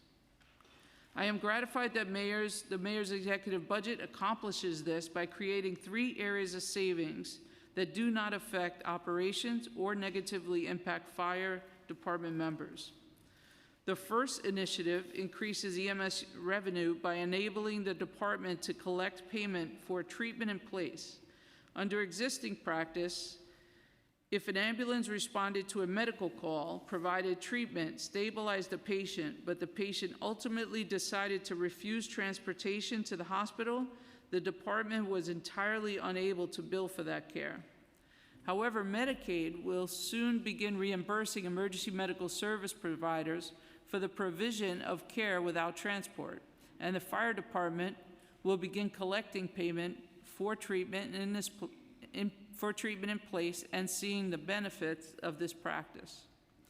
The second component of the department's savings plan is a periodic increase in EMS ambulance fees. Ambulance rates are adjusted every few years based on the actual cost of operating EMS. These rates were last adjusted about 3 years ago. The current rate proposal reflects cost updates experienced since that time. This includes a variety of increases in costs borne by the department, including but not limited to spending on auto parts, maintenance staff, IT support staff, and maintenance agreements, costs associated with purchase of vehicles, and EMS labor costs. We understand that these costs may present a challenge for some patients, and we have programs for self-pay patients who are unable to pay their bill. This includes a charity care program as well as a settlement program. Finally, the third savings initiative achieved savings of approximately $800,000 in fiscal year 26 and $2.2 million in fiscal year 27, and out through renegotiation of our telecommunication contracts. We achieved this savings by finding efficiencies and reducing costs. As a mayoral agency, we strive to be good stewards of municipal funding, providing the best possible service to the public and not spending unnecessarily. With this savings plan, we believe that we've achieved the appropriate balance. I want to thank Chair Ariola for your ongoing assistance and support. I've now met with many of the members of the Fire and Emergency Management Committee, and I've had a chance to see many of you in your own districts and learn about the different needs and priorities of the neighborhoods you represent. Our efforts to protect New Yorkers are strengthened when we coordinate with our government partners, and we have the recent upward trend, as we have the recent upward trends of fatal fires in the Bronx. I am encouraged by the passion and enthusiasm of this committee, and I have confidence that we will achieve great gains by working together. I am pleased that this executive budget provides funding that expands our operations, restores critical personnel who support and carry out those operations. This budget will enhance the fire department service of the public, both from a regulatory and preventative standpoint, as well as from a critical life-saving emergency standpoint. We have achieved savings without harming our ability to carry out our mission of protecting life and property, and we strive to provide the best possible service to the people of New York. I would be happy to answer any questions you have at this time. Great, thank you. We've also been joined by Councilmember, did I say Banks already? I'll say it again just in case. De La Rosa, Councilmember Vilas, Jay Sanchez, Ressler, and Maloney. Did I miss anyone? Oh, I already mentioned Councilmember Palladino. Okay, all right. So I'm going to focus mostly on three areas. First one being Be Heard. As former chair of the Mental Health Committee and as a social worker myself, this is a very, very important program. And I know that there seemed to be some back and forth, obviously, with it being with you all and then with DOHMH and now back to FDNY. And so just wondering a few questions around the budget with this. I remember when the program first came out, they had budgeted about 50 million, and then in the first year, I think it was about 22 million or so that they had actually utilized. And so wanting to get a sense of where things are at with the executive budget in Be Heard. So I believe they transferred the funding, which grew from 1.98 million in FY26 to 6.7 million in the out years, with headcount expanding from 44 to 84 positions. What specifically prompted the transfer? Was it driven by performance issues, management? Was it just better put under FDNY? Did it make more sense to have it with EMS? And how are those being addressed? Thank you for your question. So Be Heard is a very important program. Obviously, it's one of these programs that really take a combination of people, and they do a very difficult job for a community that needs specific help. And we were happy to get it back. So in the previous administration, the idea was to have this unit transferred to H&H Health and Hospitals. And when I came back, we were able to have these conversations around the best fit for it, and we were able to have it sent back to the FDNY. And we're excited about that. We think it's a tremendous program, and it's got huge potential. Definitely. So as far as the budget pertaining to Be Heard, I'm going to pass this over to Commissioner Kristoff to talk about the numbers for you. Thank you. Yeah, you had the numbers right in terms of what was added back into our budget. I think earlier you referenced these larger numbers that had been in the budget before. Part of that has to do with a differential that EMS members get for taking mental health training. And so the numbers that you just stated in exec don't include that differential, because that differential stayed in our budget even when that transfer had happened to H&H. So currently all EMS members, once they've completed the training, are eligible for the differential. Okay, which I've actually attended the training before, and it's very, very comprehensive. And it's great to see how the social workers, EMS, H&H staff are all sort of working together on that. Were there any service gaps or disruptions to Be Heard operations during the transition period, and how were those being addressed? There were no disruptions throughout. At one point, the unit was actually starting to disband, but when we came back in, we took it back, and we're building it back to where it was before. So we continued to run Be Heard units throughout this conversation about where it was going to land. Okay, and I know that in the beginning, especially when the program first started up, and as you alluded to, this is a very niche sort of program that deals with very underserved communities. And so Just wanting to know, how has it been in terms of staffing up and getting enough teams that are able to appropriately meet the needs of the folks that need this help on the ground? Because I know that it was tough in the beginning to recruit folks to take on this work, and so just wanted to hear if you had any updates on that. And in terms of also from 44 to 84 positions, do you anticipate any issues there in terms of staffing up? Yeah, I'll turn this over to our Chief of EMS Operations, Paul Miano, to talk you through the operational portion. How are you? As the commissioner previously stated, we were preparing to disband Be Heard, but without any service gaps. But that did mean we did start to send some units, some members out into the field, into other positions. Since Commissioner coming back and taking back Be Heard to the fire department, we have rehired those members back into Be Heard, and our staffing remains consistent. And again, Be Heard, we don't just pick people to go to Be Heard, it's an application process. So whenever we put out a posting for it, we get people who want to be a part of the unit. It's something that our members feel very passionate about, so they apply to be a part of the unit. And as we have those postings and we're able to have those trainings that you attended, we're going to fill all of those spots that we had originally started to put people out into the field for. Okay, so no anticipation of having issues filling that position. Hopefully, like as you mentioned, I get that it's a volunteer application process, so no anticipation, and I don't believe so. We have a lot of people who are members of EMS who feel very passionately about that program. Perfect. Okay. And can you break down the titles? How many are clinicians, EMS co-responders, and how many are administrative or supervisory? So right now we have a total of 62 fire department EMS members assigned to Be Heard. The majority of them are our EMTs, and we do have sergeants and lieutenants also assigned. So that's going to be 28 sergeants, and combination of 28 sergeants and lieutenants that we have assigned to Be Heard, and it's 34 EMTs that are assigned to Be Heard. Okay, 34 EMTs. And what's the total cost now of Be Heard program, inclusive of all the funding sources, not just the transferred city-funded portion shown in the executive budget?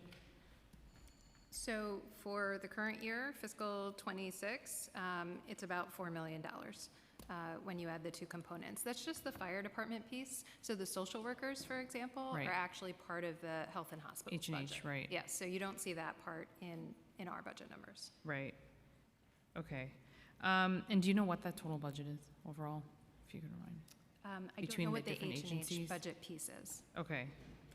And the capital plan includes 1.1 million for 20 Type 2 ambulances for Be Heard in FY32. Why is that vehicle acquisition so far out in the plan, and are their current Be Heard units adequate in the interim? The Be Heard unit has received, the ambulances in the Be Heard unit, or the vehicles that they use, are custom for Be Heard, and they are fairly new, so I, without knowing the exact cycle of replacement, the ones that they are in are not, they're not very old ambulances or vehicles.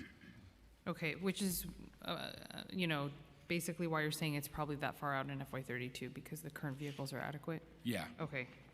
And then just in terms of the geographic coverage, does the funding in the executive budget bring the program to a point where it can operate in all 5 boroughs on a 24/7 basis?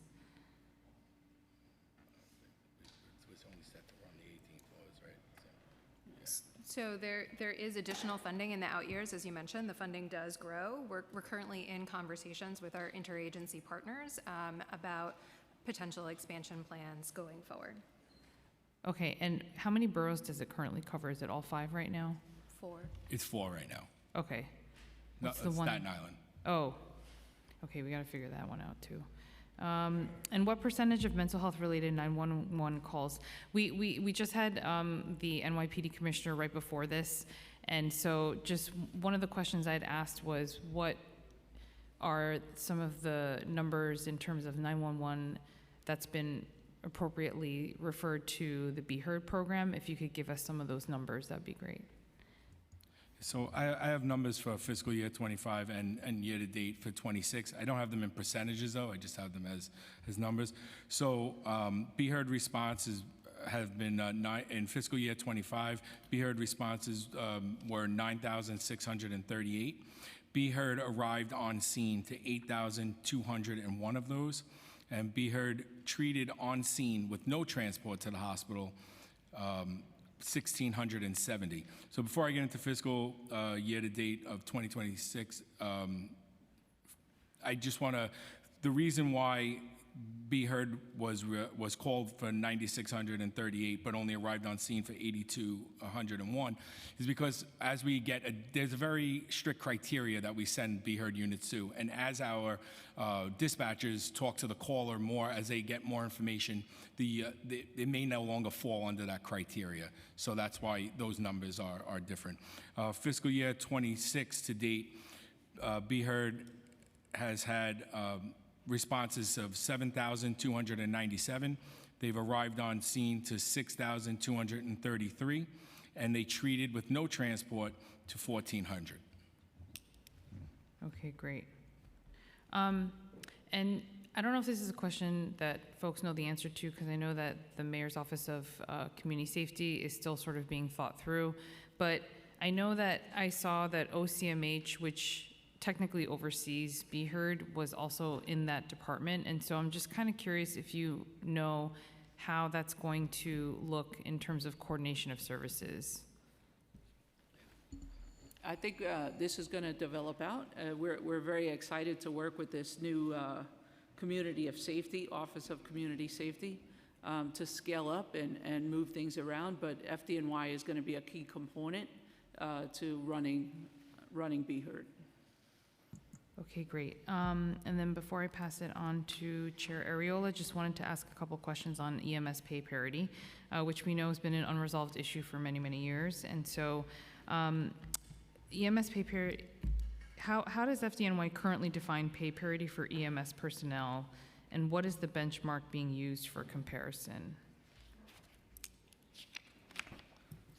So right now, I think what you're going to hear a lot is pay parity in comparison to our firefighters. Okay. So that is not something that we have defined. This is something that has just been a matter of conversation between OLR, OMB, the EMS unions, but that's how we understand it to be defined.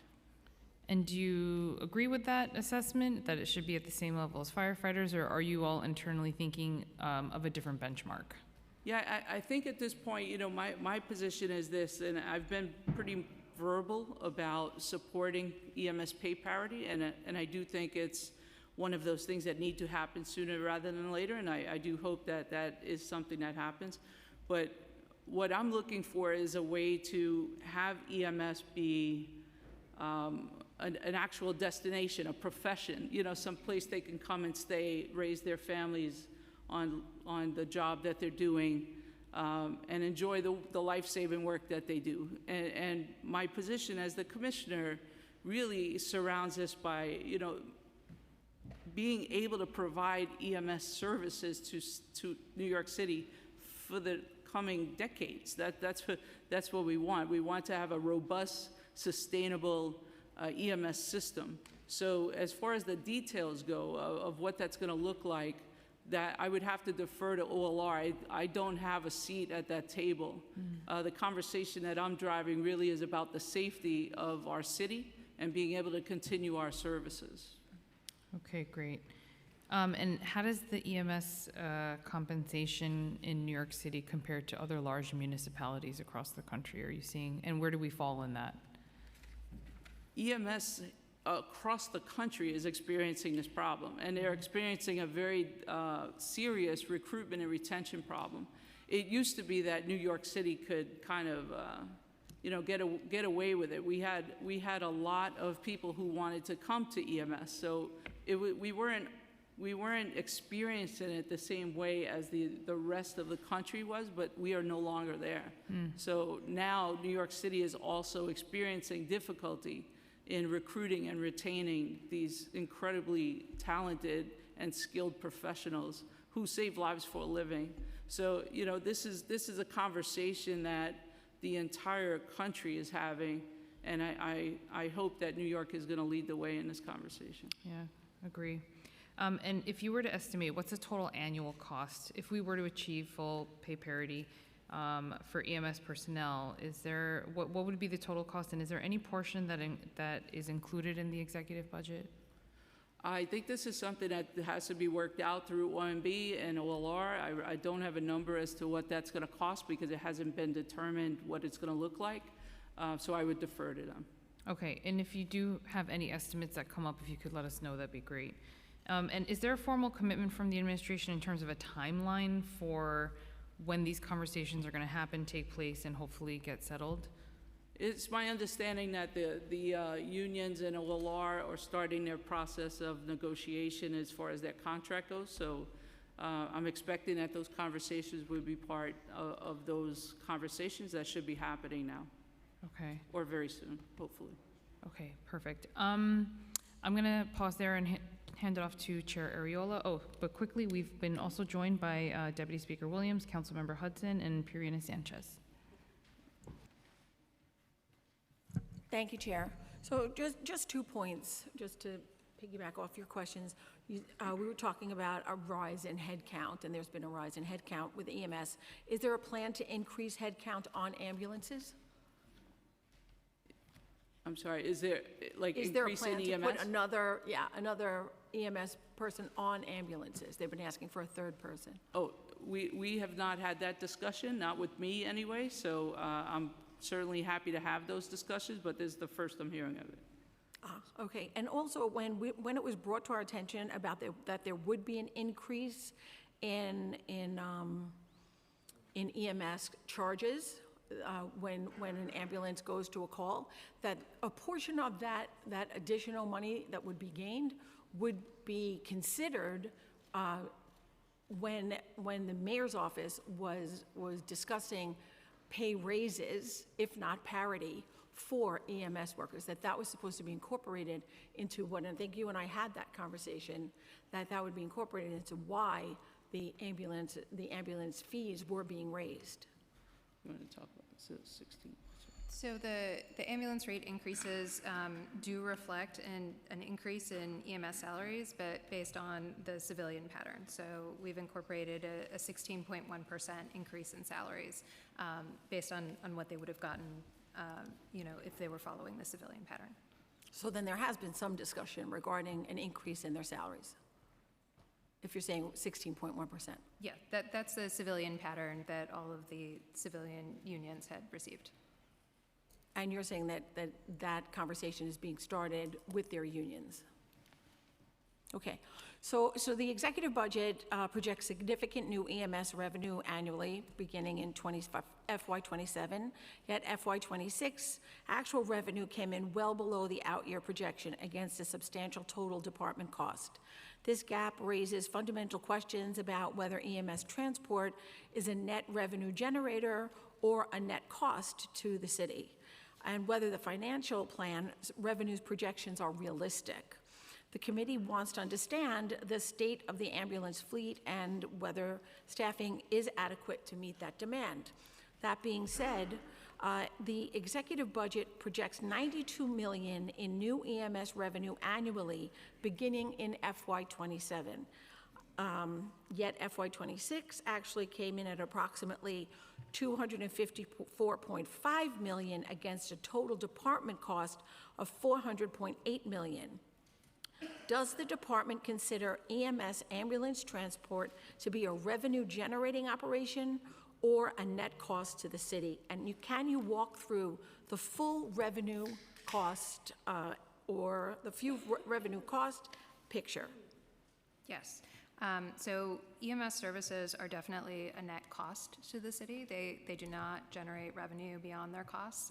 In fact, historically, EMS revenue has covered about a third of the all-in cost of operating EMS.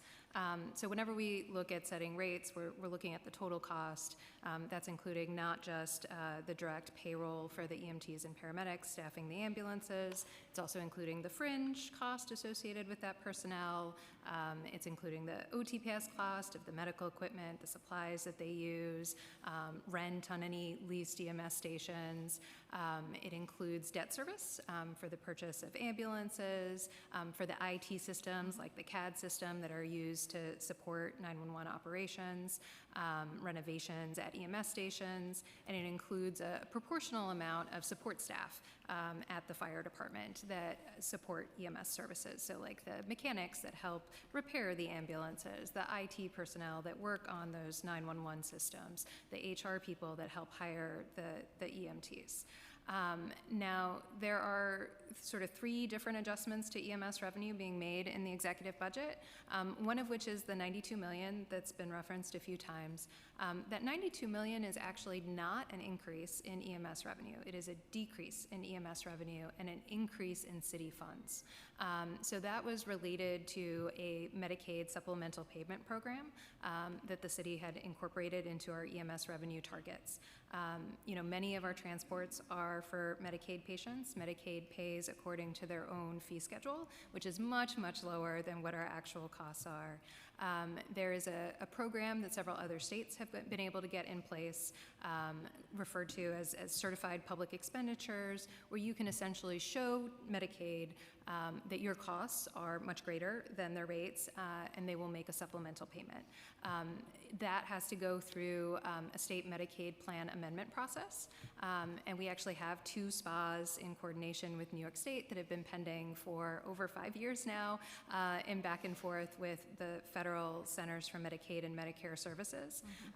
That hasn't been approved yet, and you've seen this in prior years where that revenue has been taken down 1 year at a time. This plan includes a significant adjustment to take down most of that revenue in the baseline. The plans are still pending, so it's possible it may get approved, probably at a much lower amount than we thought initially, but that's why you see that adjustment. And that's being replaced 1-for-1 with city tax levy dollars, so there's no negative impact to EMS operations from that program not going through. The other 2 adjustments are our savings initiatives. So we have treatment in place, which is $10.1 million up, mostly because of Medicaid revenue. Now that one, in contrast to the CPE that I was just talking about, that SPA, the State Medicaid Plan Amendment, has already been approved by the federal government. So we feel much more confident with that. That was approved fairly recently, back in February, and that is mostly what is supporting that 10.1. Then we have another $24.6 million, and that is tied to the increase in EMS rates. But when you look at all of those adjustments and you compare what the EMS revenue targets were as of the preliminary budget to now, overall, the EMS revenue target is going down because of that large $92 million adjustment. Right, okay, so if the $92 million number is not correct, right, or not exactly It's the correct, other way around. Could so be. It's Right. not revenue going up, it's revenue going down. Okay. City dollars going up. Okay, so then what is the department's total EMS revenue for FY27, and how does that compare to the total cost of running EMS? What are the actual numbers? So the FY27 EMS revenue target is $343.7 million. And that is still substantially short of the all-in cost of operating EMS, which is in excess of $900 million. Okay. And so you're also saying, all right, so the executive budget projects $400.5 million in total EMS revenue in the out years. Is that correct? No, so that number, 400.5, was what it was as of the preliminary budget. As of the executive budget, it is now 343.7 million. So it went down. Okay. And so the FY26 came, that was actually 254.5 million. So what accounts for the difference? What do you think is the major reason for the difference and why it decreased? Is it because the 92 million is not incremental and it was actually a negative? So the 92 million was taken down, so that helps explain part of the difference between the 400 and the 343. And then the two things going up are the 10.1 for treatment in place and the 24.6 tied to increasing ambulance rates. Okay, so we're still not working with real numbers, and we're working on what ifs. And how are we supposed to really put a budget plan together when there's not any tangible numbers so far? Okay, so I'm going to switch to fleet capacity. What is the current size of the FDNY ambulance fleet, and how many units are out of service at any given time due to maintenance or age, and what is the average age of the fleet? So there are about 600 ambulances in the field. The number is a little bit higher than that if you include specialty ambulances and ambulances used in training. The average out of service is about 30%, but our number of ambulances reflects the fact that we need that level of spares available.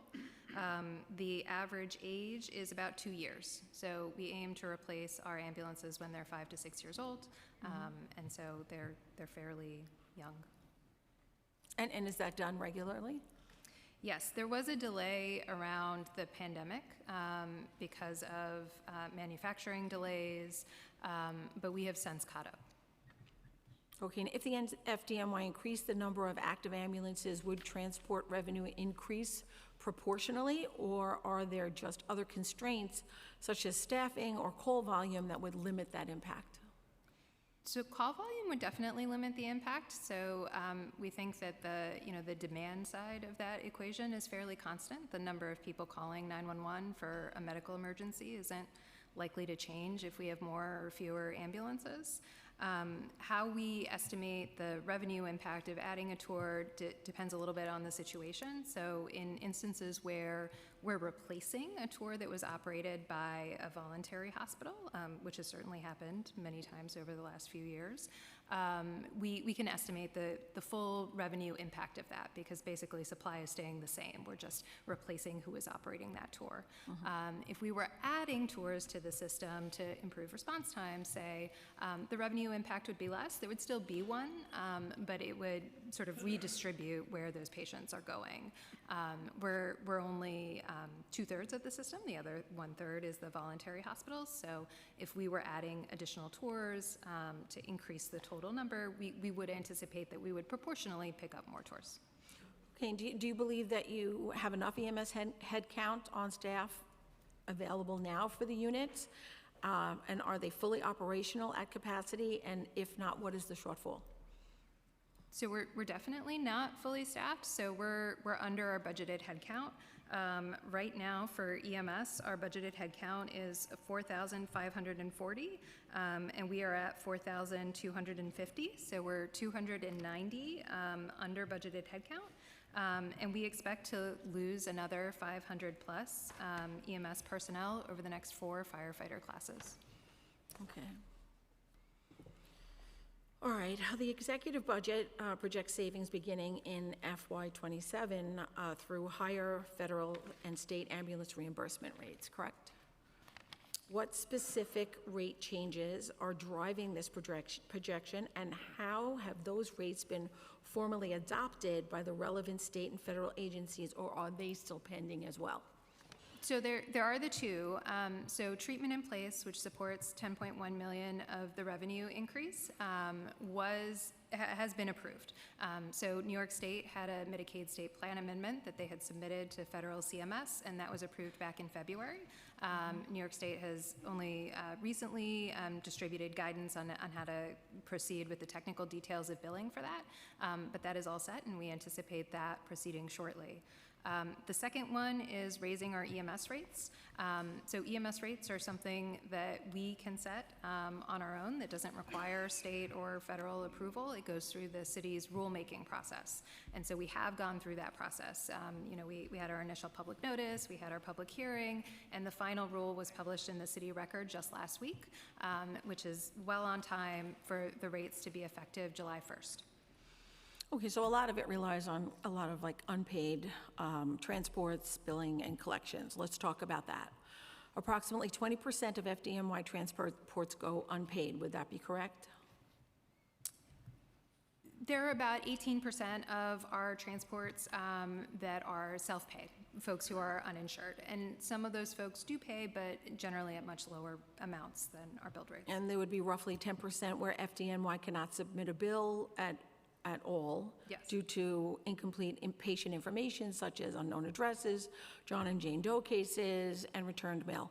What steps is the department taking to improve billing documentation and reduce the unbillable share? So there is regular training that is provided to EMS staff on documentation. So names and addresses are very important to our follow-up options.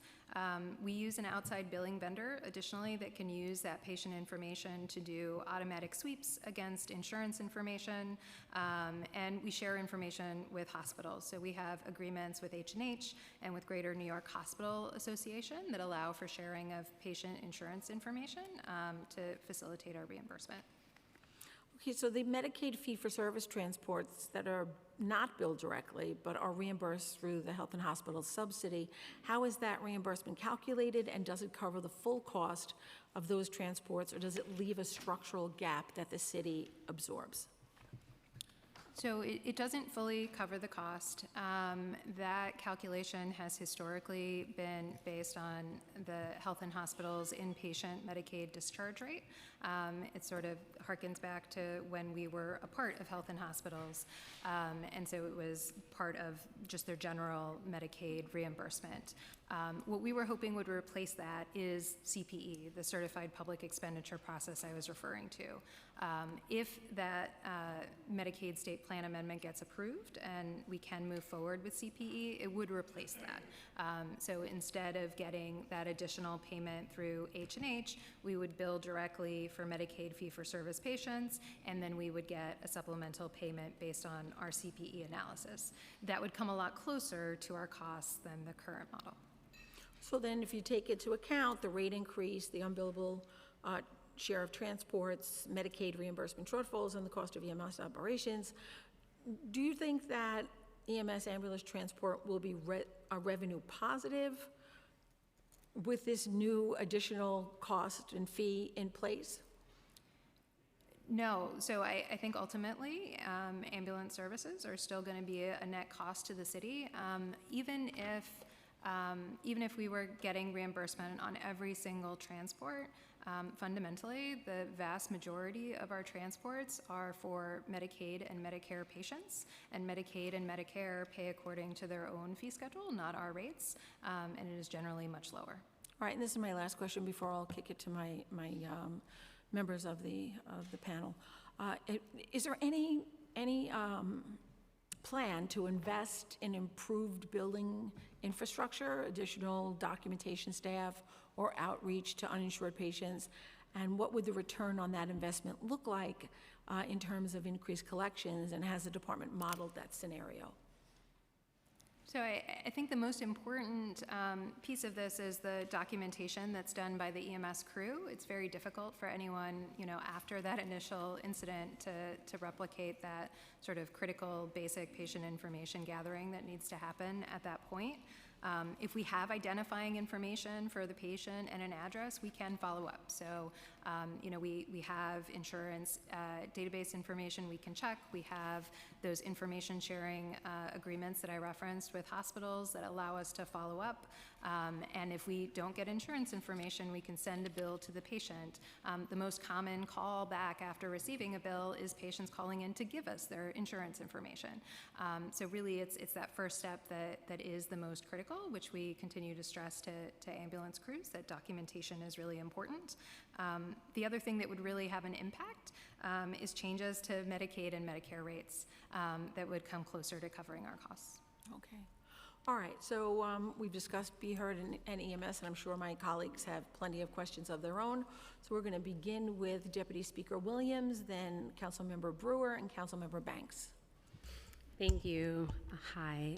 I've been asking questions of all city agencies regarding the racial equity plans that you guys submitted.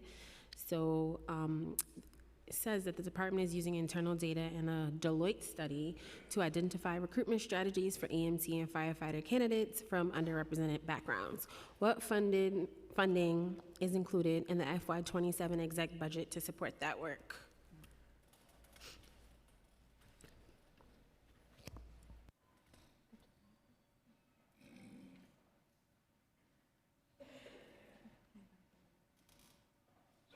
Sorry, can you repeat the last part of that question? Yeah, I just want to know if any funding for this fiscal year is going towards identifying recruitment strategies for EMT and firefighter candidates. You all reported that you're using internal data in a Deloitte study. Sure, thank you. Definitely for the Deloitte study, there will be a review of our most recent firefighter campaign, which we will begin hiring for in October. So there's an after-action analysis happening with that. They will review some of our attrition mitigation programs that we run throughout the onboarding for our firefighter candidates. They'll be looking at our PRB, Personnel Review Board. So there's quite a bit of analysis that will be included in the Deloitte research. Okay, and is that reflected in the FY27 budget, like your recruitment efforts? Our recruitment, yeah, you. So the Deloitte study that we're talking about is reflected in our FY26 budget. And so that was part of an OTPS adjustment that we got as part of the preliminary budget. I'm confirming the exact dollar amount. Okay, so there's no specific dollar amount for this fiscal year for recruitment? There is absolutely, well, we have our budget for. And I guess why you find that answer. Another question I have is, does FDNY, will you assess factors contributing to hiring, promotion, and retention of EMTs and firefighters across applicant demographics by the end of 2026? That was something that you stated that you would do. So just wanted to know if you had any information on what disparities the department has already identified and what corrective actions are under consideration. In terms of corrective actions, we did quite a bit of an analysis for the 23-24 campaign. And we came up with a pretty sound blueprint that we used to work through the most recent campaign. I'm sorry, in a previous campaign for the 23-24 campaign. It's already 26. And a lot of what we found was that we needed to focus a bit more not on just recruiting more people in general. We wanted to focus more on our reachable test takers. Specifically for our firefighter titles, it's a very competitive title. And just, recruiting blindly and not focusing on where we finding people that are actually able to pass the exam at a score that's reachable was essential to us. And so what we did find in some of our preliminary findings is that the outcome of the exam seems to be a bit more favorable than the goals that we set for the blueprint. So that we're pretty happy about that. So our focus now is just making sure that we are providing attrition mitigation programs to make sure that the targeted audiences that we focused on reaching are able to pass the physical exam, make it through the hiring process, pair with mentors and all the programs that we offer to make sure that they make it through the process successfully. Okay.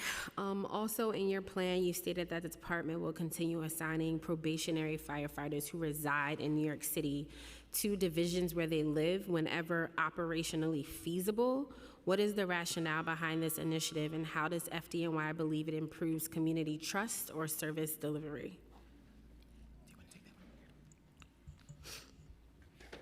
So that is what we consider the home division rule, where probies that live in the city are given the option to be assigned to a fire company in the division in which they reside, and that was part of our settlement with the court more than 10 years ago. There are times when, due to staffing levels, that it's not operationally feasible, and then they would be placed in a division, one of the divisions closer, which does not happen commonly. Most of the time, if they request the home division, they are granted the home division. Okay, just quickly, two more quick questions. I want to talk about gender-related facility needs. So how frequently are borough commanders reviewing gender-related facility needs, and is there a centralized tracking system for unresolved issues? I know in some previous hearings that was a big complaint. Just, making sure you have facilities for women. I'm sorry, what was the second part of that? How frequently are borough commanders reviewing gender-related facility needs? And is there a centralized tracking system for unresolved issues?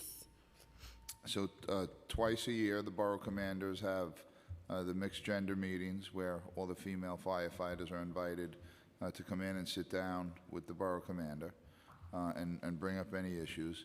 And for any facilities-related problems, there is this resource center, the central reporting system, to track them. So yes, they are tracked. Okay, last question. Long-term racial equity goal included analyzing EMS response times alongside neighborhood demographics to identify racial disparities in emergency response. Has the department already identified disparities in medical emergency response times across neighborhoods? So you all said that you were going to do that, so I'm just following up on what you guys said. I would say that we consistently and routinely monitor call volume in all areas of the city. And as call volume is increasing in certain areas, in those areas, we redeploy units into those areas to be able to address the calls that the call volume that we see.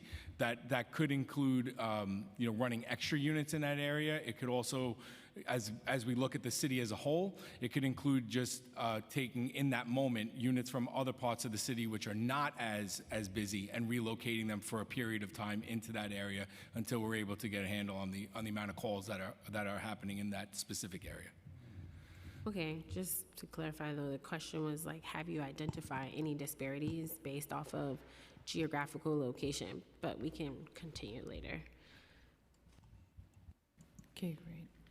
Oh, did you want to? Just to answer, or give you a little bit of more clarity on the budget you asked for, the recruitment budget. For fiscal year 26, our budget was about 7,000, and I think we are on par. Sorry, 7 million. Sorry, 7 million. Sorry. We spent 14 million the previous campaign and 12 the fiscal year before that, and a lot of that is tied to the campaign that we're in. So for the fire campaign, we do ramp up quite a bit more. There's a lot of overtime spend, and there's also a lot of money that we spend on advertising. So it does fluctuate, but 7 million for fiscal year 26, and we anticipate around that same amount for fiscal year 27. Thanks. Okay, great. Councilmember Brewer, followed by Banks. Thank you very much, and thanks Jason for all he's always 24/7, 7 days a week, even when he's on vacation. So I just want to say thank you to Jason. Fire prevention has always been something that I can see in the executive budget you got more, but in the past it's always been underfunded. And so I just want to know, with more funding, more staffing, what do you expect to do? Obviously the Bronx is of concern, but in general a concern. I don't quite understand why there are so many more fires. Maybe you do. I know that I was instrumental in the beginning of the lithium-ion batteries, trying to work with your previous commissioners to get the stores to stop selling them. Of course, Amazon continued to sell them. So I don't know if they're lithium-ion or something else, but how are you going to approach this prevention? You have great officers out at every street fair, et cetera, but it doesn't seem to be sinking in. So we do know that there has been a significant increase in serious fires in the Bronx this year. But elsewhere too, I think, not just the Bronx. In the Bronx and Queens, we've seen a significant increase over last year. And we're looking at and reviewing all of the fires, especially not just the serious ones, but the fatal fires, and trying to find what is in common with them. Aside from that the majority of them are in buildings with a single stairway, we haven't found a common denominator yet. The causes of the fires are separate, although the predominant cause of fires in the Bronx and throughout the city is related to the electrical system, either in the building or extension cords or power strips or an appliance cord. We continue with the education outreach, the messaging where we're getting out there about closing the door. We know that was very effective with the lithium-ion battery issues, and we thank you for your support and championing that effort. And we saw great results with that. So we're going to we're going to keep, pushing that and getting the word out. When there is a fatal fire, we do send education teams to that neighborhood, to that building, to get the word out. We continue with the smoke detector distribution. Anybody that needs it, we'll go out and install it. Okay, it seems, all right, I appreciate it. I just think that seems to be the number one concern. Hydrants being blocked, is that something that is improving? I notice on my blocks, I can't believe it, people actually leave their car unattended at a hydrant. And I don't know, I mean, We continue to see that. We work with the police department for enforcement. When it does impede our operations at a serious fire, we'll have our fire prevention folks issue a criminal court summons, and have the car towed, which results in thousands of dollars of fine. But I agree, it's an issue that we're seeing across the city that we did not historically see. Okay, so I guess, I mean, I'm just saying that should be a major, not just by you, but by the mayor, an education campaign, like, do social media on that as you do on other topics, because I see it all the time. I don't think people understand that it's illegal or they're just not paying any attention. The other thing I had a question about was just, again, I hear what you're saying about the ambulance transportation fee. So what you're saying is if somebody doesn't have insurance, then, and they're self-pay, but they can't pay, then they can get support. Is that what you're trying to say? Do people do that? People do. So there's a phone number on every ambulance bill for our billing vendors call center, and they can call and talk through the options there. But there is a charity care program that's based on the same household size and income guidelines that Health and Hospitals uses. All right, and then response time for ambulances. What is it generally? Up, down, in between? How is it going? And I appreciate your support for parity strongly. And we appreciate your support as well. And just to your training comment, I've met with many of you, and we've talked about strategies on how to get messaging out, because the real success is not having a fire to begin with. The real success is not going into cardiac arrest from the beginning. So when we prevent those things, that's where the real life-saving work is. So I appreciate all of you spending time with me talking about different ways to get your constituency on message as to what they can do to keep themselves safe. Response times, as we've seen, they can fluctuate, but we have seen that response times are going up.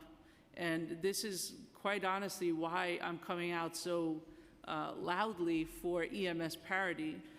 When we have an increase year after year demand for 911 services, and we have staffing that is going in the other direction due to recruitment and retention challenges, that equation will lead to increased response times. Now, there are other things that cause increased response times too. That's not the only thing that we can point to. There are things like, I know when I started, there were 20 additional hospitals within the 5 boroughs than there are right now. So as hospitals close, or our EMTs, our paramedics need to go further, they need to wait longer in the emergency rooms that need to absorb that additional call volume. There are lots of different things that go into this problem, things that we are taking very seriously, and any possible solutions that we can come up with to reduce response times, including, as Chief Miano was talking about a minute ago, moving units into areas of higher demand. And we watch the demand across the 5 boroughs all day, every day. So we see where there are areas that are really getting inundated with calls or response times are higher, and we're able to shift some, but that doesn't mean that response times automatically go down altogether, right? So it may go down in that area, and we'll have to shift some resources around. But it is something that we watch very closely, because there are so many different factors that go into it. Thank you. Maybe second round, I want to ask about rumbler sirens versus loud sirens. Thank you. So do you have a preference? There are some people that really like the rumblers. Yes, I like the rumblers. I live in between St. Luke's and Roosevelt. Yeah. and it's all day and all night. And so I have complaints all day and all night. So I'm just wondering, that when I talk to the union, they like the loud sound. But I think we should think about sirens. I mean, I feel like bringing them all to City Hall Park and just blasting them all day long, because then somebody might do something about it. I have bills to do it, but I could use some help in thinking about sirens, because we got a quality of life issue that is, if you don't live near a hospital, you don't hear it. I got 2 hospitals right next, in the middle.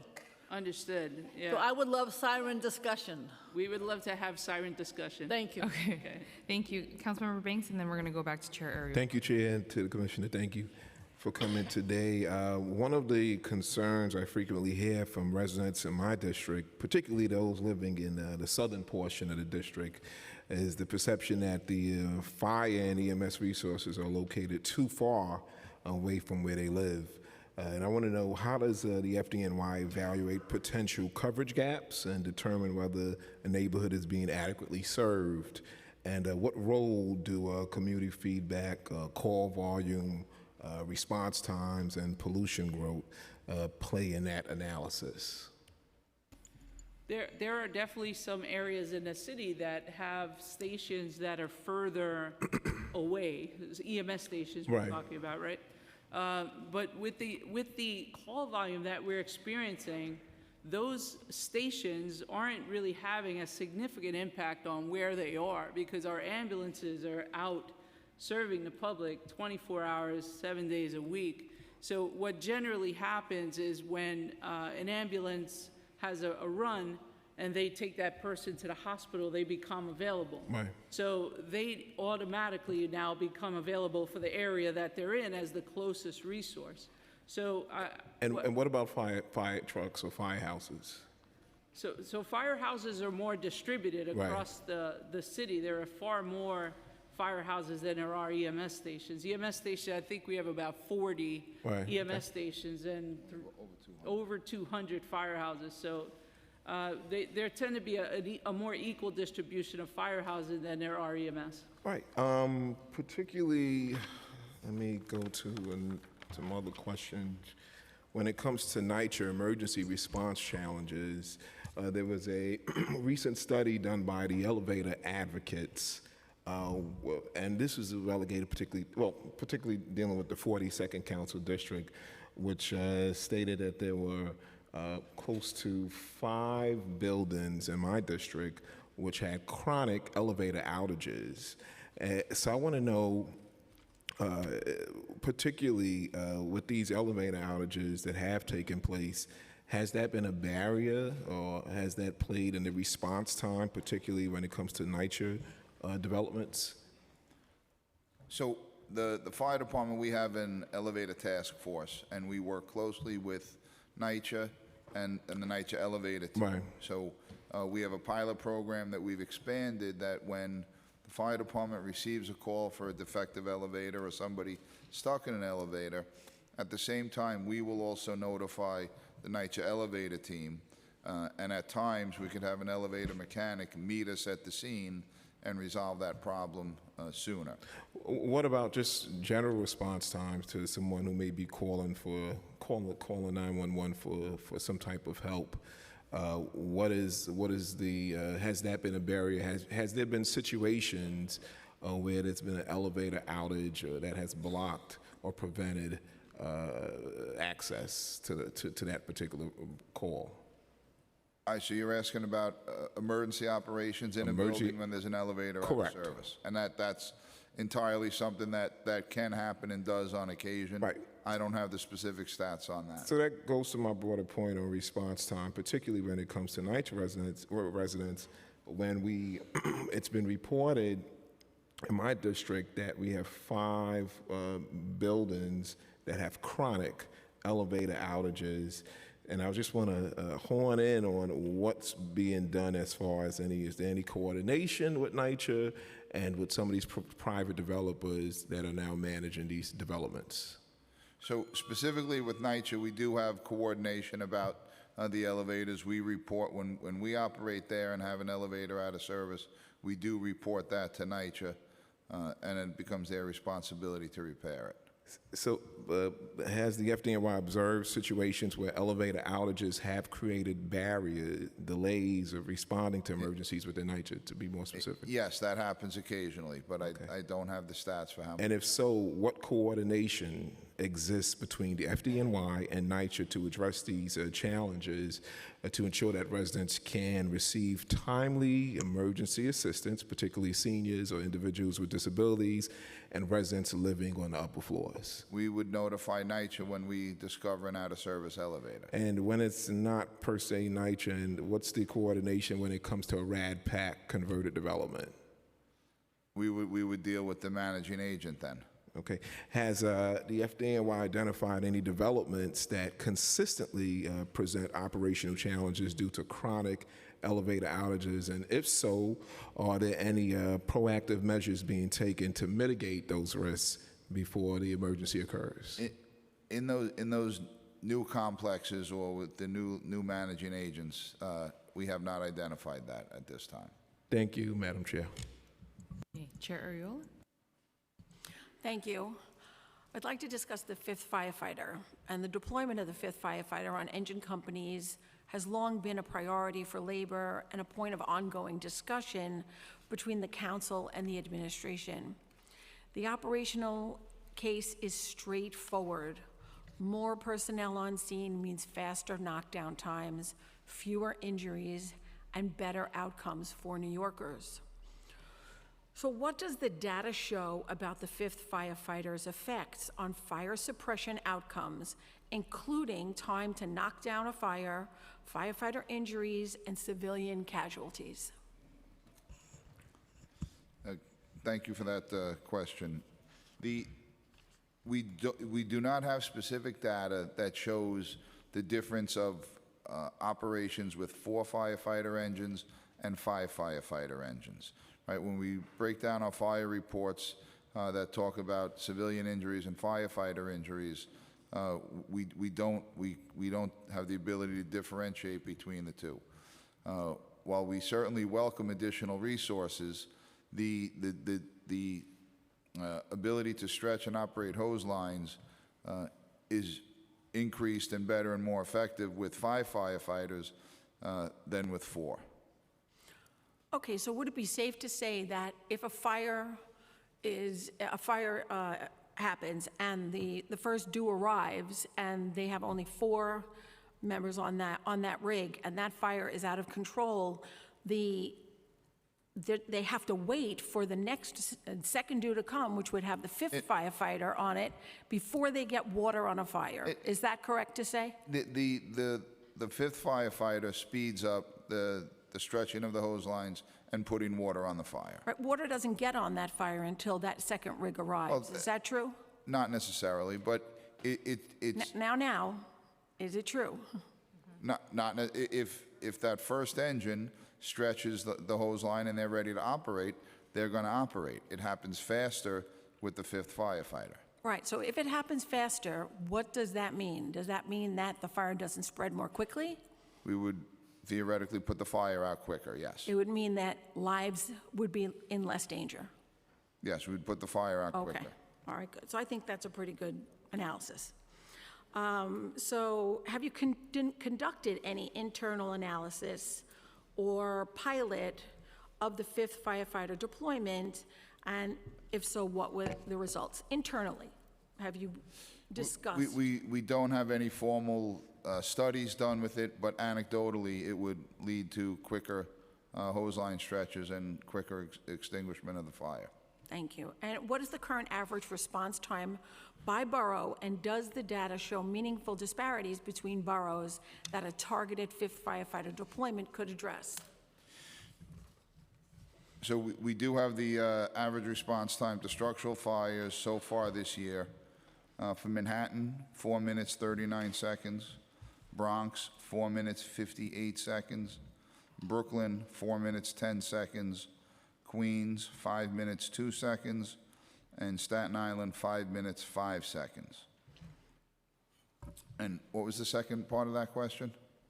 It was, what is the current average response time per borough, and does the data show a meaningful disparity between boroughs that a targeted fifth firefighter deployment could address? That's one of our points of discussion about the fifth firefighter. We don't know what impact it would have on response times, because it's putting another firefighter on the seat of an engine that's already responding. But it does put water on a fire sooner if the first responding rig has a fifth firefighter, correct? Correct, but that Right. apparatus would theoretically arrive at the same time. Correct. So the more apparatuses that have a fifth firefighter on it, the quicker water gets on a fire, and the ability to cause that fire to not spread reduces, and lives can be saved. I would agree with that. Geographical need, is there a targeted deployment? I think you just gave us kind of what they were, the percentages were per The borough. discussion about the fifth firefighter is in the Bronx, is in engine companies in the Bronx. Okay, and can you provide a breakdown of fire incidences by borough and by engine company over the past 3 fiscal years? Yes, I have, for all engine companies throughout the city, we have the breakdown for fiscal years 23, 24, and 25 of the number of structural and non-structural fires they've responded to. And, you know, as you can imagine, it's not evenly distributed. We have some very, very busy companies, and we have some not-so-busy companies. Right, so right now, the fifth firefighter is in what areas? So currently we have 20 engine companies that have 5 firefighters, and that is distributed throughout the city in areas that have the types of buildings that generally require longer hose line stretches. So what are the specific concentrated areas right now? Well, they're not, with the fifth firefighter, they're spread throughout the city. Every borough has some engines with 5 firefighters. So do you think that the fifth firefighter should be in concentrated areas? Do you think it works better? Does that model work better than having them sporadically placed unevenly throughout the boroughs? But they're placed in areas where their building stock requires those longer hose line stretches. Okay. So let's just talk about it. The Bronx consistently has among the highest rates of structural fires and fire-related fatalities in the city. Does the FDNY's internal data support a targeted fifth firefighter deployment in high-incident boroughs like the Bronx and, secondly, Queens, as you mentioned? We would certainly welcome any additional resources, and it could have an impact on putting out those fires quicker. But, you know, the fires that we're seeing in the Bronx, putting them out quicker or the fifth firefighter is only not necessarily a silver bullet to solve all of those problems, right? Stopping and preventing the fire in the first place, sharing the message about closing the door so that the fire doesn't spread before we get there. It's a comprehensive approach to deal with this fire problem. And isn't the fifth firefighter very, very important, especially in vertical fires, in getting the hose up and buildings and more into the outer boroughs, not just Manhattan or in the Bronx, but in the outer boroughs, we're having more and more vertical buildings that are being built. Doesn't that help in putting fires out? The taller the building, the longer the hose line stretch. Correct. The more impactful that fifth firefighter. So the more we build and the more we have, larger buildings in areas that didn't necessarily have them, the more we need the fifth firefighter. And that's why this council is fighting for that. Are there specific engine companies that are statistically overburdened relative to their current staffing based on call volume, run frequency, or simultaneous incident rates? And can you provide data to the committee? And those are the engine companies that historically, in those 20 that we provide the fifth firefighter to, the ones that have heavier fire duty in those areas that have the bigger buildings. Would you support a pilot program in the Bronx with a fifth firefighter in 20 of their busiest, We 20 of their busiest firehouses? Would you support that? we would as an welcome, agency? we would welcome additional resources. Is that something that you're willing to fight with this council for, with the Mamdani administration, to fund? We would welcome additional resources to deal with this fire problem that we have. Rather than a binary choice between full citywide development and no deployment and no deployment, has the FDNY evaluated a tiered or phased approach that prioritizes the highest need companies first? And if you have, how would you prioritize that and the deployment of So the the- firefighter? Those fires in the Bronx that we're seeing generally in 6- and 7-story buildings that are over 100 years old building stock, the potential for spread in those buildings is high. Some of these fires, the fire raced up through the stairway, so it's long hose line stretches. And you can compare that to Queens, that in some parts have smaller buildings, shorter hose line stretches. So that fifth firefighter would be much better off in areas with larger buildings, longer hose line stretches. And does the fire department track instances where a company is committed to an active call and a second call comes in requiring a delayed or cross-district response? That's something that we don't currently track. So we know, though, that in those areas, those busier areas with the companies that are doing, responding to more incidents, that there are times they're on one, and then another company has to come over and respond to an incident because that original company's not available.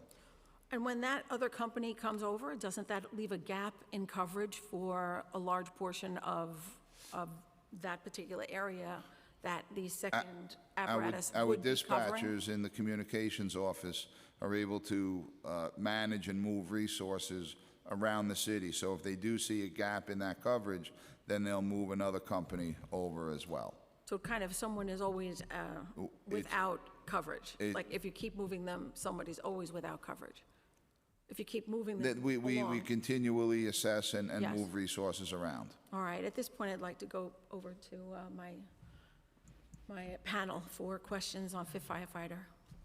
Oh, your panel. Yeah, well, we have, anybody who's the next up. Oh, okay, yes.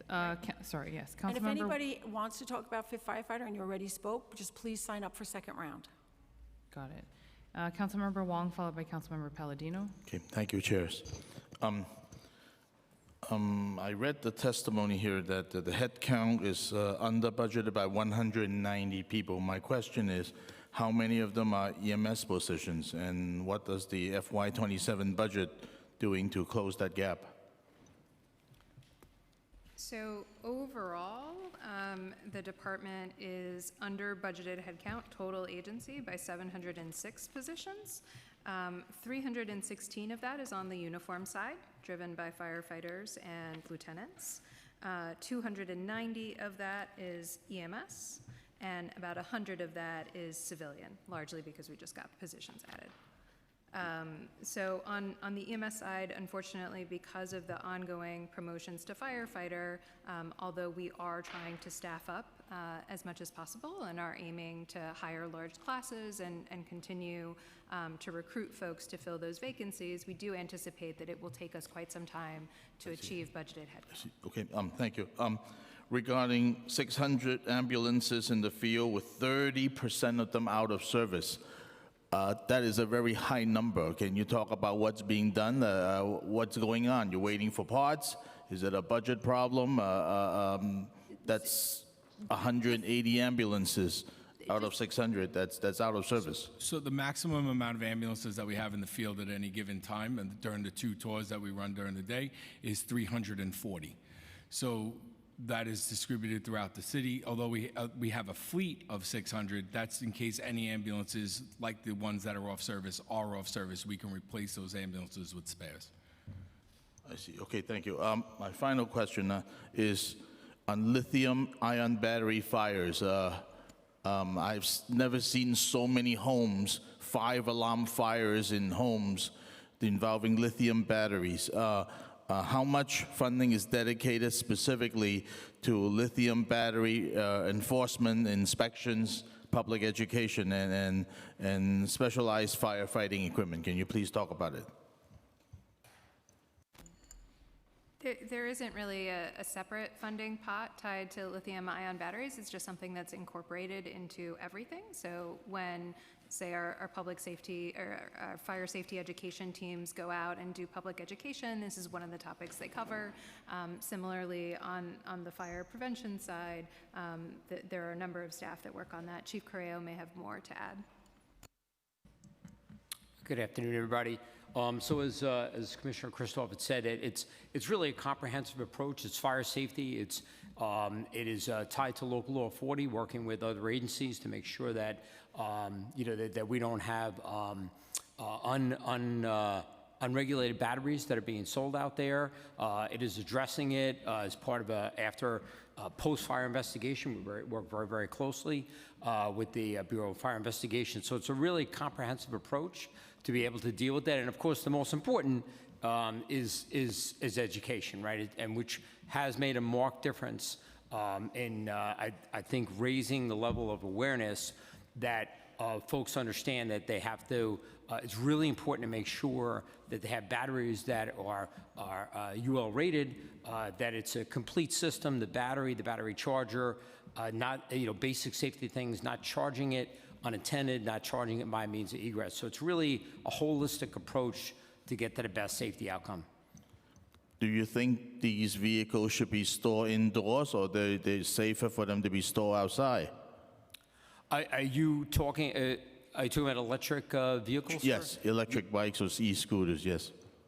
So what we do is we make sure, in terms of electric vehicles, like cars, we don't regulate that. In terms of micromobility devices, what we do is make sure that the charging devices, the bike itself, the battery is up to the UL standards. We find that's the safest way to approach to make sure that when those are implemented, those are charged, whether they're outside or inside, or the battery charging cabinets, we make sure that they are at a very high level of safety standard. Okay, thank you. Thank you. Okay, great. Councilmember Palladino, followed by Ressler. Thank you very much. I want to go back, if I could, please, just for a moment, and then I'll move on. The 5th firefighter. I expected to see and hear a lot more enthusiasm about the 5th firefighter, because there was such an uproar when Bloomberg let that 5th firefighter were let go. I thought today I would hear a lot more enthusiasm. And as the chair asked about it, I saw a very laid-back approach as to the importance of the 5th firefighter. I was a little surprised by that. So, thank you, Council Member. The 5th firefighter and the staffing is currently part of the UFA contract with the city that talks about the number and a medical leave level. But what we are trying to do, the priority in the fire department, is we're trying to stabilize EMS. And the 5th firefighter is an important issue, but we're really focused more on stabilizing EMS, the staffing levels, the ambulance availability, the response times, making sure that we're able to fill our EMS recruit classes so that we can have ambulances arrive on scene in a timely manner. Okay, good enough. Also, I'm going to circle back to a question I had asked a while back when we first started these hearings. I'm curious, I'm just one council member. And as for one council member, I've given close to $1 million of our money to the fire department. And that went for generators and other very important vehicles and such. I'm wondering, where is that money? And when is the fire department and EMS going to see the 2 vehicles that I did fund fully and the generators that I'm sure just not myself, like I said, I'm just one of 50. I'm sure other council members have done the same.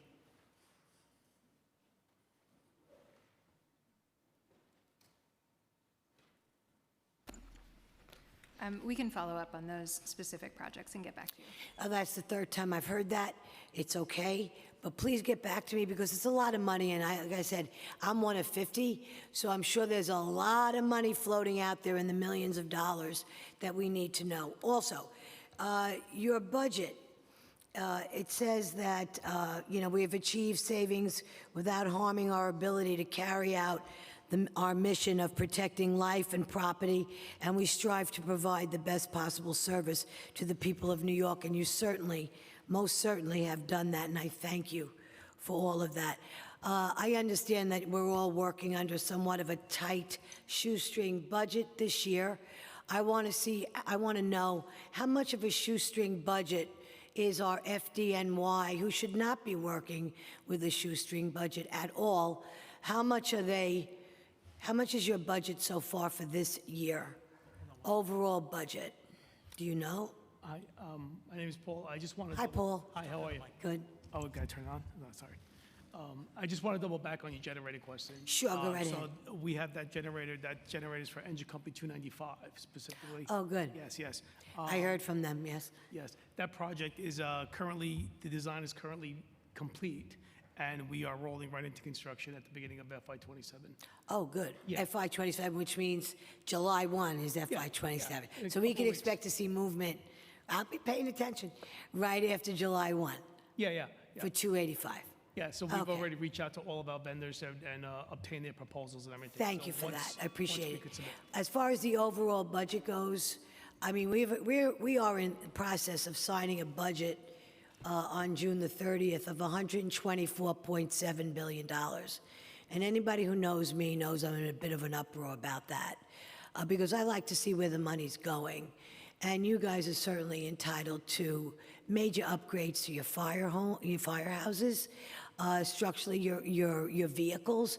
All around, you guys are entitled to pretty big. If we're going to increase the budget by $14 billion total, if we're going to be increasing the budget to that kind of money, I just am curious, before I vote on the 30th, where's our money going?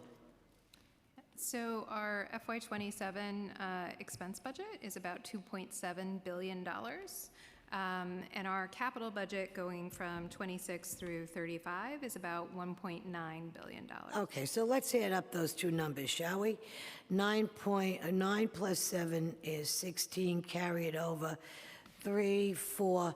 So that's $4.6 billion for the fire department out of $124.7 billion. I think that's outrageous. That's all I'll say about that. Thank you very much. Thank you. Wrestler followed by Jay Sanchez. Not in a good way. Tough act to follow. I'll do my best. Thank you to the chairs, and congratulations, Commissioner. Really excited to have you in this role, and somebody who brings EMS expertise to the agency right now, I think is urgently needed. And I also just want to take a second to congratulate the promotion of my friend and most importantly constituent, Jason Shelley, Deputy Commissioner, very well deserved. He's been such an anchor in the fire department now for a decade plus. We're really lucky to have him there. So just a few questions. I've been deeply concerned by the fires that we've been seeing across our city. I know we've had a concentration of them in the Bronx that have been fatal, and it's terribly scary, and grateful for all the work that the members of FDNY do every day to keep us safe, but also want to make sure that we're smartly investing resources that can make the greatest difference to prevent fires from taking lives and ruining property. So just to confirm, Chief, I believe that I heard in your testimony that we've got 20 engines right now that have a 5th firefighter that are deployed? Yes, there are 20 engines. And there's no data that we have whatsoever to show that a 5th firefighter improves or doesn't improve outcomes one way or the other, response times? No? Just to confirm, this is what you testified to earlier. I just want to get this clear. Not response times, but we know that they stretch and operate hose lines quicker. They stretch and operate hose lines quicker, but no impact on getting fires under control faster with the 5th person or not. We have no data to back this up. I mean, other than your anecdotal expertise. Because we don't have that many 5 firefighter engines to see that. Well, we have 20, but understood, if there's no data, there's no data. What would the cost be, Deputy Commissioner Christoph, to adding a 5th firefighter citywide? So we are currently in conversations with OMB on that point. But it's and an so we estimate would- that you should be able to come up with pretty directly. Could you give us a ballpark? We would defer to the budget director, who I believe is testifying. You after can't us give in us an coming estimate days. of what it would cost? We know how many firehouses there are, we know how many engines there are many, right? Adding a 5th firefighter, what would that cost us? Ballpark.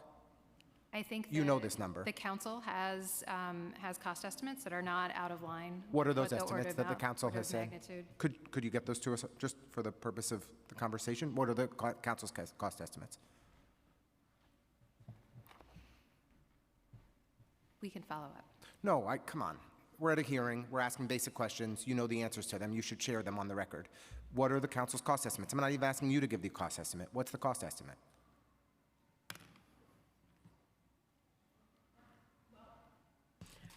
A council member has asked a direct question, and he deserves an answer.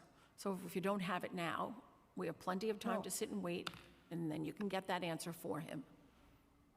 It is rude to sit there and not answer a direct question from an elected official who came here today to represent his constituency, whether you like the question or not. So let's work on getting that information for Councilmember Ressler. I know you've signed up for a second round, Councilmember Ressler, but if you have other Could do a questions, third round please too, if Chair- proceed. you know. Okay. Councilmember Jay Sanchez. I have lots oh. of other questions to ask. I just am waiting because I really do want an answer here. But we'll come back to it on the second Oh, round. sorry, wait, I'm go sorry. ahead. I don't mean Go to. for be- it.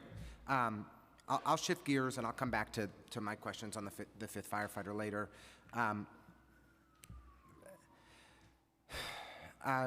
Commissioner, we've had some challenges with FDNY and DOT coordination on bike lanes. Does the fire department support protected bike lanes? Yeah. So we are a life-saving agency. That's our mission, our core mission, save lives.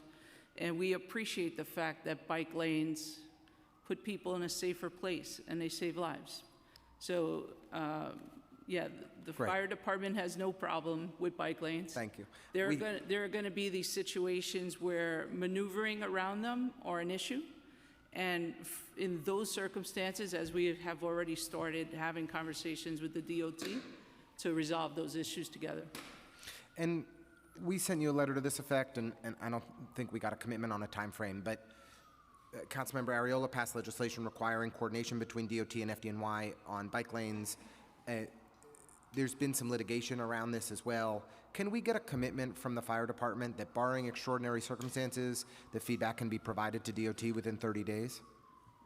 We are going to try our very, very best. Having these additional heads are definitely going to help speed things along.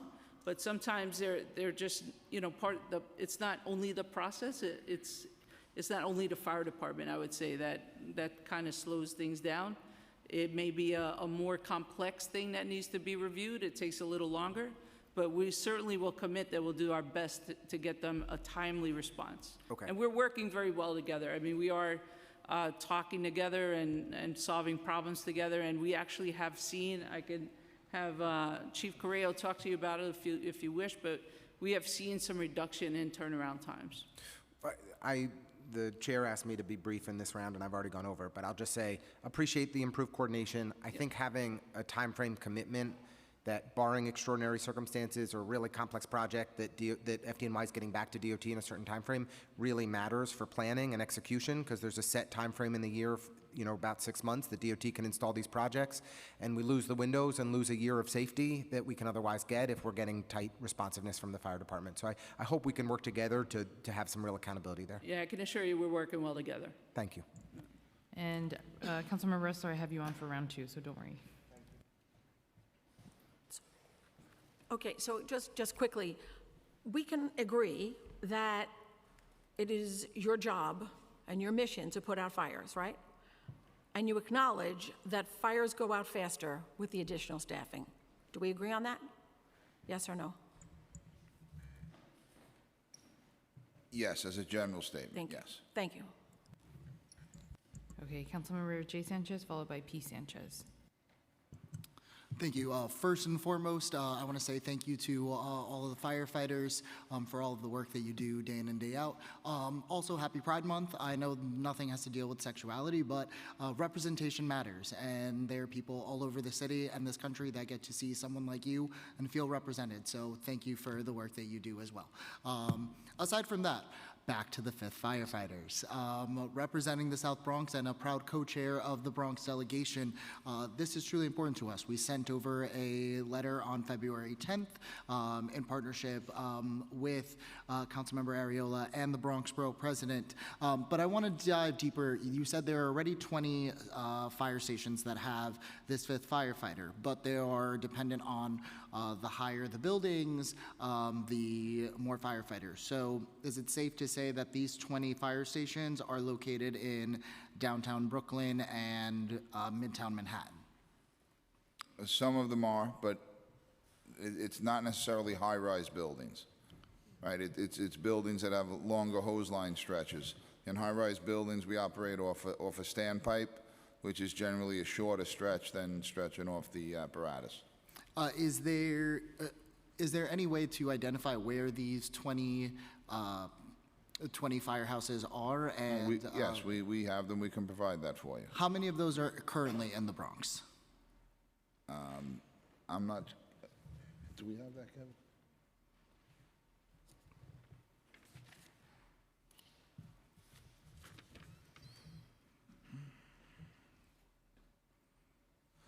Currently, four of the engine companies in the Bronx have 5 firefighters. And how many engine companies are in the Bronx in total?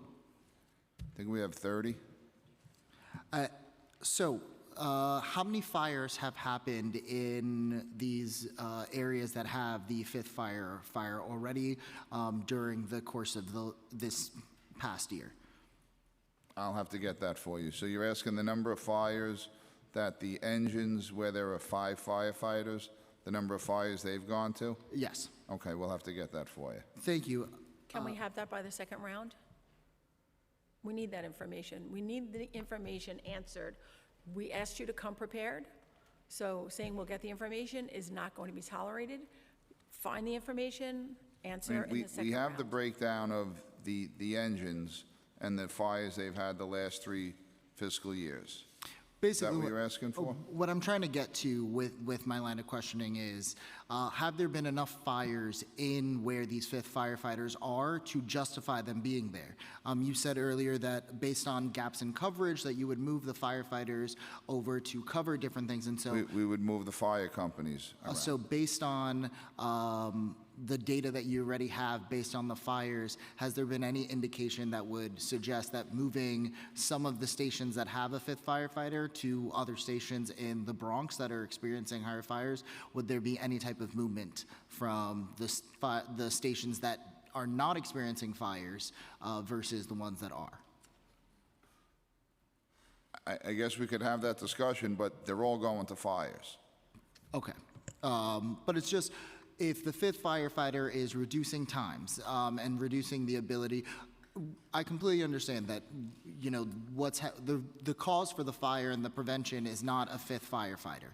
That's not what we're saying. The housing stock and the infrastructure, but we're not going to change the housing stock overnight. It's physically and literally impossible. But what we can do is cut down response times to what we actually do with the fires. And I understand that question. But then you also have to see the reality that there's other council members here that if we take one of the 5 firefighter engines from their area, we're going to get the same issue. Well, I think just showing from Staten Island to Brooklyn to the Bronx, we're seeing a concerned unifying voice about the fact of everyone's recognizing the number of fires that the Bronx is going through.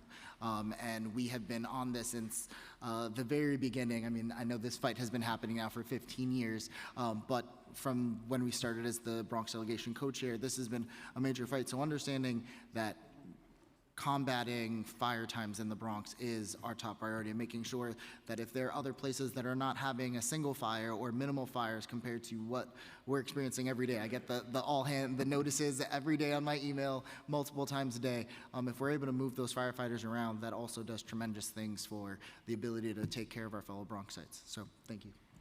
Thank you. P. Sanchez. Thank you. Thank you, cousin. It won't get old, maybe in a couple years. But thank you, Chair, for the unrelenting questions on the 5th firefighter. I have to join Chief, I have to join Commissioner. But before I do that, I just want to echo my colleagues in thanking the FDNY, the firefighters who jump at the flames, who are there. I feel like I live right next to a battalion, and I feel like the sirens are just nonstop. So I thank you to our firefighters, I thank you to our EMS, but it does feel like the Bronx is burning. It feels like the Bronx is burning again, and I uplift the 50 New Yorkers who almost 50 New Yorkers who we've already lost this year, and highlighting, Chief, and I'd love some clarity here during this hearing, that in a private briefing with the Bronx delegation some weeks ago, you shared that the fires have nearly doubled over the last 3 years in the Bronx and Queens for the time period that we were in. So I'd love to just get updated numbers on that. And then specifically just wanna, and I should highlight for you, I'm gonna do the thing where I ask all my questions and then hopefully leave you 5 seconds to respond. But I just wanna make sure to get them all in, and I'm sure you'll be able to capture them.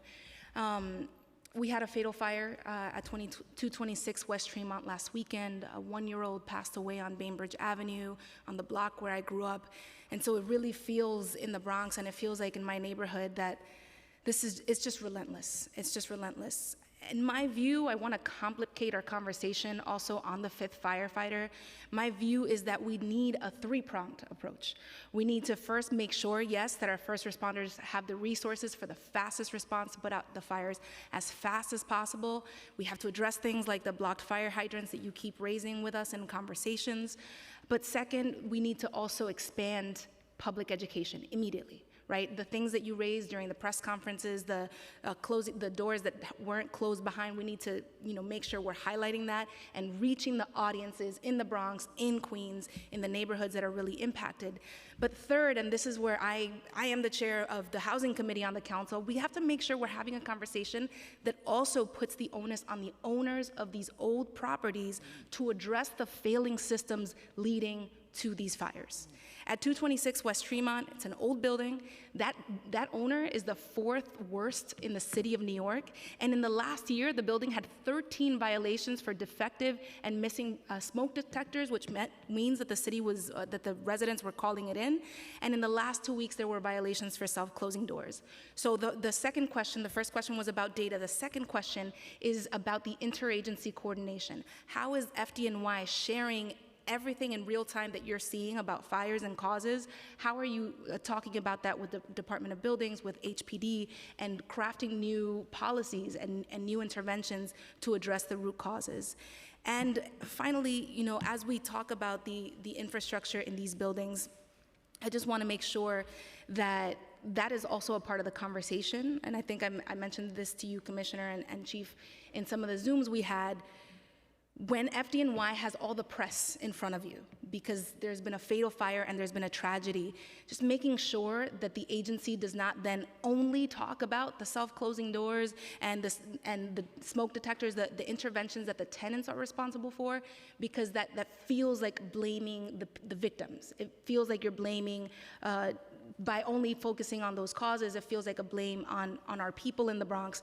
And I want to make sure that, one, we are doing, right? We are HPD, DOB, FDNY are collaborating on solutions, but we're also talking about what owners can do. So one, data. Two, now I am forgetting what my second question was, but I'm sure you captured it, and I'll bring it back around if you didn't. So I'll just take a couple, and then the Chief could jump in here. So one, the collaboration, right, between DOB, HPD, FDNY, we are collaborating, and there is no strategy that we won't, try to get this message out there. We have done collaborative PSAs. I've done PSAs with the Commissioner of Aging. I've done PSAs with the DOB Commissioner. The mayor himself put out PSAs for us. We had him do a PSA because he has a large following. So he's done a PSA for us. We have life safety pamphlets and different things out there. We're working together to try to solve a problem because we know that lives are attached to this, right? We know that people are going to die if we don't get this message out, if they don't understand how to behave if they actually get into a fire situation. Now, we don't want them to get into a fire situation, which is why we talk about things like overloading outlets, overloading power strips. We talk about not putting your space heater too close to things that are combustible. And, you know, I can appreciate what you're saying as far as how do we talk about this when we're in the press. When we're in the press, there are a couple of things we have to hit, right? We have to give them strategies, give the people strategies so that they can share that information amongst themselves if they get into a place where they're in an emergent situation. And it's not intended to put blame on anybody, but if we have these situations where these violations exist and our fire prevention folks go in there and they write those violations too, right? But if those places exist and those violations exist already, telling the owners is not necessarily going to solve the problem in the press. Telling the people what they should be getting, informing them of how your door should work, how your apartment, how you're supposed to have fire smoke alarms. That is the stuff that gets them calling 311, gets them reporting the building, reporting their issues to the supers and the landlords. We want them to be as educated as possible, and we will do anything we can to try to keep these folks safe. We give smoke alarms, we install smoke alarms. We want people to know that if you need smoke alarms, we can do that for you. You can call 311 and say, I need smoke alarms, and we can come and make that happen. We want people to know that their doors are supposed to close behind them. And a lot of people rig it so it doesn't because they don't want to get locked out if they walk out into the hallway. We want them to know these things because these are the things that keep them safe. So we certainly don't want to put blame on the victim, but we want to educate the victim and give them as much information so that they can share it with their families and friends and be safe if, God forbid, they end up in a position where they're trying to survive in a fire situation. As far as the data, you can give the data. So for multiple alarm fires in the Bronx, at this time, as of May 13th this year, we've had 27 multiple alarm fires. On May 13th, 2025, we were at 16, and May 13th, 2024, we were at 12. So a significant increase, as we've said before. Thank you. Chair, may I just ask a quick follow-up? We're on the same team here. We want, we want New Yorkers to be safe and avoid these situations. On that vein, FDNY, you folks throw yourselves at the hardship. You throw yourself at the emergency. So let me take it to a different place, which is what information does FDNY share with buildings and HPD? And are you actively, at the FDNY executive level, are you actively talking about, hey, buildings are having electrical shorts all over the place. You all should really have this in your scopes of work when you're putting out preservation grants or tax incentives. Are you having that conversation with your sister agencies? Because as the housing chair, it does not feel like what we're getting on the council, what we're approving, the scopes of work that we're approving for tax incentives are not covering these electrical causes of fires. So I just want to understand what the conversation is. Thank you for your question. We recently met with the Commissioner of DOB and discussed those issues. Electrical fires have been consistently the leading cause of fire within the city, and our buildings continue to get older and older, and we continue to see these electrical fires. We are working on developing new technologies that may potentially alert us to these fires prior to them occurring.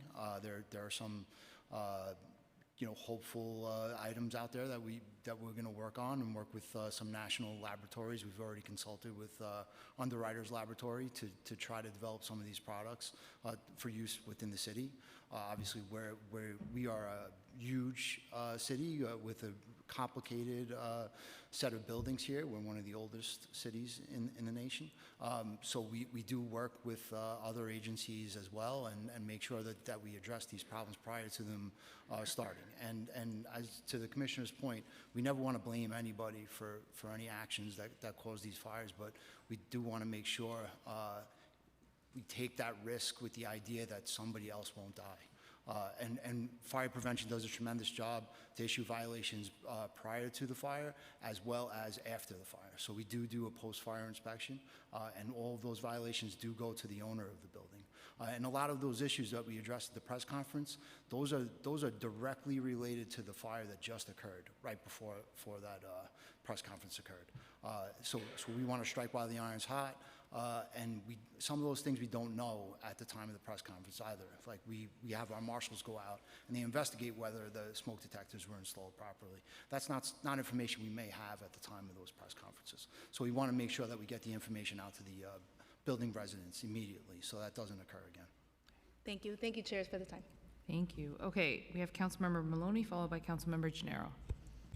My question is just high-rise buildings, because there are a lot. I'm not a big fan. Oh, wait, Maloney, sorry. Councilmember Maloney. No, I'm sorry, go ahead.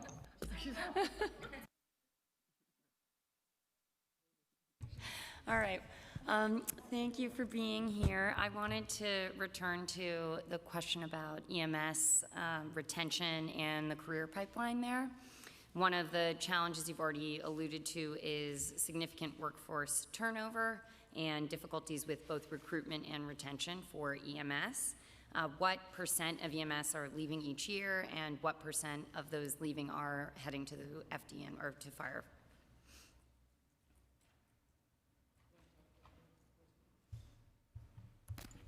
Yes, so the attrition rate last year was about 10.9%, and the annualized attrition rate for this year is about 14.3%.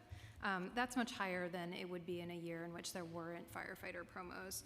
So in years without firefighter promos, the attrition rate is closer to 7 or 8%. Okay, so roughly what % would you say is converting to FDNY roles? 7?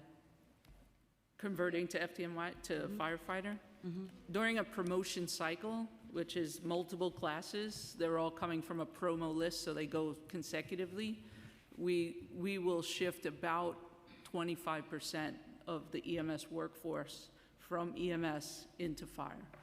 And what % of the incoming firefighter academy class then would be from EMT or EMS?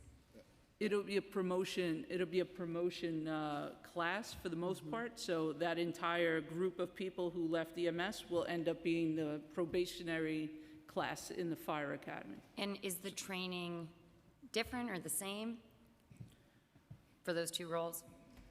Well, there are different focuses, right? But so, where the people coming from EMS have been certified as EMTs or paramedics, and they're required to recertify their EMT and paramedics every 4 years in order to maintain their positions. Once they go into the fire academy, then they're taught firematics, and they're taught firefighting, curriculum. You could talk a little bit more about what you're teaching them, but it is specific to the job that they're doing. But when it comes to an operational perspective, once they've moved over from EMS to fire, outside of the CFR engine, they are no longer doing EMT level or paramedic level work. They're doing firefighting work, which is the stuff that they learned in the fire academy. The current Proby class that we have in the fire academy is all EMS promotions. Later in the year, we'll hire another class that 60 to 70% will be EMS promotions. And then what they learn in the fire academy, whether you came from EMS or not, the curriculum is the same, and it's all about firefighting operations that EMS does not currently have and do. And just so we're clear, once those folks become firefighters, they're no longer working on an ambulance in any way. So they're not able to go across from fire to EMS. So asking both questions together, one is, have you considered if it'd be more cost-effective to close that promotional pathway if the training is different? And then the other is what role EMS compensation and increasing that compensation plays, and if that would be more cost-effective than continuously investing in recruiting and trying to retrain or train new people if you're cycling out 10 to 14% per year. Right. So there has been lots of discussion about the promotion pathway from EMS to fire, because it does take such a large chunk of EMS at one date range and put them into another area of the department. However, because of that promotion process, people come to EMS. So in order to be eligible for a promotion, you have to work at EMS for 4 years. So what generally happens is somebody who wants to be a firefighter will come in through EMS, spend their 4 years at EMS, and then look to promote into fire. So if I were to close that promotion process, that segment of people that come to EMS to become firefighters would no longer have a reason to come to EMS to become firefighters. So without there being some significant compensation, so that if you were an EMT or a paramedic, you can make the choice as to whether you want to stay in EMS or become a firefighter. That's the pay parity part, right? If the money was in place so that people didn't have to leave EMS to go to fire to make more money, then the expectation is those people would stay in EMS, and we would have to train far fewer people, because right now we're training constantly, and it's pretty costly to continue to train, to move people from one area of the department to the other area of the department. And just to close out, I know I'm out of time, but do you have an estimate of what those costs are on recruiting and training? Yeah, so for EMT, it costs $41,000 to train coming in the door, a new employee, EMT. For a paramedic, it costs $130,000. And we train our EMTs to be paramedics. So they're people that work for us who are being upgraded to paramedic.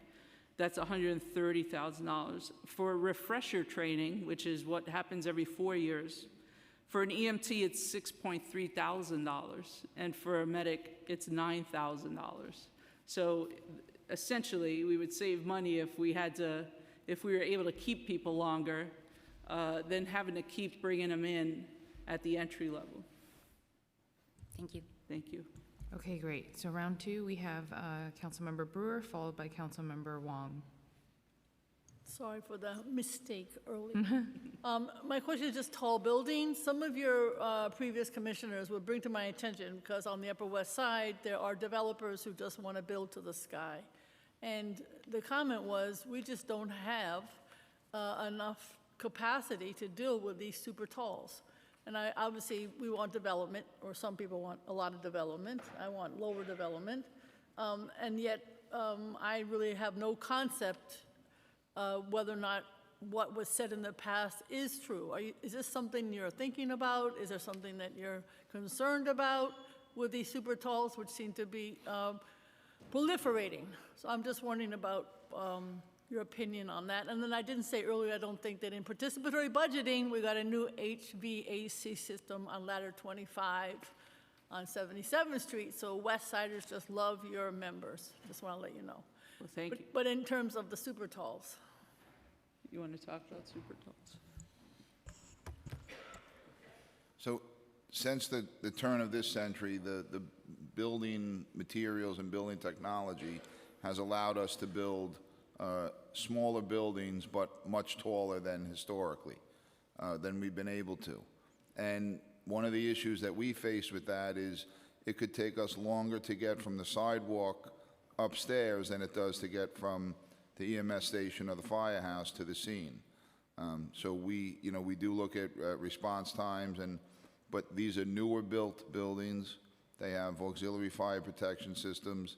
They're generally more fire safe than the older buildings that we're talking about, and generally have less fire instances in them. You might have more emergencies, and the same with EMS and their response time to be able to get upstairs to provide life-saving care.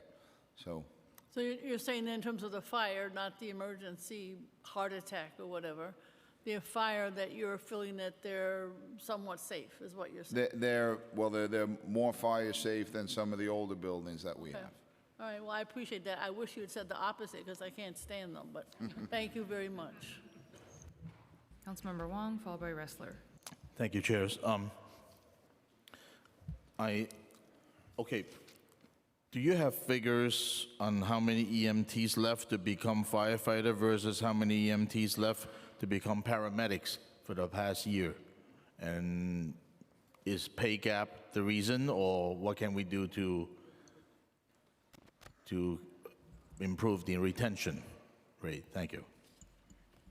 So I think I have those numbers, although I might have to look up some of them. So just in terms of how many EMS members have left to become firefighters, over the last 3 firefighter classes, we've lost 506 members. And I just want to, EMTs don't leave the job to become paramedics. They promote to paramedic after going through rigorous training. So they still stay on EMS. Each paramedic class, we run approximately 2 a year. And we graduate about 70 from each one of those classes. Okay.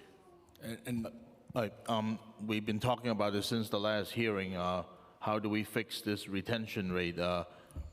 Is that being considered in the current budget year, or is still something that's not solved? I think the commissioner has said it multiple times that one of the things that that would help us with retention is the EMS pay being increased. Right, like we have members who are out there dedicated every single day that deserve to be compensated for the work that they do. Right here in the room, we just looking around, we have an incentive program every single month. We have what we call a Unit of the Month program. That Unit of the Month, for the first time ever this month, the same unit from the Bronx has won that title 2 months in a row. And just 2 of those members happen to be sitting right here. I wish your counterpart was here, because they actually are from his district. Right, so we need to recognize the work that our EMTs and our paramedics do. And they should be compensated for it.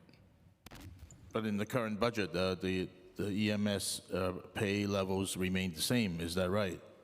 Yes. So as of this point, these conversations are still happening between OLR, OMB, and the FDNY unions. They're in the contract negotiations now, and I don't have a seat at that table. So it's an ongoing conversation. It's a conversation we continue to bring light to, because we do believe it's step 1 to stabilizing the EMS system, which, as the chief spoke about and Chief Miano has spoken about, is a real thing. Like, I think at this point, we need to stabilize our EMS system, and the pay is going to be one of those things that set us on the right path to get that done. And possibly then we can look at promotion processes, right? So if there is an option to stay in EMS, somebody may take that. But right now, we have a 17,000 person department who are willing to do just about anything to keep New Yorkers safe. They'll do it in good weather and bad weather. They'll do it in any time of year. And as you've seen over the last, the last winter we had, which is extraordinarily cold, which caused a lot of the fires we're seeing now, or you see it during a pandemic, which was incredibly challenging. The fire department never turns their back on New Yorkers. So at this point, we're saying we have to prepare ourselves and build this department in a way that provides these services for the next 5 decades for New York. And that's what this conversation is about, trying to make sure that we can have a robust and sustained EMS system to provide those cares. Yeah, but we have a budget process that's due in 30 days, and what you're saying is that we don't know how to fix this pay gap until the budget until the contract negotiations have like definite terms, and that's going to take a lot longer than the 30 days that I'm putting together the budget. Is that right? Well, I will say that those conversations are ongoing, and we've been, EMS has been part of the fire department for 30 years, and this has been unresolved. So I'm guessing in the next 30 days, it probably will not be resolved, but I do hope that we get to a point where we resolve it sooner rather than later. Okay, thank you. Thank you, Chairs. Thank you. Thanks so much. So let's try again. For fresh take two. Approximately how much would a fifth firefighter cost if we were to be implemented citywide? So the city council has released an estimated number of 92 million for 86 companies. That's about half of the companies. It would be 173 if you were to expand it citywide. And So you have think to those double the estimates number. were roughly accurate based on your assessment? For order of magnitude purposes. So roughly, we're talking about $180 million to go citywide. Fifth firefighter. That would be the city council estimate. And no independent perspective from the fire department? You think that that's roughly broad strokes? That seems like a reasonable estimate.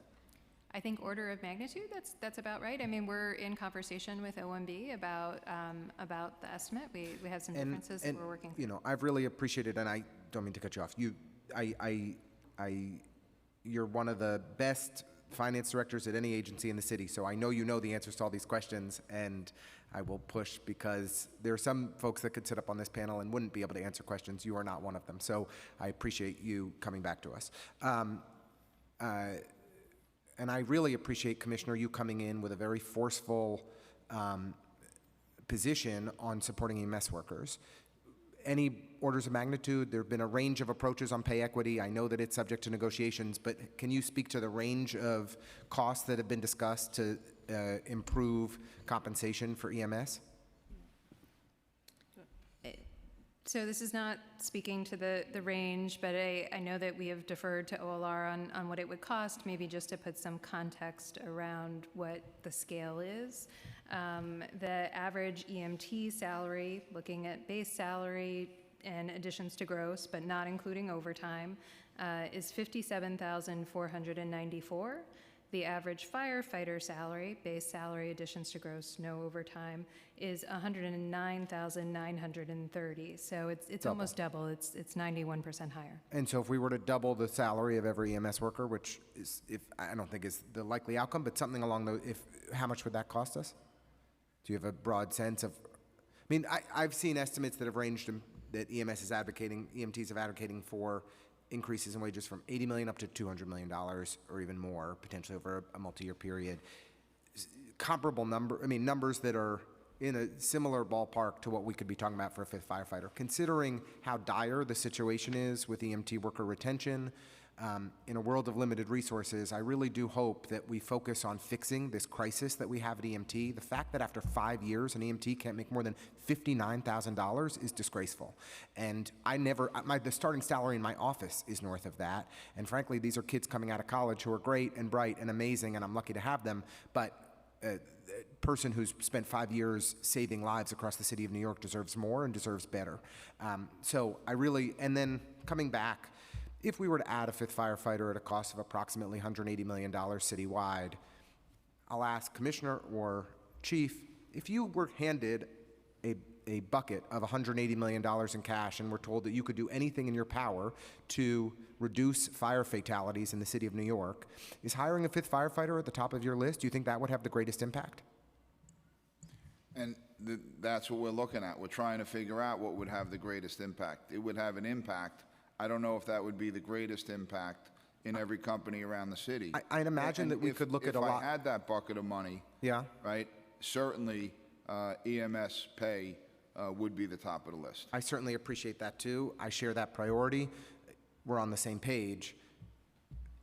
For the narrower question of how do we address what we have as a crisis of fires in the Bronx and situations that need to be resolved, fire prevention investments to address the most concerning housing stock. There are a variety of different targeted ways that we could probably smartly spend a whole lot less resources that could have a bigger impact in reducing fatalities from fire than a fifth firefighter and an extraordinary cost of $180 million citywide.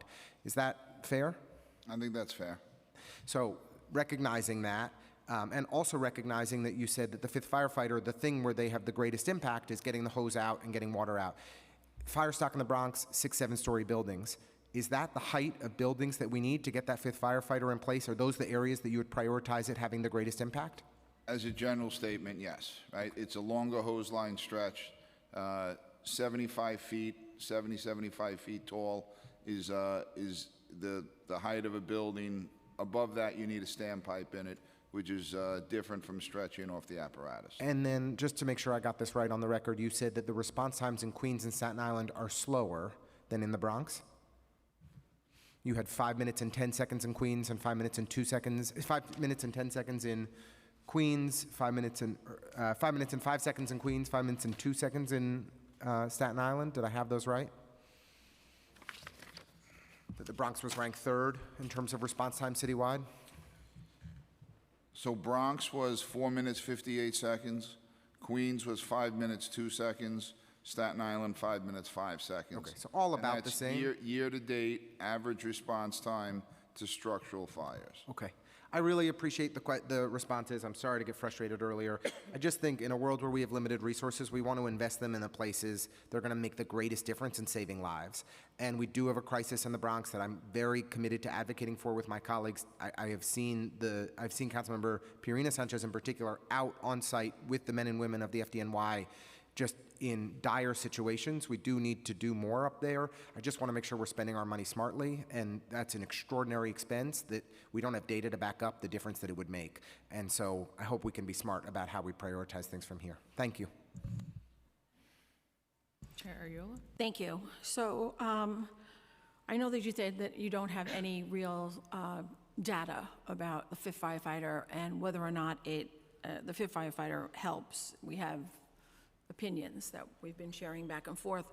But there have been independent studies done, and I do have one here where it notes that the 5th firefighter makes a difference by eliminating kinks and drag, which you guys know the lingo, enables the hose shuffle, frees the pump operator, puts water faster on the fire, and reduces firefighter fatigue. Would you agree with that? I think that's an accurate statement. So getting more staffing in the busiest companies will put a line in a place quicker, limit the spread of a fire and the loss of life and the displacement of residents, at the same time reduce the strain on firefighters operating on that fire. Would you agree with that? As a general statement, yes. Okay.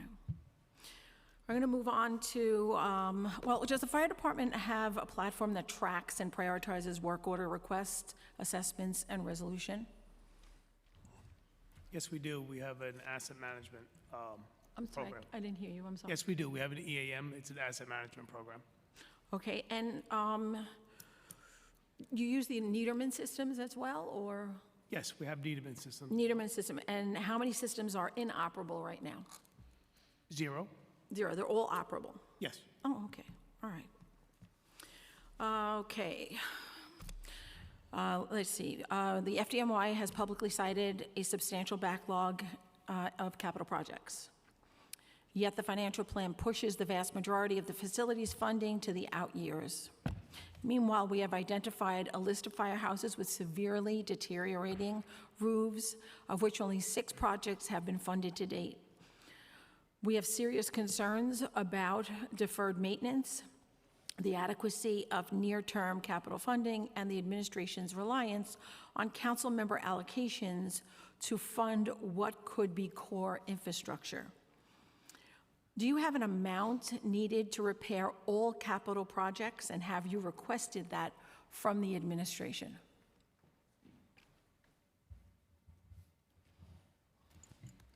So to talk about facilities funding in general, so our current capital plan includes $994 million for facilities across FY26 through FY35.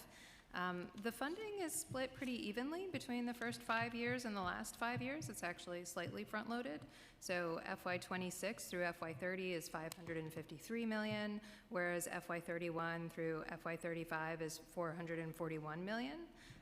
But even with that, I mean, we have many facilities. We have over 400 buildings, and they are old. So the average age of our firehouses is approaching 100 years old, and so our state of good repair needs have exceeded our budget.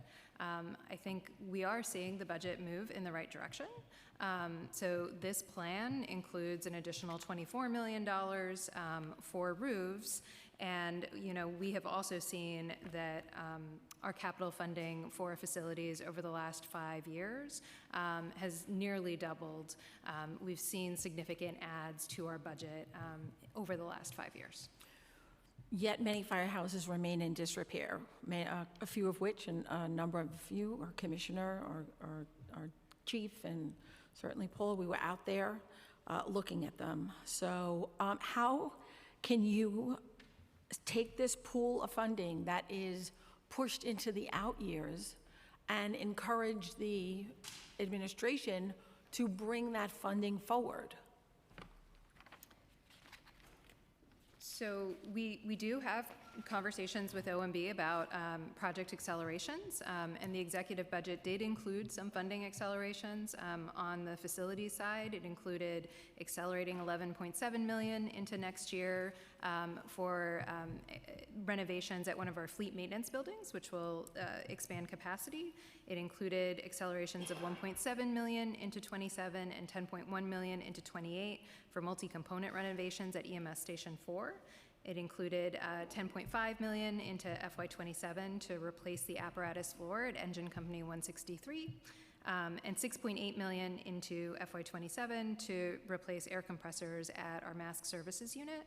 I think there are lots of projects that we're looking at to see if there's a potential for acceleration. Bandwidth is a part of this too. So the additional civilian headcount that was added in this plan will be incredibly beneficial towards getting more projects done. So that will allow us to hire more trade staff and facilities to make repairs, will help with our project management capability, will help with procurement. So we've lost a lot of procurement staff, and adding back some of those folks will help get those design and construction contracts that we need to get that capital work moving done faster. Okay, so realistically, we're not going to see any of this money anytime soon, because once it goes into the far out years, like 35, it oftentimes evaporates, as you know, because we have a lot of firehouses, you said, are nearing 100 years old, and there hasn't been a nickel put into them in 100 years, and we've seen the result of that, which is complete deterioration. We have work orders in for 25 years that have not been fulfilled, and we'll get into that later on. We've identified a list of firehouses with severely deteriorating roofs, totaling approximately $80.9 million in estimated need as of 2024, with costs now escalating further. So that's the other problem. As we push further into the out years, the cost of fixing that firehouse, that issue, that EMS station is much larger. So we don't have the money to cover it fully. And a lot of it gets eaten up in the design process. And that's what we're trying to stop. So 6 of those projects have since been funded, right? Engine 62, 96, 156, 264, 304, and 329. That's right? Okay, what is the status of the remaining underfunded roof projects by the list that my office gave to the fire department, and when does the department expect to address them? So first, we just want to express our appreciation, because one of those roofs was funded by you, Councilmember Arreola. Actually, several of those roofs were funded by council members. So there was funding provided by Councilmember Riley, Farias, and Carr. And you were also instrumental in getting some of that roof funding added for the big house, which was another one of the roofs on the list. So for the remaining roofs, that's what the funding that was added for the 6 roofs will go towards. It will help us prioritize the next 6 roofs that are unfunded. We do have some roof projects already underway, which I will defer to Commissioner Durakis to talk about. Thank you. Hi. Thank you. We definitely do have some roofs that are underway. Some are already completed or nearing completion, and that would be engine 325, engine 161, engine company 54, engine 74, and engine 301. And we are constantly assessing the conditions of our roofs with our trade staff. And we do as much of the repairs as we possibly can while we are constantly working with the OMB to accelerate that funding forwards, if possible. Okay, and as you mentioned, a lot of those roofs that are already funded came from council members that were funding in their own districts, and the big house, council member Sylvina Brooks Powers advocated for that, I advocated for that, and we saw the disrepair there, but the funding is fully there. But why is it always on the city council? Why doesn't the administration take care of their buildings? When we visited buildings throughout the 5 boroughs, the condition of those buildings, if visited by the fire department or the DOB, no one would be able to inhabitate them. And that's a problem. So many of the buildings on this list that we provided for you, which I'm looking to see here.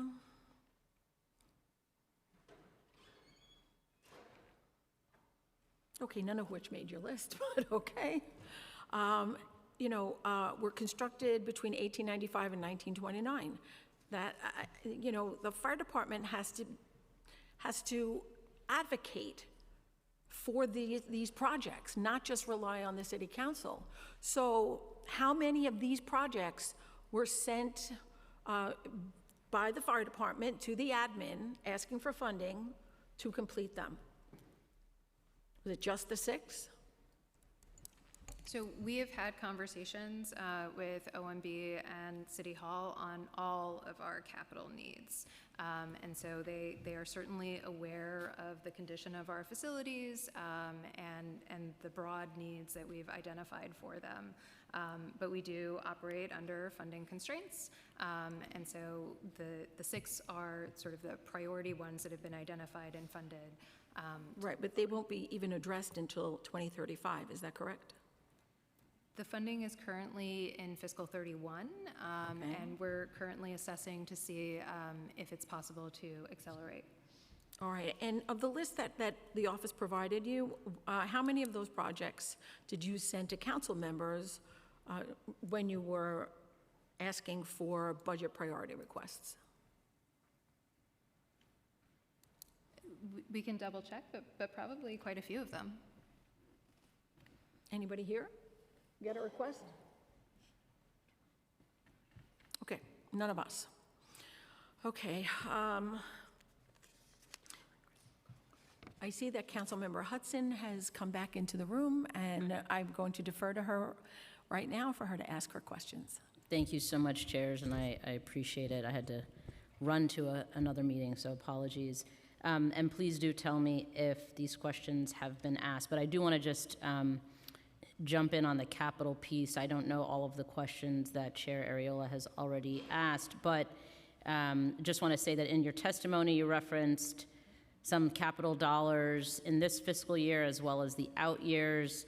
And by my count, the funding would go towards the renovations of about 8 buildings or so. And I was just curious to know what percentage that represents of your entire physical infrastructure that needs repair? Stations, firehouses, any other properties? So I think the things that were mentioned in the testimony were probably the roofs that were just funded. Yeah, 6. 6 roofs, and I think. Then there and were a then few 2. projects that were accelerated, but those are not the only projects funded. There are many more projects actually funded. Those were just the ones that were Many more that are changed. funded. Yes, many more. Many more capital improvements that are funded already? Yes. So of your total capital needs, how many of the projects would you say are funded? Like 50%, 80%, 10%? I mean, our capital needs are significant. Are great, I know, that's Yes. what I'm getting at. I'm trying to help you. But we do have, as I said, $994 million across the 10-year plan for capital, and $553 million of that is in the first 5 years of the plan. So almost half, Yes, roughly. about half. So if that 994 was the number, Yes. 994 million is completed, then all your capital needs are taken care of? No, I mean, there are, as I said before, given the number of our facilities and their current state of repair, our capital needs, go beyond our existing funding. Okay, so I'm just trying to figure out what, of the existing funding that's been allocated to address capital needs, what percentage is that of the total capital needs you have?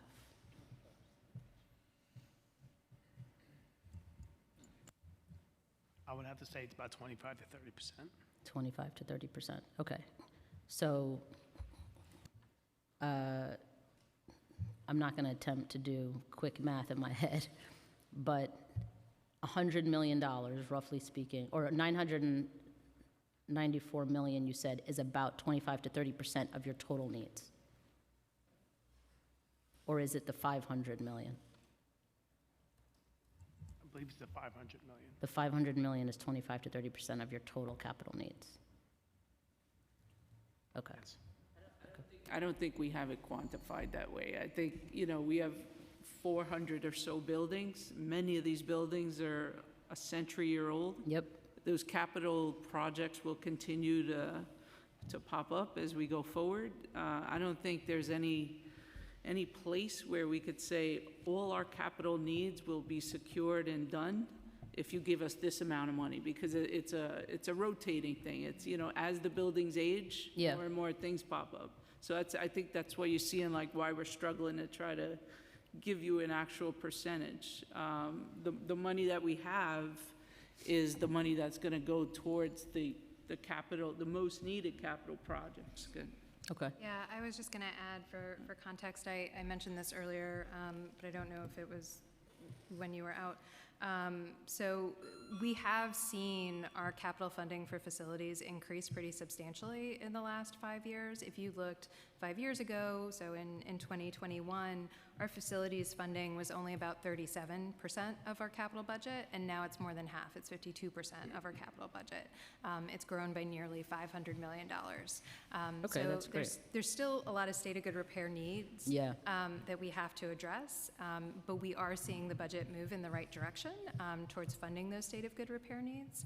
And another component of this is really having the bandwidth in terms of civilian staff to actually execute those projects.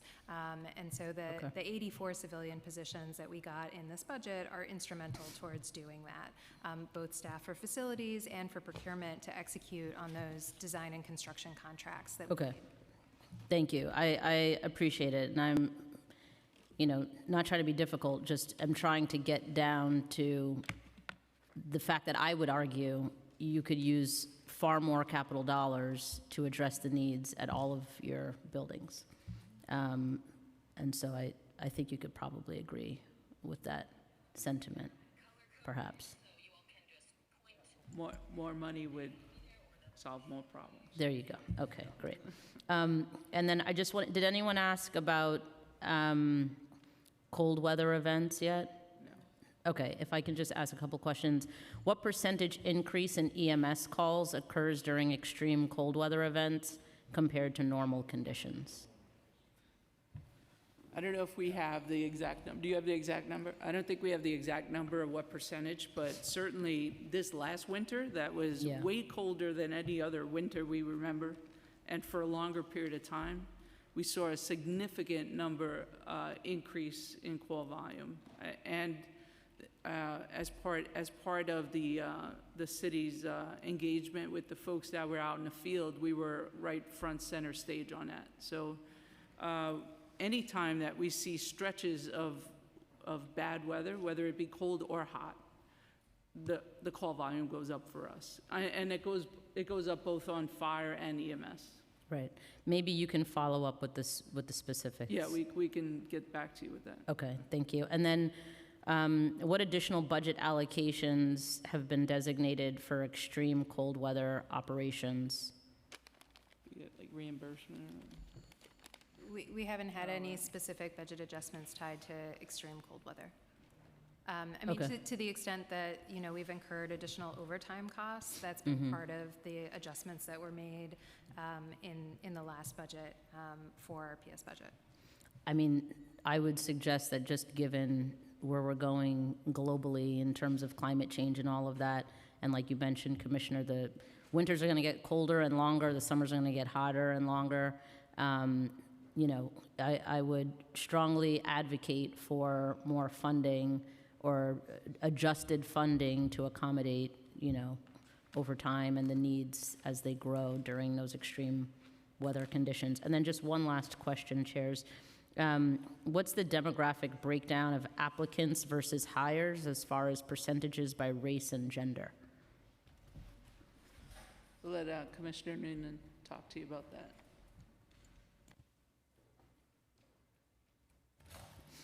Are you referring to our firefighter applicants? Both, if you have it. I would have it for the fire applicants. Okay, I'll take what you have. Okay.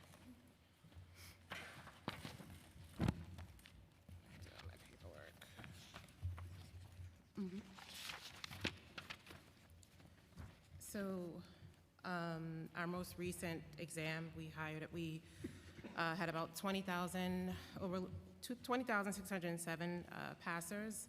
22% of those passers were Black, 28% Hispanic, 40% white, and 6% Asian. 7% were women. Are passers hired? They're not hired. We haven't actually hired any of these candidates yet. They're just now going through the first step, which is passing the physical exam. So that will continue through the end of June, and then they'll start the background process. Do you have any of those statistics for previous fiscal years? I probably do. So for our previous firefighter exam,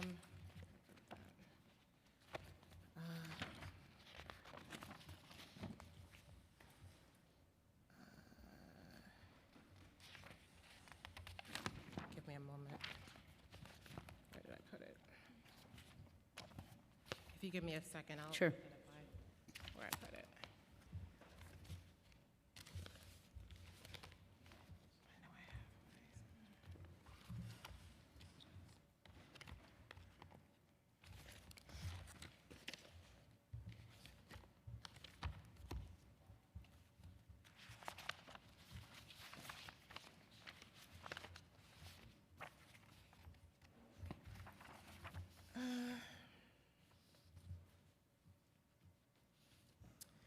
So for the last exam, we had, in terms of our test takers, we had 28% Black, 27% Hispanic, and 40, no, I'm sorry, I need glasses. 25% Black. Our previous exam, 7001, which was held in 2016-2017, 25% Black, 27% Hispanic, and 44% white. Those are for the applicants? Those are for the test takers. The test takers, and then how many were hired? Was the demographic breakdown similar? The demographic breakdown is similar for those that were reachable. 18% Black. Sorry, what do you mean by reachable? Reachable meaning they scored high enough on exam to be reached, to be Okay. processed. So does that mean hired? Not specifically, not necessarily. The higher Do you number have- would be different. Do you have the hiring numbers? I don't have that on me. I don't Okay. have the numbers of those that were hired from the last exam, but we can Can you follow up with that? Absolutely, very easily Okay, get that for you. great. Thank you so much. And also just want to express my gratitude for the entire department for everything that you do to keep New Yorkers safe, and we greatly appreciate it. And I would love to see more resources and more money and pay parity for the EMS division. So thank you, and thank you, chairs. I just want to note that I was just given another list that actually the fire department gave our office in 2025 that were priority engine companies and EMS stations that needed, they were in terrible disrepair. And again, the engine companies that you gave, 325, 161, 54, 74, and 301, they're not even on your own priority list. You didn't take anyone off your own priority list. Is there a reason for that? Because those projects that were referred to were already funded. So they would have been higher priorities, but because we were able to allocate funding to them, they weren't on the unfunded list.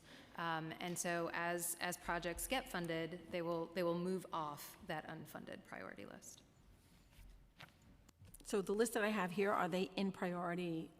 It's engine 60, 91, 162, 236, 251, 257, 258, 259, 284, 290, 295, engine company 318, 332, EMS station 45, FT 400S, RI number 7, and S228. Are they in priority order in this chart? When the funding is available? I don't think that they are in priority order, but we could follow up. Okay, we're going to move on. Oh, I'm sorry. I'm so sorry. Councilmember Ressler has one follow-up question. Just one question. I'm really sorry. Commissioner, remind me how many years you worked as in EMS? I worked 31 years before I retired. So one of the things that we hear a lot about, just like Councilmember Brewer, is the extreme impacts of the noise from ambulances. We, of course, want ambulances to get where they need to go as quickly as possible.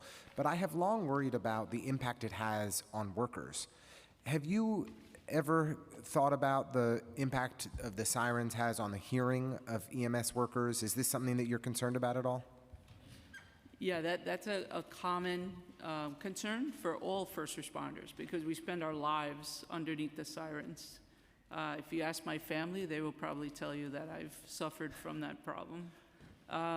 But yeah, it's definitely something we look at, and it's something that the entire EMS community looks at. Yeah. And that's where these conversations about rumblers versus sirens versus wailing versus intermittent, like all those conversations come out of that concern. But that would be the same for all first responders. Yeah, I mean, I think it's just worth remembering. We banned smoking in restaurants because of the safety of Gail. Thank you, Gail Brewer. Yes, good. We should just premise most statements. Thank you, Gail Brewer. But preface most statements. Excuse me.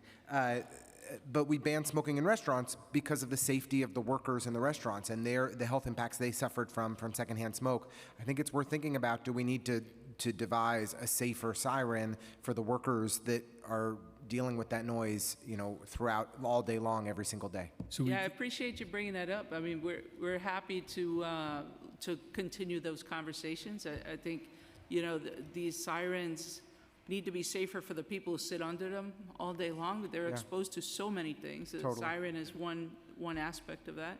But they also need to be functional in a way that yes, 100%. People in a city this size can hear us good.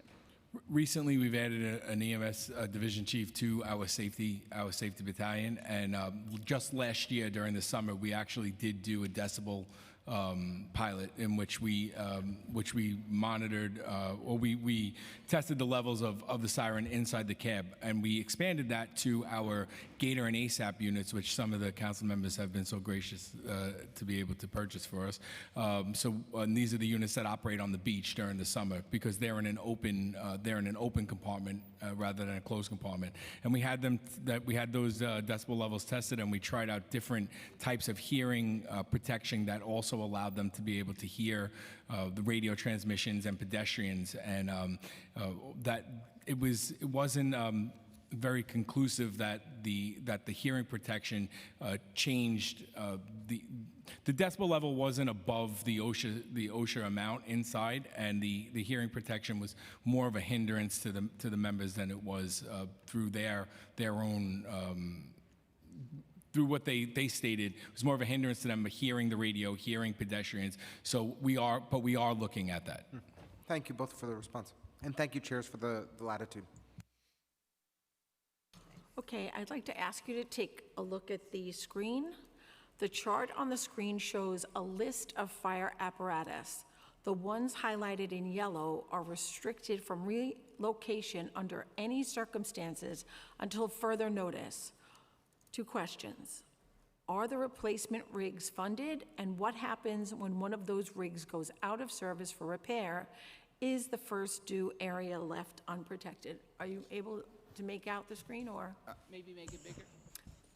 You know what, I'm gonna, yeah, we're gonna bring you a copy. Thank you.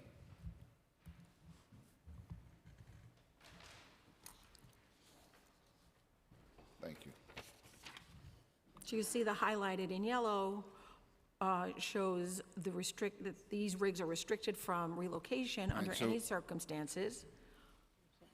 Yeah, so this is, this deals with a contract provision with the Fire Officers Union about the age of frontline apparatus. And due to delays, the global supply chain and delays during COVID, our manufacturer, Seagrave, which is in Wisconsin, is still backlogged on some of these. I had visited the factory in November. They had to lay off a significant number of their workers during COVID. They went to hire them back, and most of them did not come back. They are now up and running, and they have been for a couple of years. They continue to produce and deliver our apparatus, but they are custom made. Nobody else in the country, no other fire department in the country orders apparatus to our specifications because of the heavy duty use we have, the roads that we have, and they are all effectively custom made. We are continuing to receive them. They are being delivered. On this list, you have ladder 111, which we have, which will be going into service soon. So, in accordance with the contract, when and we went through a grievance with the union on this, the grievance and the arbitration. The arbitrator decided that a relocation was not an emergency. The department's position was opposite that relocations are emergencies. So these apparatus are not able to be used to relocate to cover other areas. That does handicap the department at times because there are times we would like to use these to relocate. So it's fair to say that the first due area is left unprotected if one of these rigs that are unable to be used are in that engine company? No, it's other areas. They have to stay in their area. They cannot be sent to relocate somewhere else. So if they're operating at a fire, we can send another company to cover them. We cannot use any of these to be sent to relocate somewhere else. And besides ladder 111, how many others are funded? Are they all fully funded? They're all funded and they've all been ordered on schedule. Yeah. All of the highlighted? So just to, add to that, this hasn't been a funding issue. We've put in the orders for the replacement apparatus on what would have been on time. In fact, we've been putting in the orders earlier and earlier, but because of the manufacturing delays, it has been taking longer for us to receive the vehicles. But we do track the companies that are in outdated apparatus, and in terms of when they're going to be resolved. So there's about 51 outdated apparatus in the field right now. There are 4 pumpers. We're expecting that we'll have received those and they'll be in service later this calendar year. There are 7 squads, 7 high-pressure pumpers, and 4 75-foot tower ladders that we expect to be delivered and in service by the end of 2026. There are two 95-foot tower ladders that we expect to be in service by the end of summer. There are 8 tractor-drawn aerials that we expect to be in service by early 2027. And the most backlogged are 23 rear mounts that we anticipate are about a year out. Okay. All right, now, again, on the screen, we're going to put up a series of photos, many of which you have seen before, and a few new ones.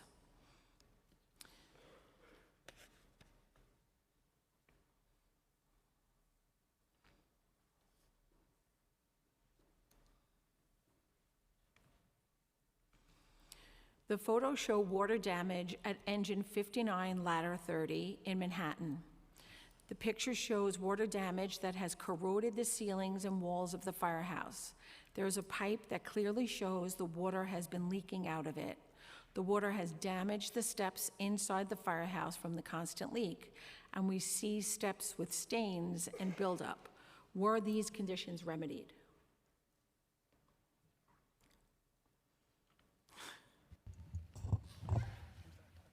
That's engine 59, ladder 30. Yes, thank you.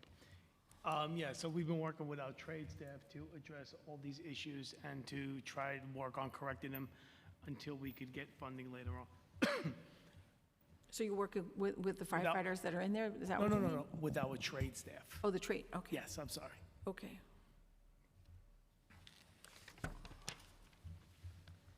Next, we're up. A roof leak at engine 262 in Astoria, Queens, that has at least 5 work orders reported, 125 of 23, 429 of 23, 1125 of 25, 17 of 26, 215 of 26. In the pictures, we see a drop ceiling that is missing tiles from what looks like a leak. The tiles are filled with heavy water stains. There is another picture of a ceiling covered with tiles that seem to be missing. There is a picture of a blue wall surrounding a window air conditioning unit with what appears to be the outlet of the unit left out of it. What is the status of these repairs? Again, our trade staff has responded and repaired the roof on building 262, as well as replaced the ceiling tiles, and I believe they're currently working on the walls as we speak. Well,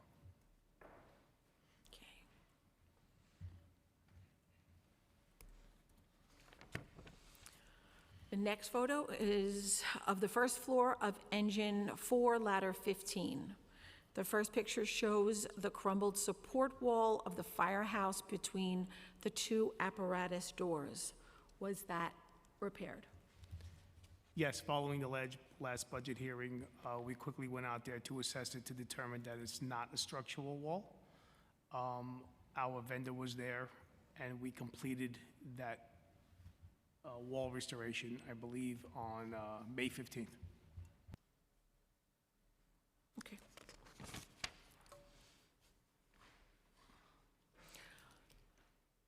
The picture we're looking at now is the rear wall of the apparatus floor, which we also see crumbling. This is the same location. There are also many areas with ceiling tiles missing around the light fixtures, with either water-stained tiles surrounding the missing tiles, so we can assume the tiles were missing due to water damage from the leak. Were these conditions corrected? Correct. The same vendor who fixed the wall in between the apparatus doors also corrected that wall there, and the ceiling tiles have been repaired. Okay. And or replaced.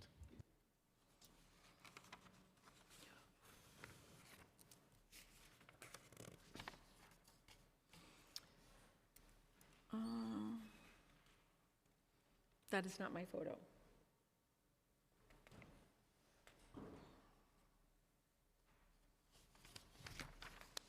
That's the previous photo, and he said it was corrected.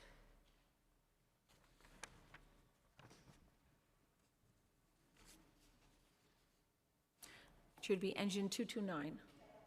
Okay. This is the roof of engine 229, ladder 146 in Brooklyn. The photo shows ceiling damage, and the roof has sunk from its proper place. The roof should be in line with the metal rail on the exterior wall. The picture shows the roof about 1 foot below the metal rail. This was reported on 10/22 of '25. The next picture shows water damage happening inside the firehouse above a cooling and heating unit. The last time we were here, we also discussed the various work orders submitted for the Niederman system. For those who do not know, the Niederman is the vacuum they attach to the apparatus to the exhaust system to capture exhaust and diesel fumes. The orders were submitted on 2/11/26, 2/18/26, and 2/26/26. You said earlier that all Niederman systems have been repaired. Is this one repaired? That is correct. Okay. I would also like to talk about the roof. Yes, please. If you could show it again. So the roof has also been repaired. The interior damage, the ceilings has been repaired, and we are working on the walls. But I would like to explain a little bit about what you refer to as the roof sinking and that metal rail. Okay, great. That detail is the proper detail. It does not show that the roof is sinking. That piece of aluminum flashing that you see right there exactly, that's called through-wall flashing. And right below that, you see kind of like the roof member kind of curves up. That's an entire roof parapet waterproofing detail that we try to mimic. Actually, we install at every one of our new roofing projects. That roof never sank, although the roof did need repair, and it has been repaired. I believe I showed a very similar situation, the roof of engine 329 on Friday to Phyllis when we were up on the roof. So that is our standard condition that we try to, well, actually, that we do build at all of our facilities that have masonry parapet wall, similar to that. Okay, for the record, Phyllis Incerillo is my chief of staff and senior advisor. Okay, now we're going to our next photo, ladder 78. Ladder 78 has put in for an unstable front parapet wall of the firehouse numerous times. In June of 2023, buildings unit subcontracted out a company to put a protective netting over the unstable parapet wall. No repairs have been done since the netting has been put on the parapet. Previous work orders were submitted on 6/21 of 22, 3/11 of 22, 12/6 of 21, and 1/25 of 2020. Was this repair completed? So that is Engine Company 155, and yes, we did stabilize the condition Yes. with that netting there. Okay. This facility was also submitted as part of the roofing package that we had submitted. We do believe that 6 of these projects have been funded. We're not sure exactly which 6, is that correct? We can prioritize which 6. Okay, so we could definitely prioritize which of these 6 have funding, and while we could prioritize that, we also have an outside vendor, who's our engineering team, working with us on the best approach. Okay, all right, thank you. Okay.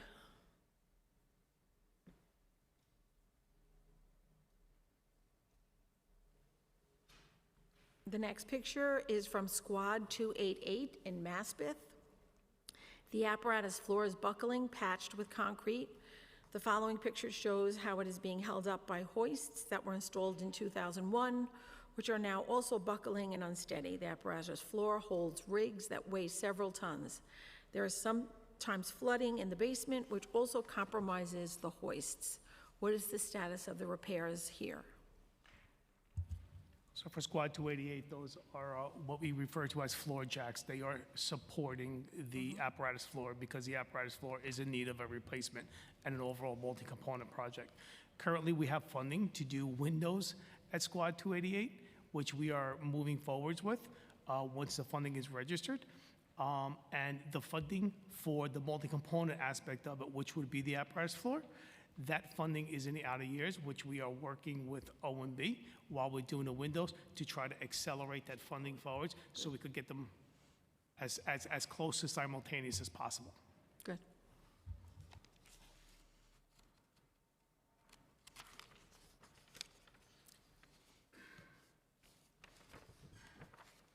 Okay.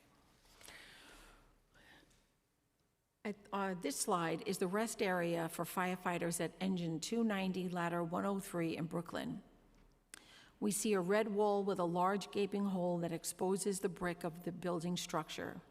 There are pipes exposed as well. There is also water damage all along the wall, and there is a bed to the side. How do you think that this damage should be repaired? That's how it was repaired. How do you think it should be repaired? Well, I believe that that hole was made for us to access some of the piping behind the wall to address a leak. Although Engine Company 290 is definitely one of those buildings that needs a complete roof restoration and building envelope restoration. Again, this is one of those that is on the list where we received 6 of the funding for, and we will continue to prioritize this, and hopefully we could get this one in there too. Right, I just for the record have to note that the slide we're looking at is the current condition of the same red wall with the hole in it, but we now see a metal plate that has been placed by facilities over the hole. The water is now pooling to the left of the metal plates, and that is evident in the photo, and you can see the paint bubbling directly above the powered outlet. Okay, our video.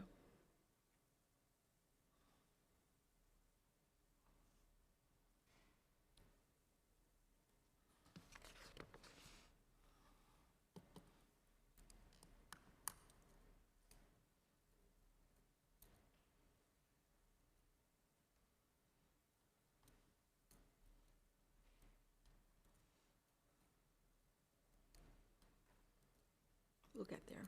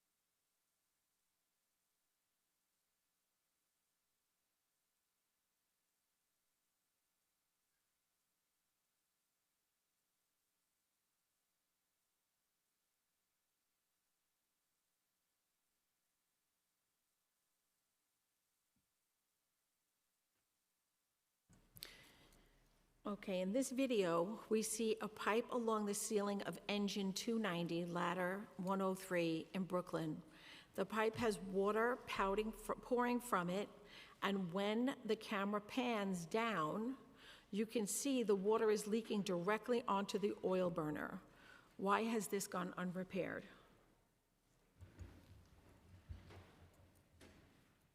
It's hard to say that it's gone unrepaired. Whenever something like that happens, a work order is called in immediately to our resource center.